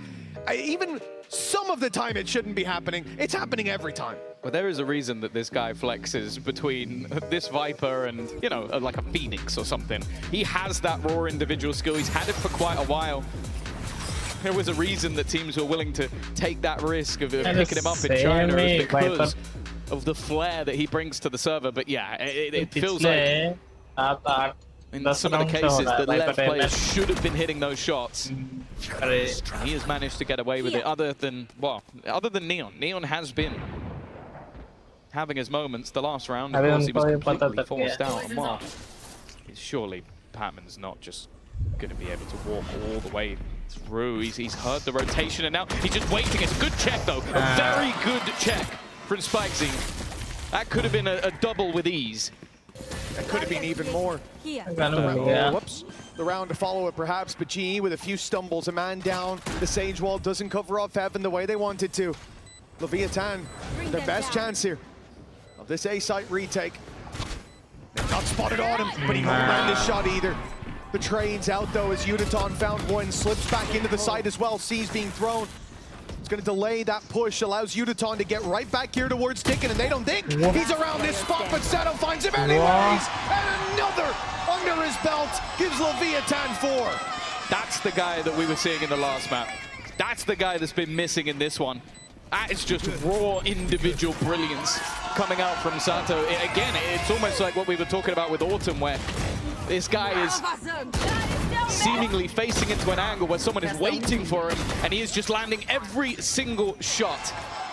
That's going to put him one away from his ultimate as well. And as I said, 7-5.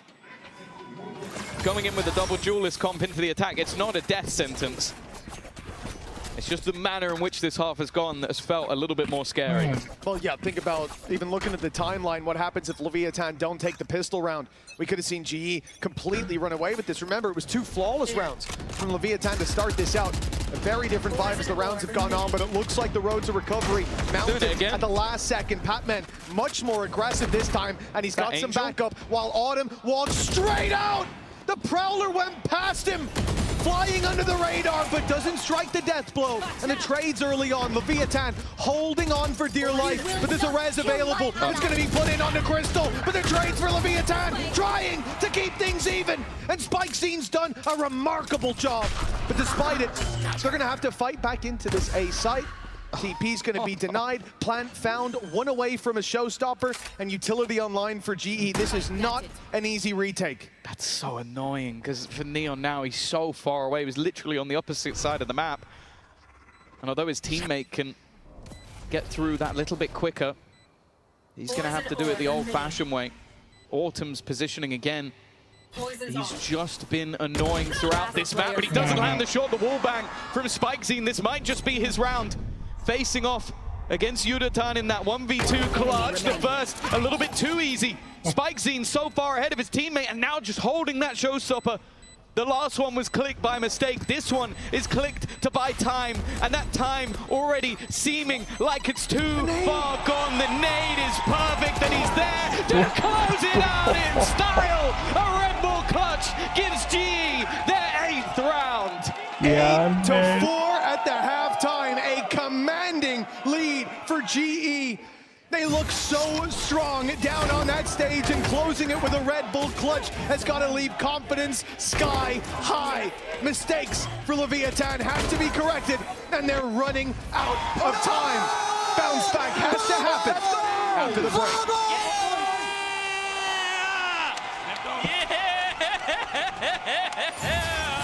Whoa! 8-4 half.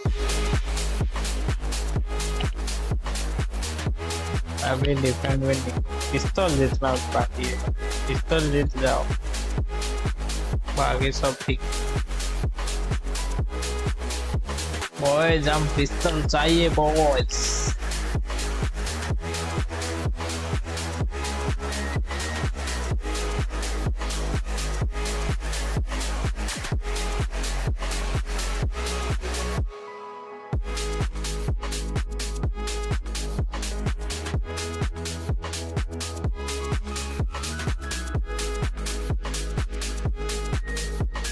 Whoa.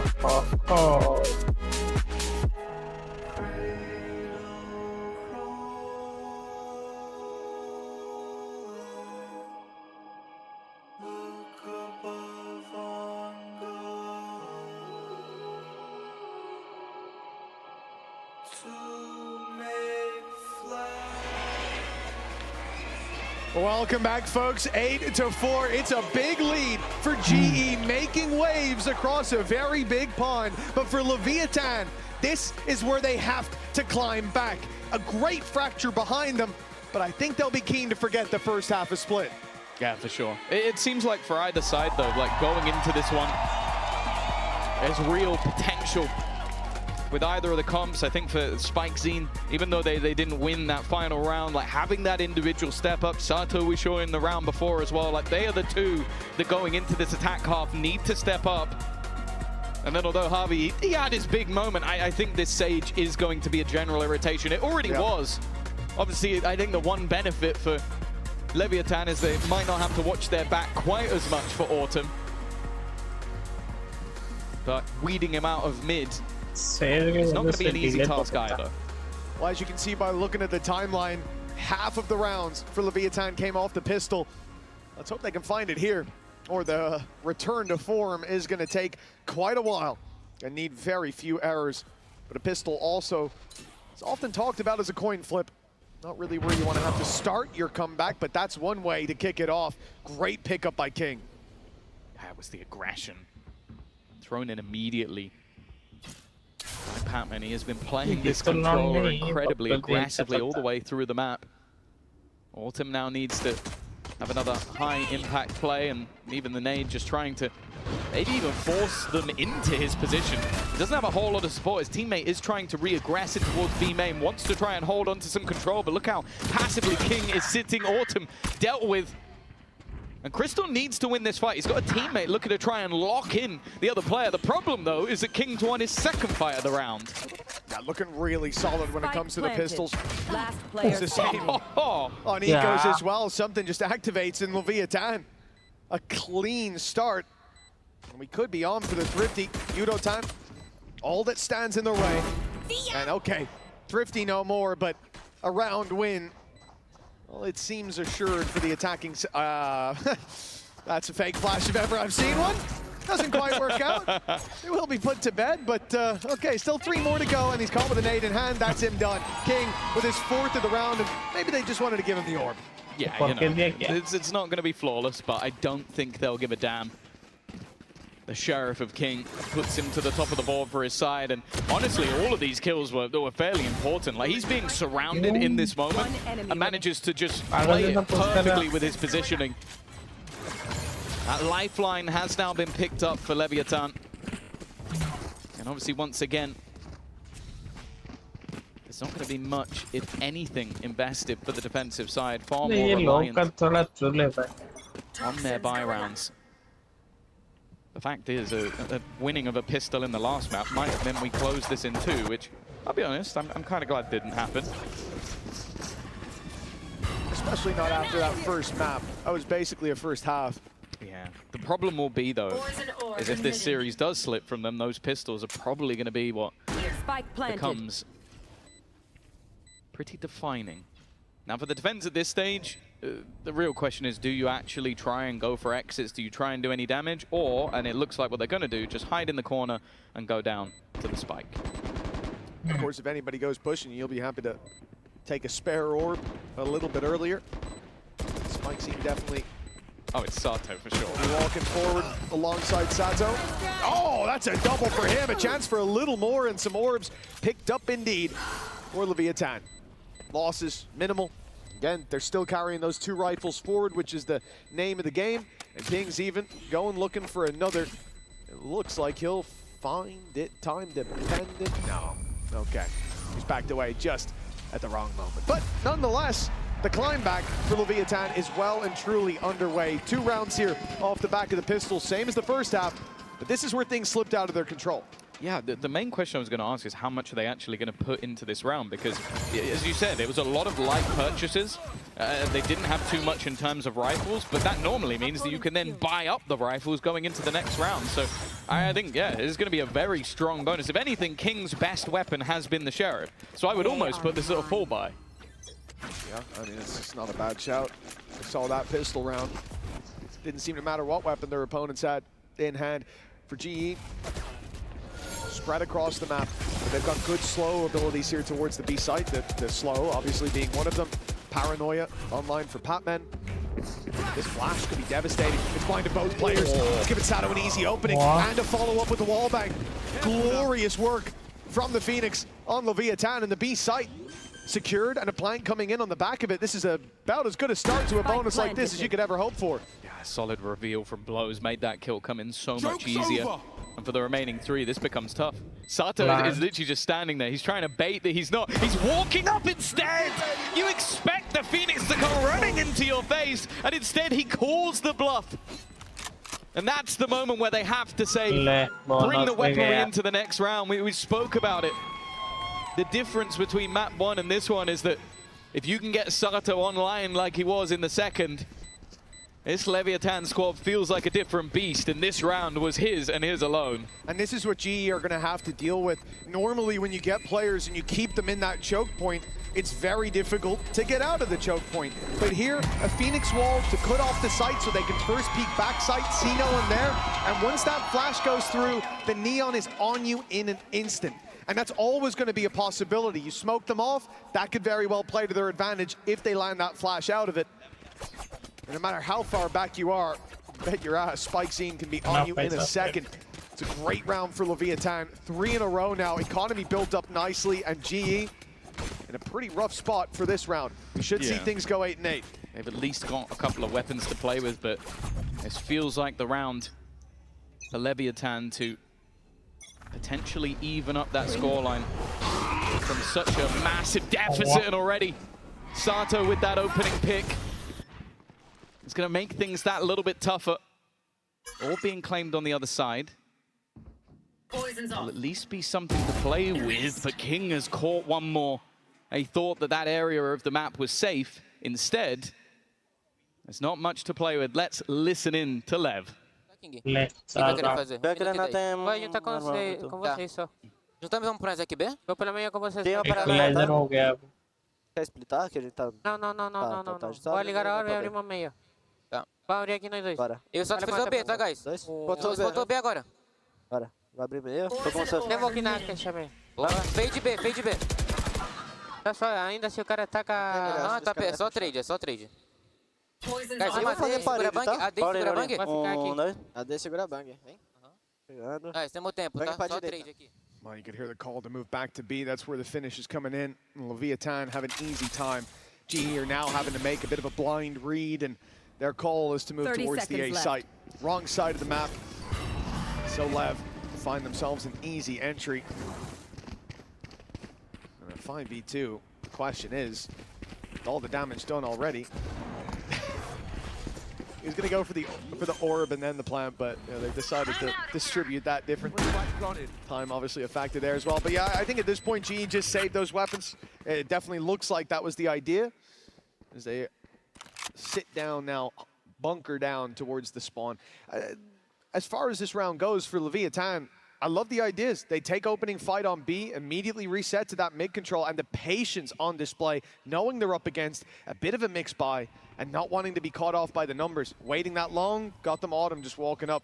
Exactly what they needed to do. But it's very controlled. I think that's important when, considering how that last half went, they were losing like to clutch moments even all the way to the end of the half. And basically coming in, winning the pistol, it seems to put them right back into the right headspace again. And that's something that I think a lot of people underestimate, that this is an incredibly young team. Like, other than King, who's been around the block at least a little bit, you're talking about 18 and 19-year-old players. when you win the pistol second round and come out with only 4 rounds and a half, I wouldn't blame you if you came out completely mentally boomed. You look at them in that round, perfectly controlled. It looks like they're right back in the headspace, and that's why you can see that pause coming through, because that hefty lead, that momentum that was there for GE has dissipated, and I think Frost has realized, okay, now we need to stop Leviathan from running away with this second half. Exactly, a very different vibe when it comes to this half than what we've seen so far. Even going back to Fracture, the Leviathan, it feels like they really have found the solution, and like you said, this deep in a series as well. We've seen many a team just hit that mental boom. And with Leviathan being a young team as well, that's always going to be something that's in the back of our minds. But they've proven to be able to stand that test of time, even on the international stage. This timeout from GE, definitely dangerous. This is a full buy that they're going into. If they can capture even a fraction of the light that they had over on Fracture, over on Pearl, this is going to be a completely different game. But a good sign for Leviathan, especially slowing it down, dealing with Autumn's late play to try to take space back, dealing with that low buy. Looked like very few mistakes. Also, look at the credits. Look at the position they find themselves in just 4 rounds into the second half. The lowest credits are 5,900. So it's not just that GE need a round. They need to repeat rounds to make sure their opponents can't just buy back in again. Now, the one good thing, Yudatan, 1 away from that showstopper, but just look at the change of pace. And they're gone! They're gone! They've taken a pause and immediately it's over! 10 seconds into the round and G have to save! That couldn't have gone any worse for Global Esports! Yeah. They sent 3 players to ramp, and I think there was a wall up, it didn't matter. 3 players there, and moments later, the site is open for business. A save is being called, and, well, Tom, you just seconds ago pointed out where the credits were at for Leviathan. 5.9K on the lowest player. By the way, everyone else was up a lot higher, closer to that 7 mark. Well, now I think they're going to be in a bit of a stronger spot. If they survive with all 5 players here, we're talking max money across the board. We were neck and neck, but it felt like Leviathan had the upper hand, and now they've used it to chokeslam GE. Although they're only 1 round ahead, they're miles ahead in this half. Oh, that's so rough. Like, the fact that you even have the right read of where they're going to be and you just get slaughtered. Like, that was less than 10 seconds. That round ended basically immediately. And okay, they'll at least get to hold on to a couple of the weapons. It's not quite going to be max cash across the entirety of the board, which is a silver lining. Really isn't a silver lining. But that's insanity. And that has got to bludgeon the confidence of GE. They're in the right place at the right time, but everything went wrong. Yeah, as far as silver linings go, I think, well, guys, at least they can't buy 3 times in a row. Probably isn't what you want to be hearing on map 3 they probably can. Of an opening series. Leviathan, yeah, I suppose they probably can anyways. That's one hell of a start. He is just running around Spike Scene. Looks like he owns the place. He'll be shut down after 1 more, but enough should already be done. Leviathan running away with every fight. Patman may try his best, and he's got backup. But what he doesn't have is targets, because they have fled the site, running to plant on A, but they might not even get a chance with only 1 man left. GE, they put up one hell of a fight. In fact, they started this series with dominance. But things have certainly changed in this half, the final half of the series. Sees Leviathan hit another power level. I feel like I'm going to end this game with egg on my face. I said that the one thing that this defensive side had was utility to delay. I don't know where it's been. I don't know where it's gone, because we are seeing opening kills come in the sub 5-second mark. They just run straight up mid and kill 2 players. They know he's coming. He's not being subtle about it. And then it's just a domino effect.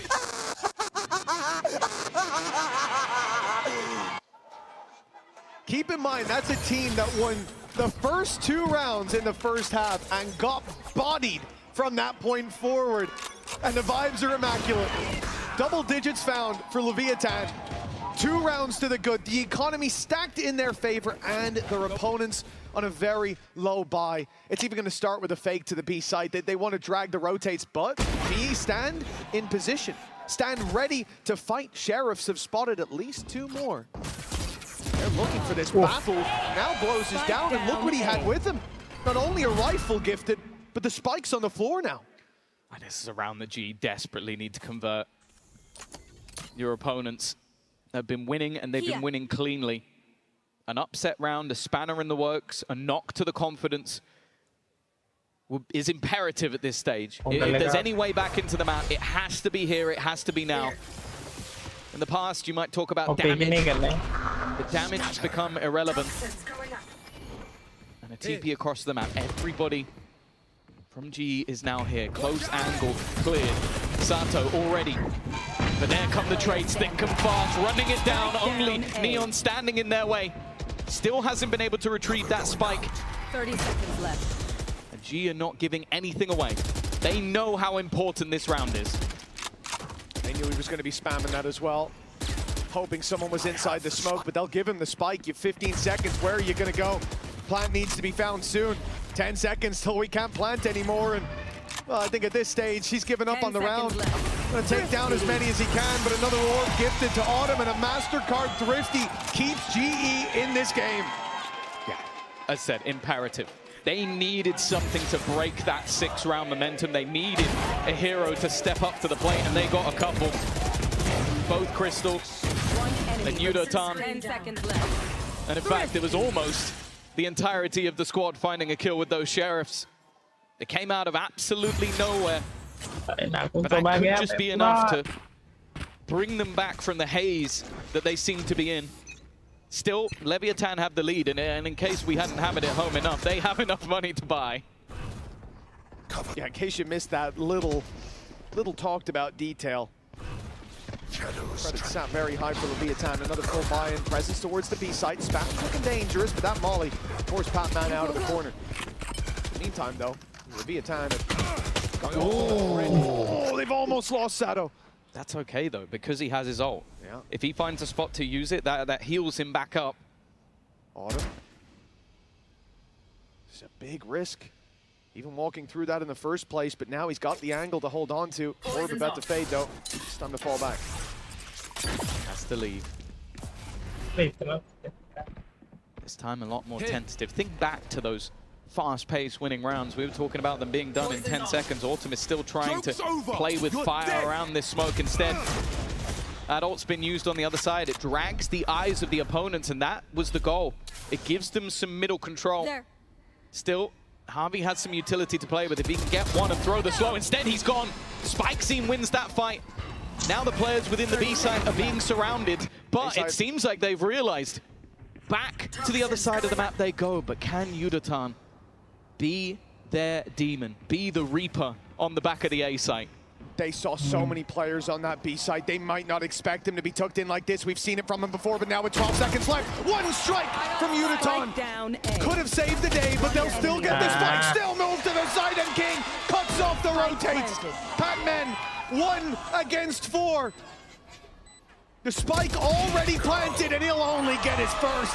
11 locked in for Leviathan. The lead with a bit more leeway to it. Good mid-rounding again. The information fed through to the IGL to make that last-second decision, and also just the timing of where they swing onto Yudotan. He didn't really have a chance of getting more than one there. He had to commit to one of the angles. He knew there was a player behind him. Maybe he faces the other way, he gets both, but you could never know that. That's such a gamble. And that second timeout now called for Global Esports. Think back to the last half. Think to them, 8-4. Winning a multitude of rounds in a row, 7 of 8 going their way. And now they sit 2 rounds down, and it's their coaching staff's last chance in regulation to save them from defeat. Well, Leviathan's ability to keep themselves in this game has been impressive. You go back to Fracture, there were moments where it felt like it would slip away, and it's certainly, with a little bit of bias coming out of that first map, you can understand why. GE came in looking strong. They showed us today at individuals across the board. Crystal had a life game to open up this series. Yudotan on map 2. My goodness, he was on fire. But now Leviathan have very much woken up.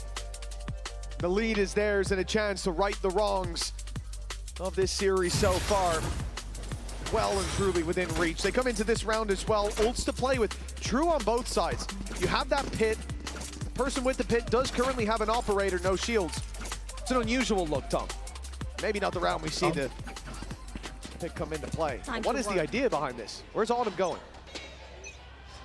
I think just because it's been a game of smoke and mirrors in mid, he's going to try and just cut through that smoke with a knife.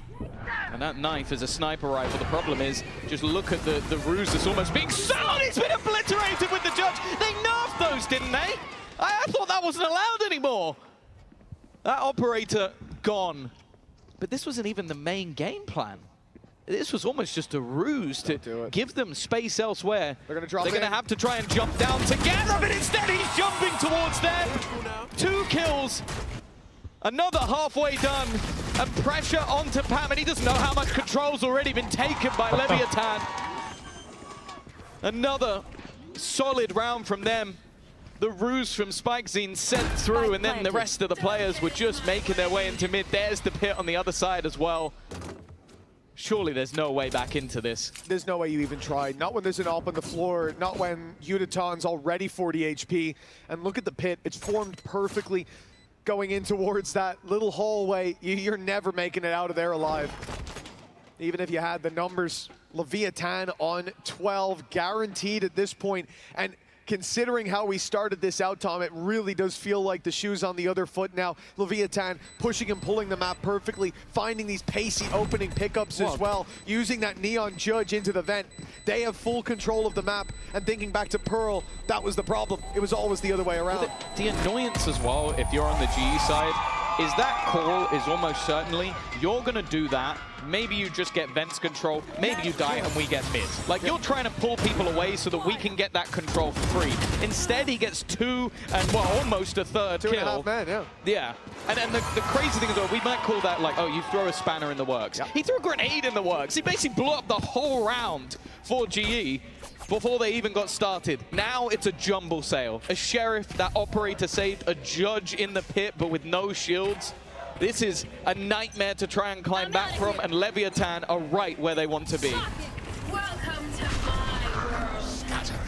Paranoia for Patman's going to be used to try to delay them. You can already see the pace picked up by Leviathan, and they've managed to find the trade. Neon lays his life down, but the reward is clear. Favor for Leviathan now in what could be the final round. Viper's Pit already put into play. A res online, but, well, that player's not quite reachable, and Leviathan aren't even going to let them close to the site. Already pushing deep into the spawn, looking for this fight.